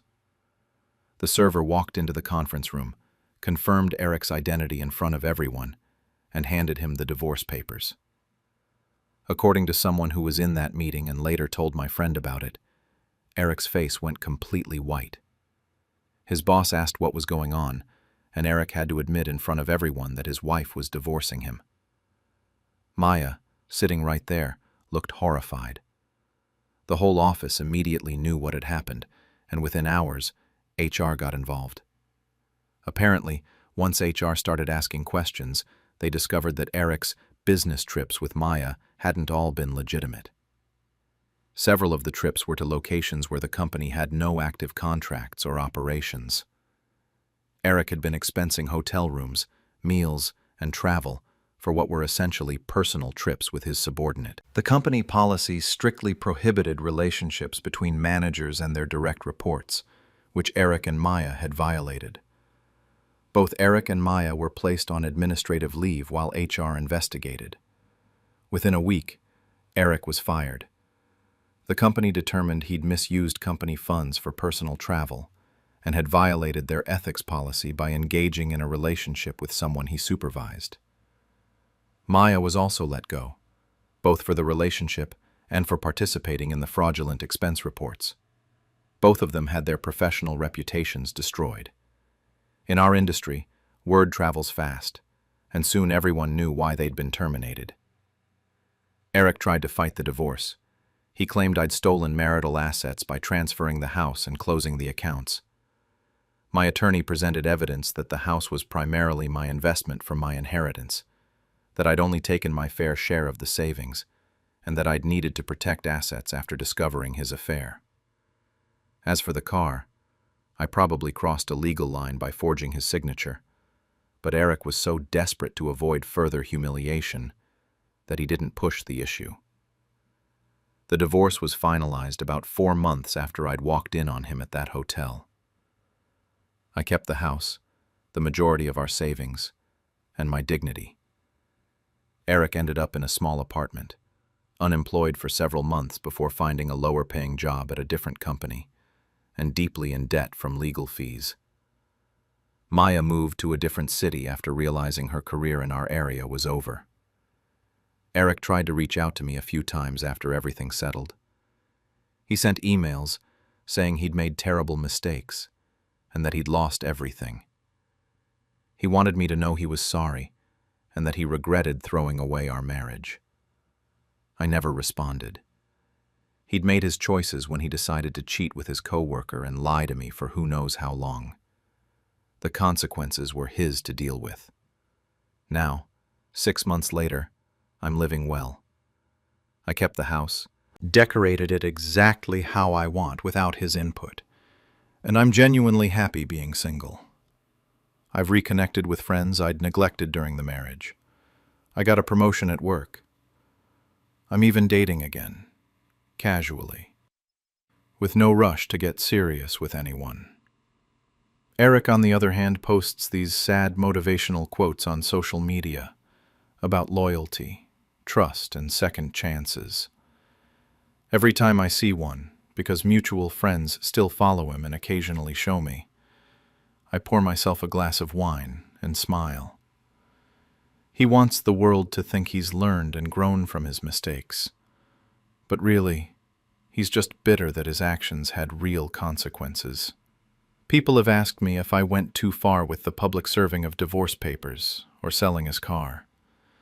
Some think I should have handled it more privately, that humiliating him at work was vindictive. But I don't see it that way.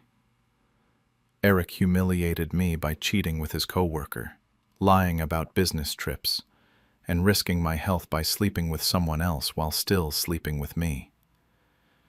He stole time from our marriage, money from our accounts through fake business expenses, and years of my life that I'd invested in building a future with him. I just made sure that the consequences of his actions were public and permanent, the way the damage to my trust and our marriage was permanent. I didn't ruin his life. He did that himself by cheating, lying, and committing expense fraud. I just made sure everyone knew the truth instead of letting him control the narrative.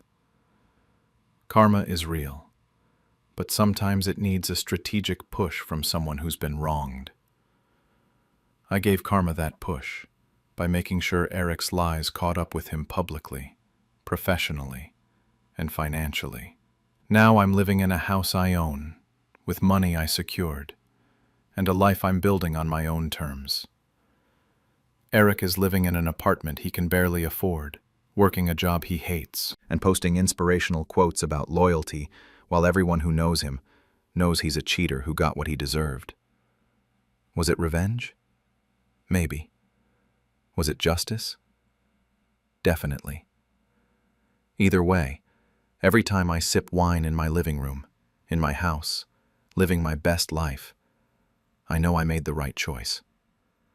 Eric thought he could have both a wife at home and an affair at hotels 20 minutes away. He thought his lies were clever enough to never catch up with him. He was wrong. And now he gets to live with the consequences, while I get to live in peace. When my husband's affair partner called me pathetic, I let her marry a ghost. I'm 34, and this story started about a year ago, when I discovered my husband Matt was cheating.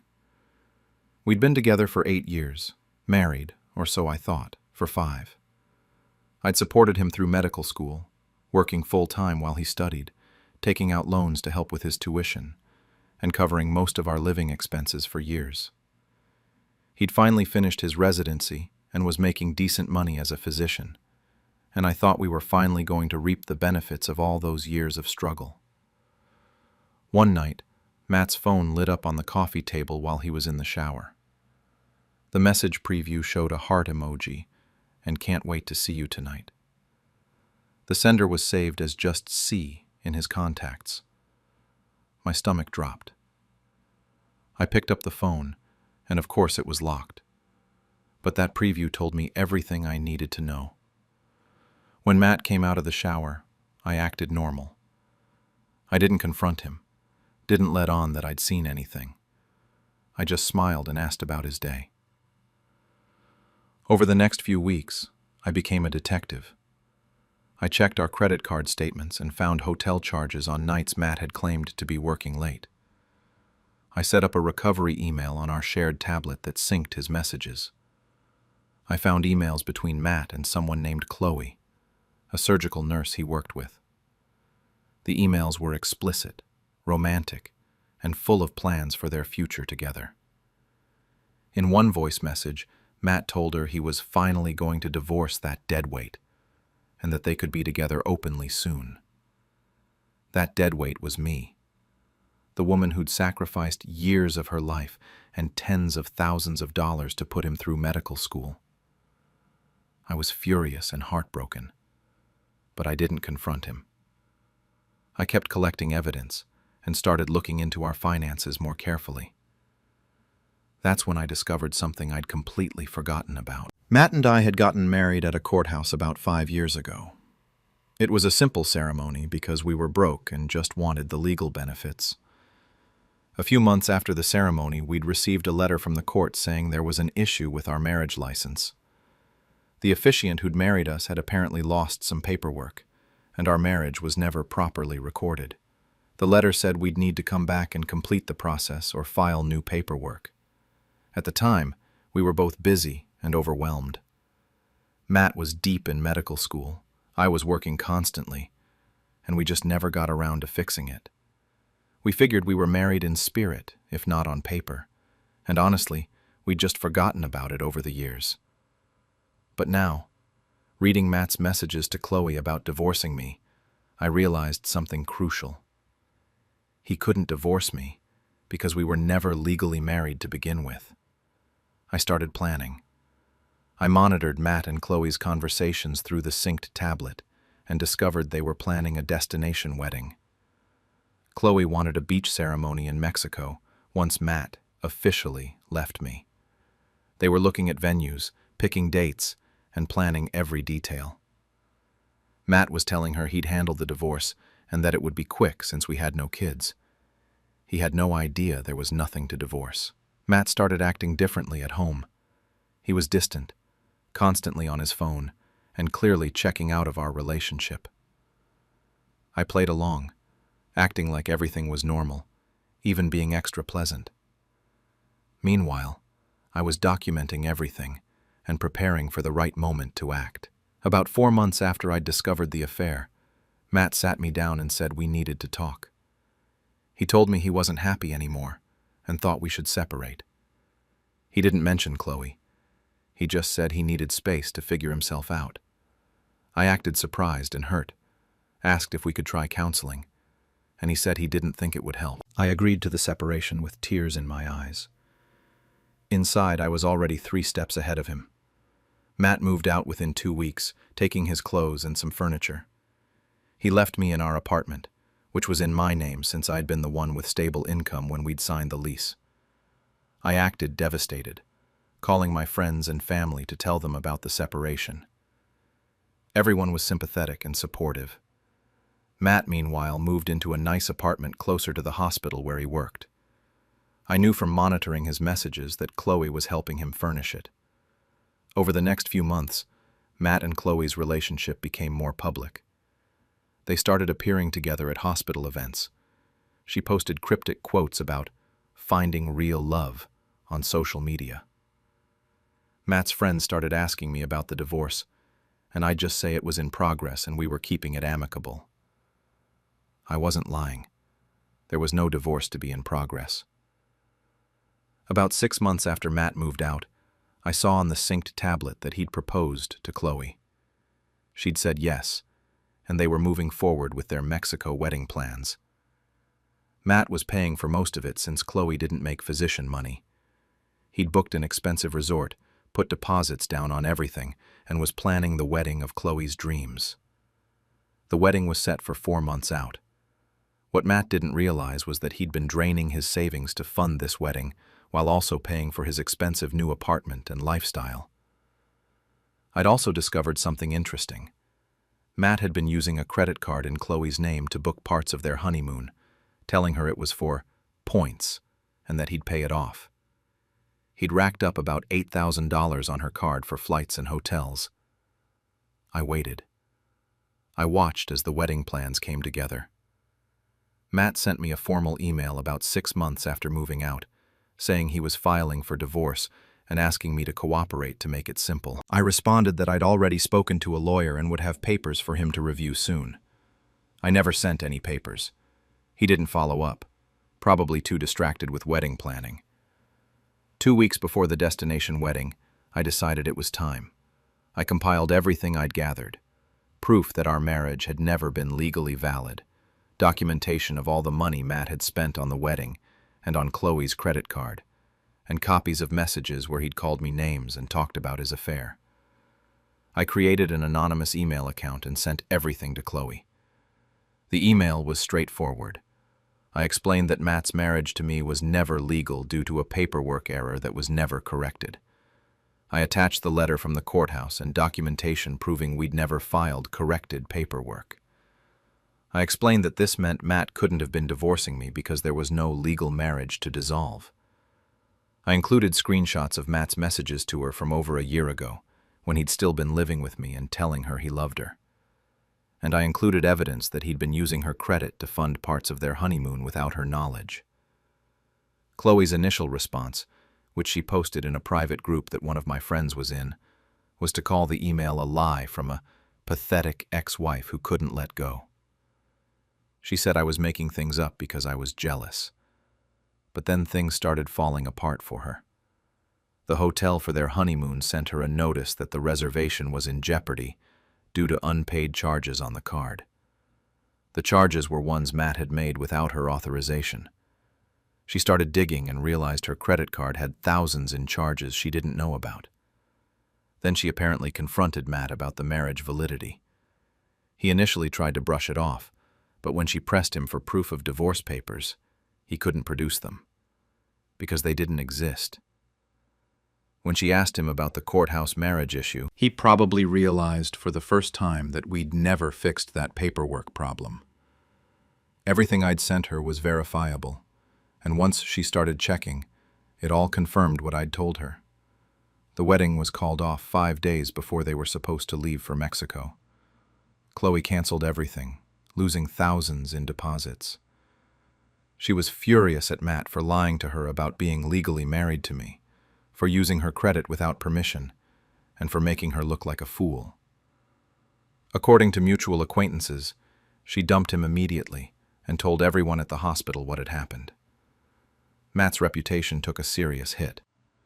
Matt came back to our apartment about a week after the wedding was supposed to happen. He looked terrible, like he hadn't slept in days. He started by apologizing and saying he'd made a huge mistake. He said he'd been confused and that he still loved me. I let him talk for a few minutes, and then I cut him off. I told him very calmly that I'd known about his affair for almost a year. I'd known about Chloe, the hotels, the plans, all of it. I explained that I'd let him dig himself into a financial hole with the wedding because I wanted him to feel consequences for what he'd done. Then, I reminded him of what he'd called me in those voice messages to Chloe. Deadweight.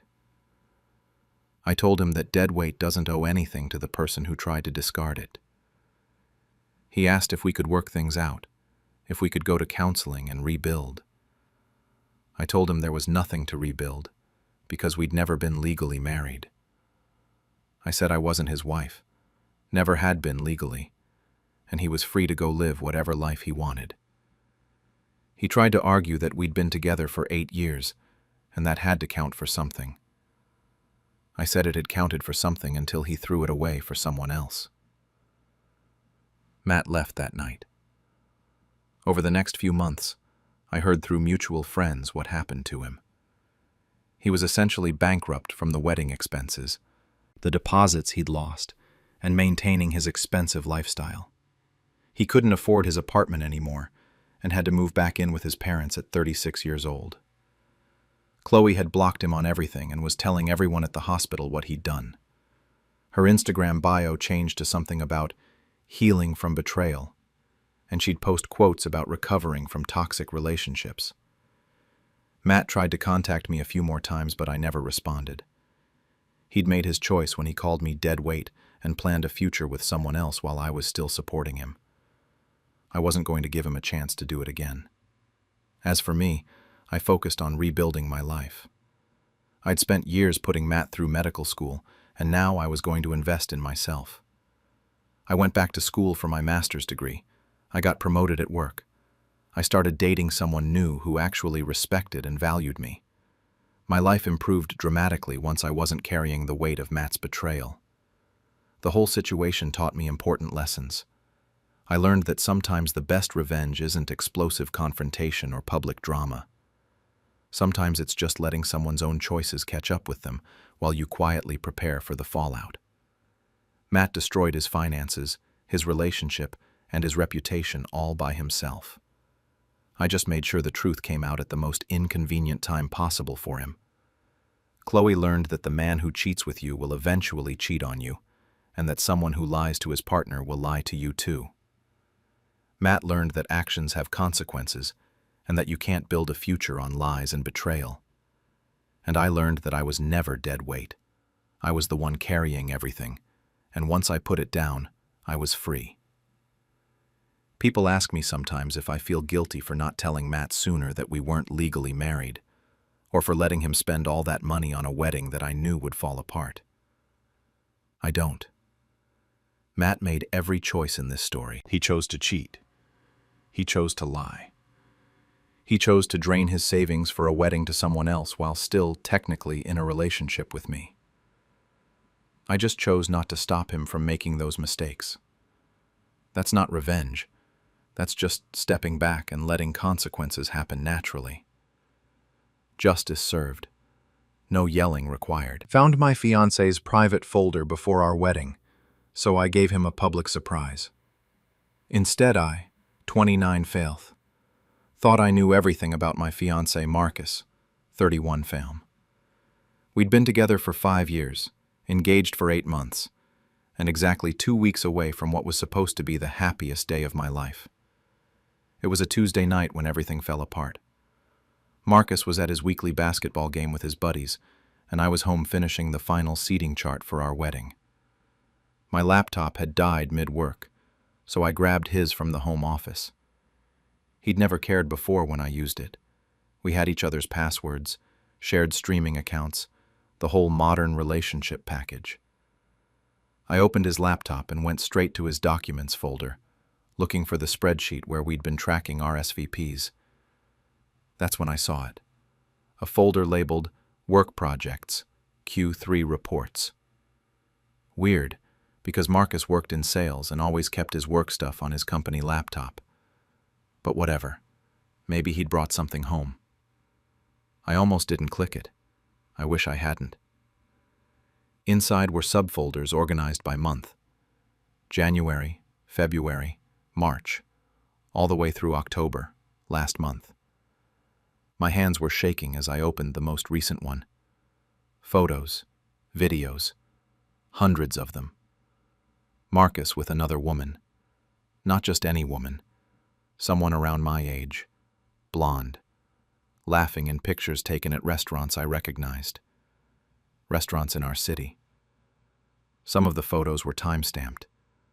I checked the dates against my phone calendar, my stomach turning with each comparison. March 15th, the night he said he had a work dinner. There he was, his arm around her waist at some wine bar.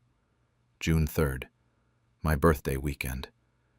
He'd claimed he had to fly to Denver for a conference. The metadata on a video showed it was taken at a hotel right here in town. I could hear her voice calling him baby. August 22nd, 3 weeks after he proposed to me. I sat there frozen for what felt like hours but was probably 20 minutes. Part of me wanted to confront him the second he walked through the door. The rational part of my brain kept saying, think this through. Don't act on emotion. Then another part of me, the part that had spent 8 months planning every detail of our wedding, the part that had merged finances with this man, the part that had defended him to my skeptical father who said Marcus seemed too smooth. That part wanted revenge. I heard his car pull into the driveway. I quickly closed all the folders, cleared the recent files list, and opened the seating chart like nothing had happened. My heart was pounding so hard I thought it might burst through my chest. "Hey, babe," Marcus called out as he walked in, gym bag slung over his shoulder. "How's the wedding planning going? We're so close now." I looked up at him, this man I thought I'd spend my life with, and smiled. "Really good, actually. I think everything's coming together perfectly." The next 2 weeks were the best acting performance of my life. I kept planning the wedding like nothing was wrong. I confirmed the florist. I did the final dress fitting. I smiled through the rehearsal dinner while his mother gave a speech about how lucky I was to marry her son. The morning after I found the folder, I'd called my maid of honor, Sarah, 30 UFPL, and my sister, Jenna, 26 UFPL. I told them everything over emergency brunch. Sarah wanted to key his car. Jenna wanted to call off the wedding immediately. But I had a different idea. "The slideshow," I said. "We're supposed to show that slideshow of our relationship during the reception." Sarah's eyes went wide. "You're not." "I absolutely am." I spent those 2 weeks being the perfect fiancé while secretly preparing. I made a backup of everything from that folder. uploaded it to 3 different cloud accounts, just in case. I created a new slideshow, carefully editing it to look like it would start normal before transitioning into the evidence. I even practiced my exit speech in front of my bathroom mirror. Marcus suspected nothing. If anything, he seemed happier than usual, probably relieved the wedding was almost here and he'd gotten away with it. He kept saying things like, "I can't wait to call you my wife," and "This is going to be perfect." Each time I wanted to vomit. 3 days before the wedding, the woman, I'd found out her name was Brittany through some Instagram detective work, posted a story from a work trip to Seattle. The timestamp matched Marcus telling me he had a last-minute client meeting. He FaceTimed me from his hotel room that night. I smiled and blew him a kiss, already knowing where he really was. The night before the wedding, we stayed in separate hotels as per tradition. He texted me, "Can't wait to see you tomorrow. You're going to be the most beautiful bride. I'm the luckiest man alive." I typed back, "See you at the altar, heart." The wedding day arrived. I got ready with my bridesmaids, let the photographer take pictures, smiled for every shot. I looked incredible. I'd made sure of it. If this was going to be my moment, I was going to look unforgettable. I walked down that aisle on my father's arm. Marcus was crying, actual tears, as I approached. The ceremony was beautiful. We exchanged vows that he'd written about faithfulness and partnership and forever. I said mine too, word for word as planned, though every sentence tasted like ash. The reception started normally. Dinner was served. Toasts were made. His best man made jokes about Marcus finally settling down. My dad welcomed Marcus into our family. Everyone was having a great time. Then it was time for the slideshow. "Ladies and gentlemen," the DJ announced, "the bride and groom have prepared a special presentation showing their love story." The lights dimmed. The screen lit up. The first few slides were normal, photos of us from our early dating days, a shot from our first vacation together. People were smiling, making those aw sounds. Then the slideshow changed. The next slide was a screenshot of that folder. Work projects, Q3 reports. People looked confused. Then came the photos. Marcus and Brittany at a restaurant.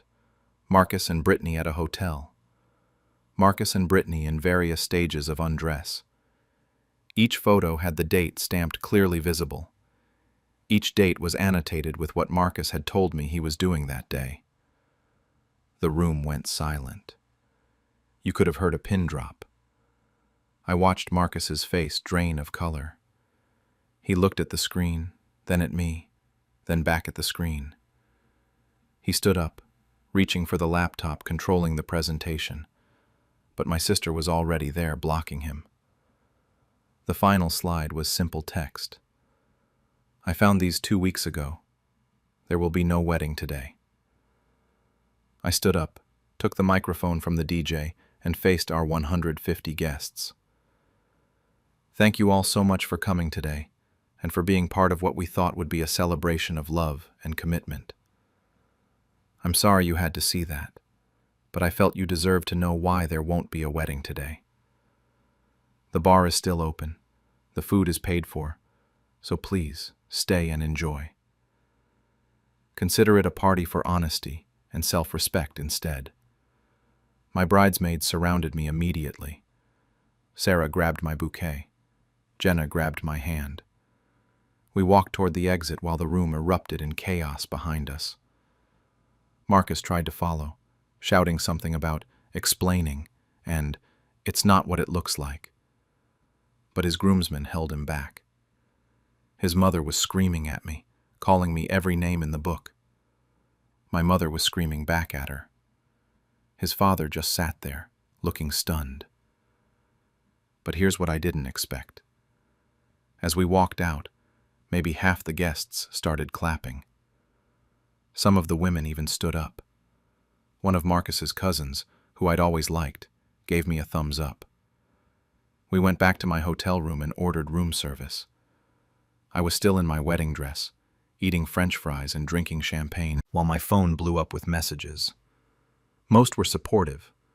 Some were from Marcus's family calling me cruel and vindictive. A few were from mutual friends who apparently knew about Brittany and never said anything. Those hurt almost as much as the original betrayal. The venue manager, this sweet woman named Patricia, called me personally the next day. She said she'd refunded my entire deposit and was keeping Marcus's family's payment as a penalty for raising a cheater. I cried. Marcus tried everything: texts, calls, emails, showing up at my apartment until I threatened to call the police. He claimed Brittany meant nothing, that he had cold feet about the marriage, that he would do anything to make it right. I blocked him on everything. I moved out of our shared apartment a week later, with my dad and brother's help. Marcus wasn't there. I'd made sure to go when he was at work. I took my stuff, left my engagement ring on the kitchen counter, and never looked back. That was 3 months ago. Last week I posted my story on Reddit's r/relationship advice, asking if I was wrong for humiliating him publicly instead of confronting him privately. The post went viral, like hundreds of thousands of views, articles written about it, the whole thing. Most people said I was a hero. Some said I was cruel. Some said we were both wrong. Marcus's aunt found the post and sent it to his whole family.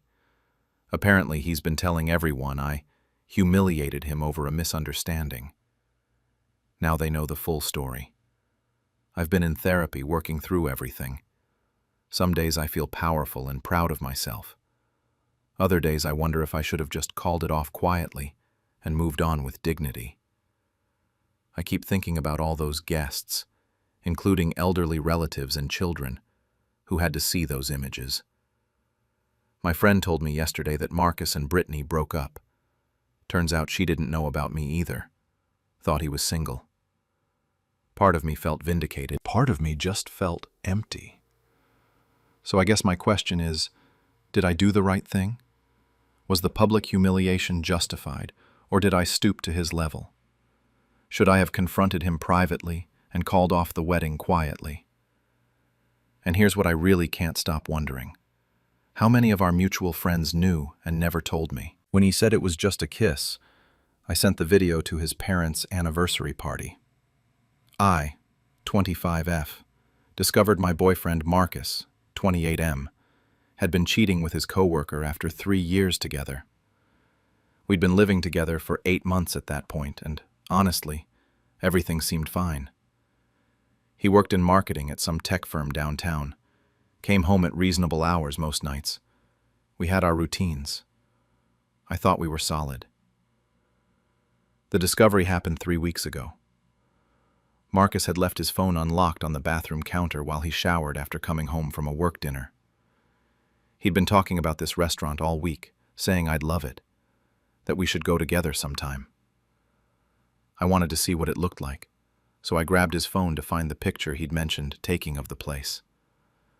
I was scrolling through his camera roll when I noticed an album I'd never seen before. It was labeled Archive, which already felt weird because Marcus wasn't the type to organize anything. I opened it. There were 47 seconds that changed everything. A video of Marcus and some woman making out in a parking lot. Her back was against a car. His hands were in her hair, and they were both laughing between kisses like it was the funniest thing in the world. The timestamp said it was from 5 days ago. The same night he told me he was working late on the Henderson presentation. I sat on the bathroom floor outside the shower trying to process what I'd just seen. My hands were shaking. I felt sick. The shower turned off and I could hear him humming some song while he dried off. I just stayed there on the floor, phone in my lap, waiting. When he came out with a towel around his waist, I looked up at him and asked who Jessica was. I watched his face go completely white. He tried to grab the phone from me, but I stood up and stepped back. That's when he said it. It was just a kiss. Don't ruin something good over one mistake. Just a kiss. Like I hadn't just watched a 47-second video of him with his tongue down someone else's throat. He kept talking, trying to explain it away. It didn't mean anything. They were drunk after the team happy hour. He was going to delete it. I was overreacting. The usual cheater script, I guess. Here's the thing, though.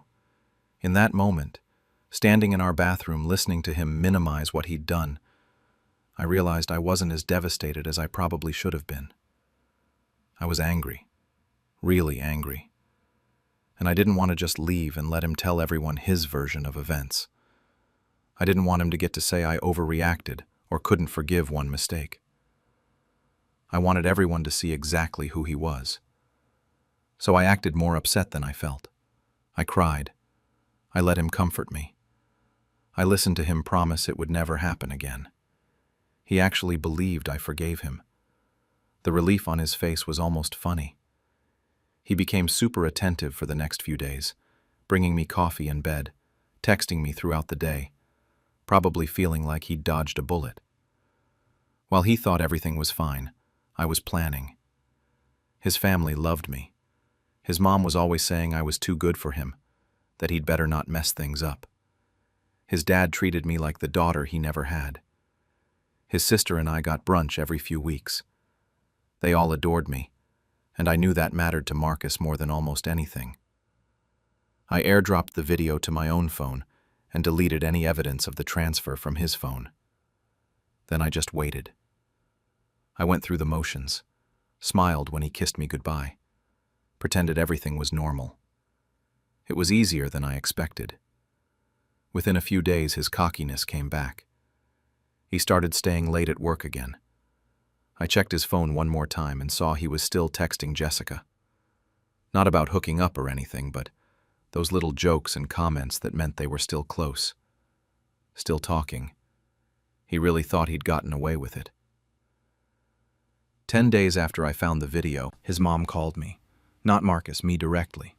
She was so excited on the phone, talking about how she and Mike were celebrating their 30th anniversary, and they were having a dinner party at this Italian place they loved. She wanted to make sure I'd be there. She said it wouldn't be the same without me. When I told Marcus about the invitation, he was so relieved I'd taken the call well. He actually said I had to come, and I had to act normal because his family loved me, like it was a given that I'd just show up and play the perfect girlfriend role. I told him of course I'd be there, that I wouldn't miss it. He kissed my forehead and said he knew I'd come around. That gave me 2 weeks. 2 weeks to prepare, 2 weeks to plan, 2 weeks of playing the role of forgiving girlfriend while he went about his life thinking everything was fine. I caught him smiling at his phone a few times, probably texting her. It made it easier to go through with what I was planning. The night before the party, Marcus reminded me to wear something nice and to be on my best behavior. He said his parents were really proud of us as a couple, and he didn't want any weirdness. I promised him everything would be perfect, and I meant it. It was going to be perfect, just not in the way he thought. I had the video ready on my phone. I'd renamed it so it looked like an innocent file. I'd practiced the timing in my head. His sister was doing a slideshow tribute to their parents, and I knew she'd be using the projector in the private dining room. I'd helped her set up tech stuff before. I knew how it worked. Marcus had no idea what was coming. Nobody did. And honestly, I felt completely calm about the whole thing. If it was just a kiss, like he said, then showing everyone wouldn't be a big deal, right? The party was at this upscale Italian restaurant with a private dining room in the back. About 40 people were invited. I wore the necklace his mom had given me last Christmas and a dress I knew she loved. Marcus kept telling me how good I looked on the drive over, like he was proud to show me off. It would have been sweet if I didn't know what was coming. We got there early because his sister Emily needed help setting up. She's 26 and, honestly, one of the few people from his family I'll actually miss. She was running around with decorations and setting up the projector for the slideshow she'd made. I offered to help, and she was grateful. While I was moving chairs, I made sure to check out the tech setup. The projector was connected to her laptop via Bluetooth. She mentioned she'd start the slideshow after dinner, but it was already playing on loop during cocktail hour, showing old photos of his parents. His family was so warm when we arrived. His mom, Karen, hugged me for a long time and told me how beautiful I looked. His dad, Mike, shook Marcus's hand and then told him he was lucky to have me, that I was the best thing that ever happened to his son. I smiled and thanked him. Marcus squeezed my hand like we were this perfect couple. He leaned over during cocktail hour and whispered that he was glad I got over that whole thing, that this was nice. His hand was on my thigh under the table. Then I saw her. Jessica was there. Across the room with some guy I didn't recognize at first, but then Marcus mentioned it was his college friend, Ryan. Apparently, they'd been dating for 6 months. Ryan was introducing her to people as his girlfriend, and he looked genuinely happy. She looked nervous, though. She'd seen me the second we walked in, and I watched her face go pale. She knew I knew.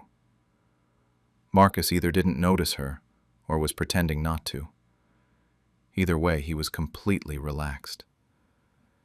Dinner was this whole production. Multiple courses, toasts, people sharing stories about Karen and Mike's relationship. Marcus's dad got up and talked about lasting love and commitment and finding your person.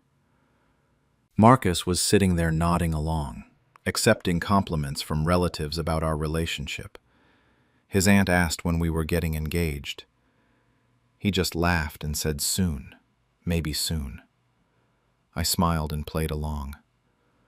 The whole time I was watching the clock, watching Emily get ready to start the official slideshow, watching Jessica avoid eye contact with everyone, watching Marcus be so confident that he'd gotten away with everything. After dessert, Emily tapped her glass and announced the tribute video to her parents' 30 years together. Everyone settled down, turning their chairs toward the projection screen. The video started with sweet photos of Karen and Mike through the decades, their wedding, honeymoons, the kids as babies, family vacations. The music was romantic and people were getting emotional. Karen was already tearing up. I excused myself to go to the bathroom. Marcus didn't even look up, too focused on the slideshow. I walked out to the hallway and pulled out my phone. My hands were steadier than I expected. I opened my Bluetooth settings and saw Emily's MacBook show up as an available device. I connected to it. Then I navigated to the video I'd saved and renamed to look like one of the anniversary photos. I waited in the hallway, watching through the doorway. The slideshow was about 2 minutes in, right after a particularly sweet wedding photo. That's when I hit play. The parking lot video filled the 8-foot projection screen. Crystal clear. Unmistakably Marcus and Jessica. The audio came through the speakers. Their laughter. Her voice saying something about his girlfriend killing him. His response that I didn't need to know. 47 seconds that felt like they played in slow motion. The silence happened instantly. The music cut out. Conversations died mid-sentence. Someone's fork hit their plate and it echoed. Karen gasped so loud I heard it from the hallway. Her hand flew to her mouth. Mike stood up so fast his chair scraped across the floor. He was pointing at the screen, looking between Marcus and the video like he couldn't process what he was seeing. Emily burst out laughing, this shocked kind of laugh, and then immediately covered her mouth with both hands.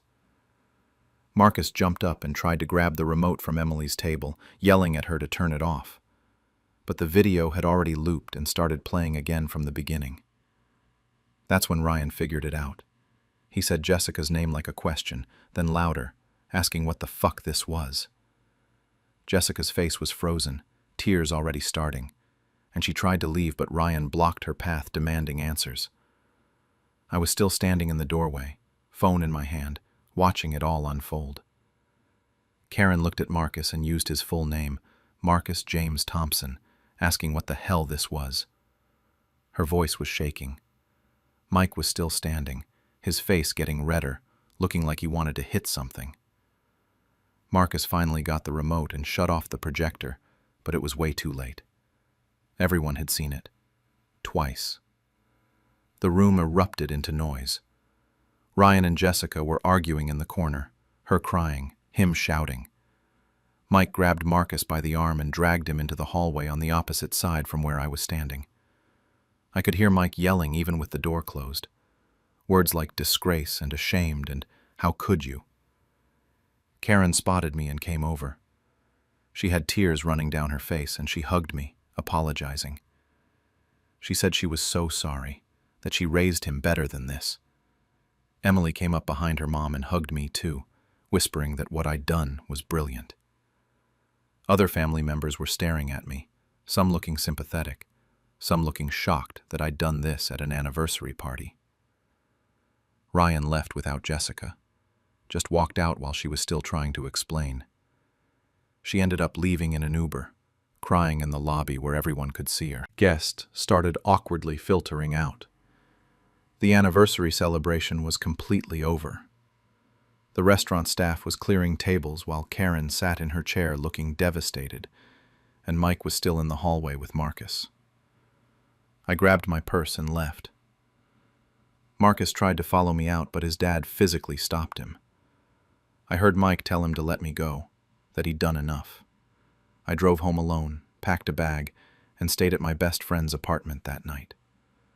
My phone started blowing up within an hour, but I didn't look at it until the next morning. The next morning, I woke up to 73 text messages and 26 missed calls. Most were from Marcus, but there were also messages from Karen, Emily, a few of his relatives, and even some people I barely knew from the party. I made coffee and started going through them while my best friend sat next to me on the couch. Karen had called twice and left voicemails. I listened to them. She was apologizing again, saying she was so sorry for what Marcus had done, that I deserved so much better than her son. She said Mike wasn't speaking to Marcus and had called him a disgrace to the family.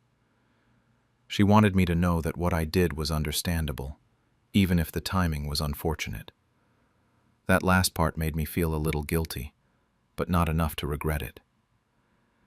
Emily had sent a string of texts throughout the night and into the morning. She told me that after I left, Marcus and their dad had a massive fight in the parking lot.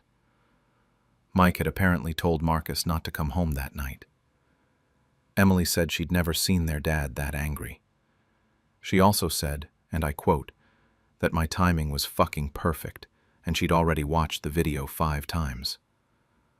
Over the next week, she kept me updated on everything. Their mom had taken down all the couple photos of me and Marcus from the house. Their dad said I was still invited to Christmas, but Marcus wasn't. Emily became my main source of information for everything that happened after. Marcus's messages were all over the place. The first few were apologetic, asking if we could talk, saying he was sorry and that he'd fix this. Then they got angrier. He said I'd embarrassed him in front of his entire family, that I was psycho for doing this at his parents' anniversary, that it really was just a kiss, and I'd ruined everything over nothing. He said I'd destroyed his relationship with his parents. One message said I was cruel and vindictive. Another said he understood why I was upset, but this was too far. I didn't respond to any of them. What was there to say? He'd had his chance to be honest, and he chose to call it just a kiss and tell me not to ruin something good. Well, I didn't ruin something good. I exposed something bad. Ryan had apparently forwarded the video to HR at Marcus's company. I found this out from Emily, who heard it from a mutual friend who worked there. Both Marcus and Jessica got called in for a meeting. Their company had policies against workplace relationships, especially ones that created hostile work environments. Marcus got transferred to a different department on a different floor. It was basically a demotion. Jessica quit 2 weeks later. Emily's friend said she just stopped showing up one day and sent a resignation email. My parents helped me move my stuff out of the apartment while Marcus was at work. He'd been texting, asking when I'd be back, saying we needed to talk in person. I had my dad change the locks on my old storage unit where I'd kept some furniture from before we moved in together. I took everything that was mine and left his stuff exactly where it was. I didn't take anything that was his or anything we'd bought together. I just wanted my things and to be done. The night of the party, after I'd left and was at my friend's apartment, I posted one thing on my Instagram story. Black background, white text, one line. If it was just a kiss, then this was just honesty. That was it. No context, no explanation, no tags. Within an hour, I had over 200 messages. Some from friends asking what happened, some from acquaintances I hadn't talked to in years, some from complete strangers who'd somehow seen it. Several women messaged me their own stories about being cheated on and gaslit. Someone screenshotted and posted it to Reddit, then TikTok, then Twitter. By the next day, it had gone viral in this weird way where people were debating whether what I'd done was justified or too far. I didn't engage with any of it. I just let it exist out there, while I focused on finding a new apartment and moving on. Marcus tried to reach me through mutual friends after I blocked him on everything. Most of our friends took my side once they found out what happened. A few of his buddies said I'd gone too far, that public humiliation was cruel and unusual, that I could have just broken up with him quietly. One guy told me I'd ruined Marcus's relationship with his family over a drunken mistake. I told that friend that if Marcus's relationship with his family was ruined, it was because of what Marcus did, not because I showed people what he did. We're not friends anymore. It's been 3 weeks now. I'm staying with my best friend until I find a place. I've looked at a few apartments and should have something by the end of the month. Emotionally, I'm okay. Better than okay, actually. I'm angrier than I am sad. I don't miss him as much as I thought I would. Sometimes I wonder if I was already checked out of the relationship before I even found the video. Karen keeps inviting me to family events. She asked if I'd come to Sunday dinner. She wants me to stay in their lives, even without Marcus. I haven't decided if I will. Part of me feels weird about it, but part of me really does care about his family. They've been good to me for 3 years. Some nights I do wonder if I should have just broken up with him quietly. If I should have been the bigger person and walked away without the drama. His mom cried. His dad looked heartbroken. I did ruin their anniversary party. That wasn't nothing, but also, he cheated on me and called it just a kiss. He told me not to ruin something good when he was the one who'd already ruined it. What was I supposed to do? Just let him keep lying? I still have the video saved on my phone. I haven't deleted it. I'm not sure why I'm keeping it at this point, but I haven't been able to press delete. Emily texted me this morning. Marcus is apparently seeing someone new already. Some girl from his gym. Emily said she looks young, maybe 22 or 23. She asked me if she should warn her, send her a message or something. I told her I didn't know. Now I'm sitting here thinking about it. Part of me wants to stay out of it completely. Part of me thinks this girl deserves to know what she's getting into. I don't know what the right answer is. So that's where I am now. Living with my best friend, looking for apartments, trying to figure out if I'm the asshole for how I handled this. Some people say I'm a hero. Some people say I'm vindictive. I honestly don't know which one is right.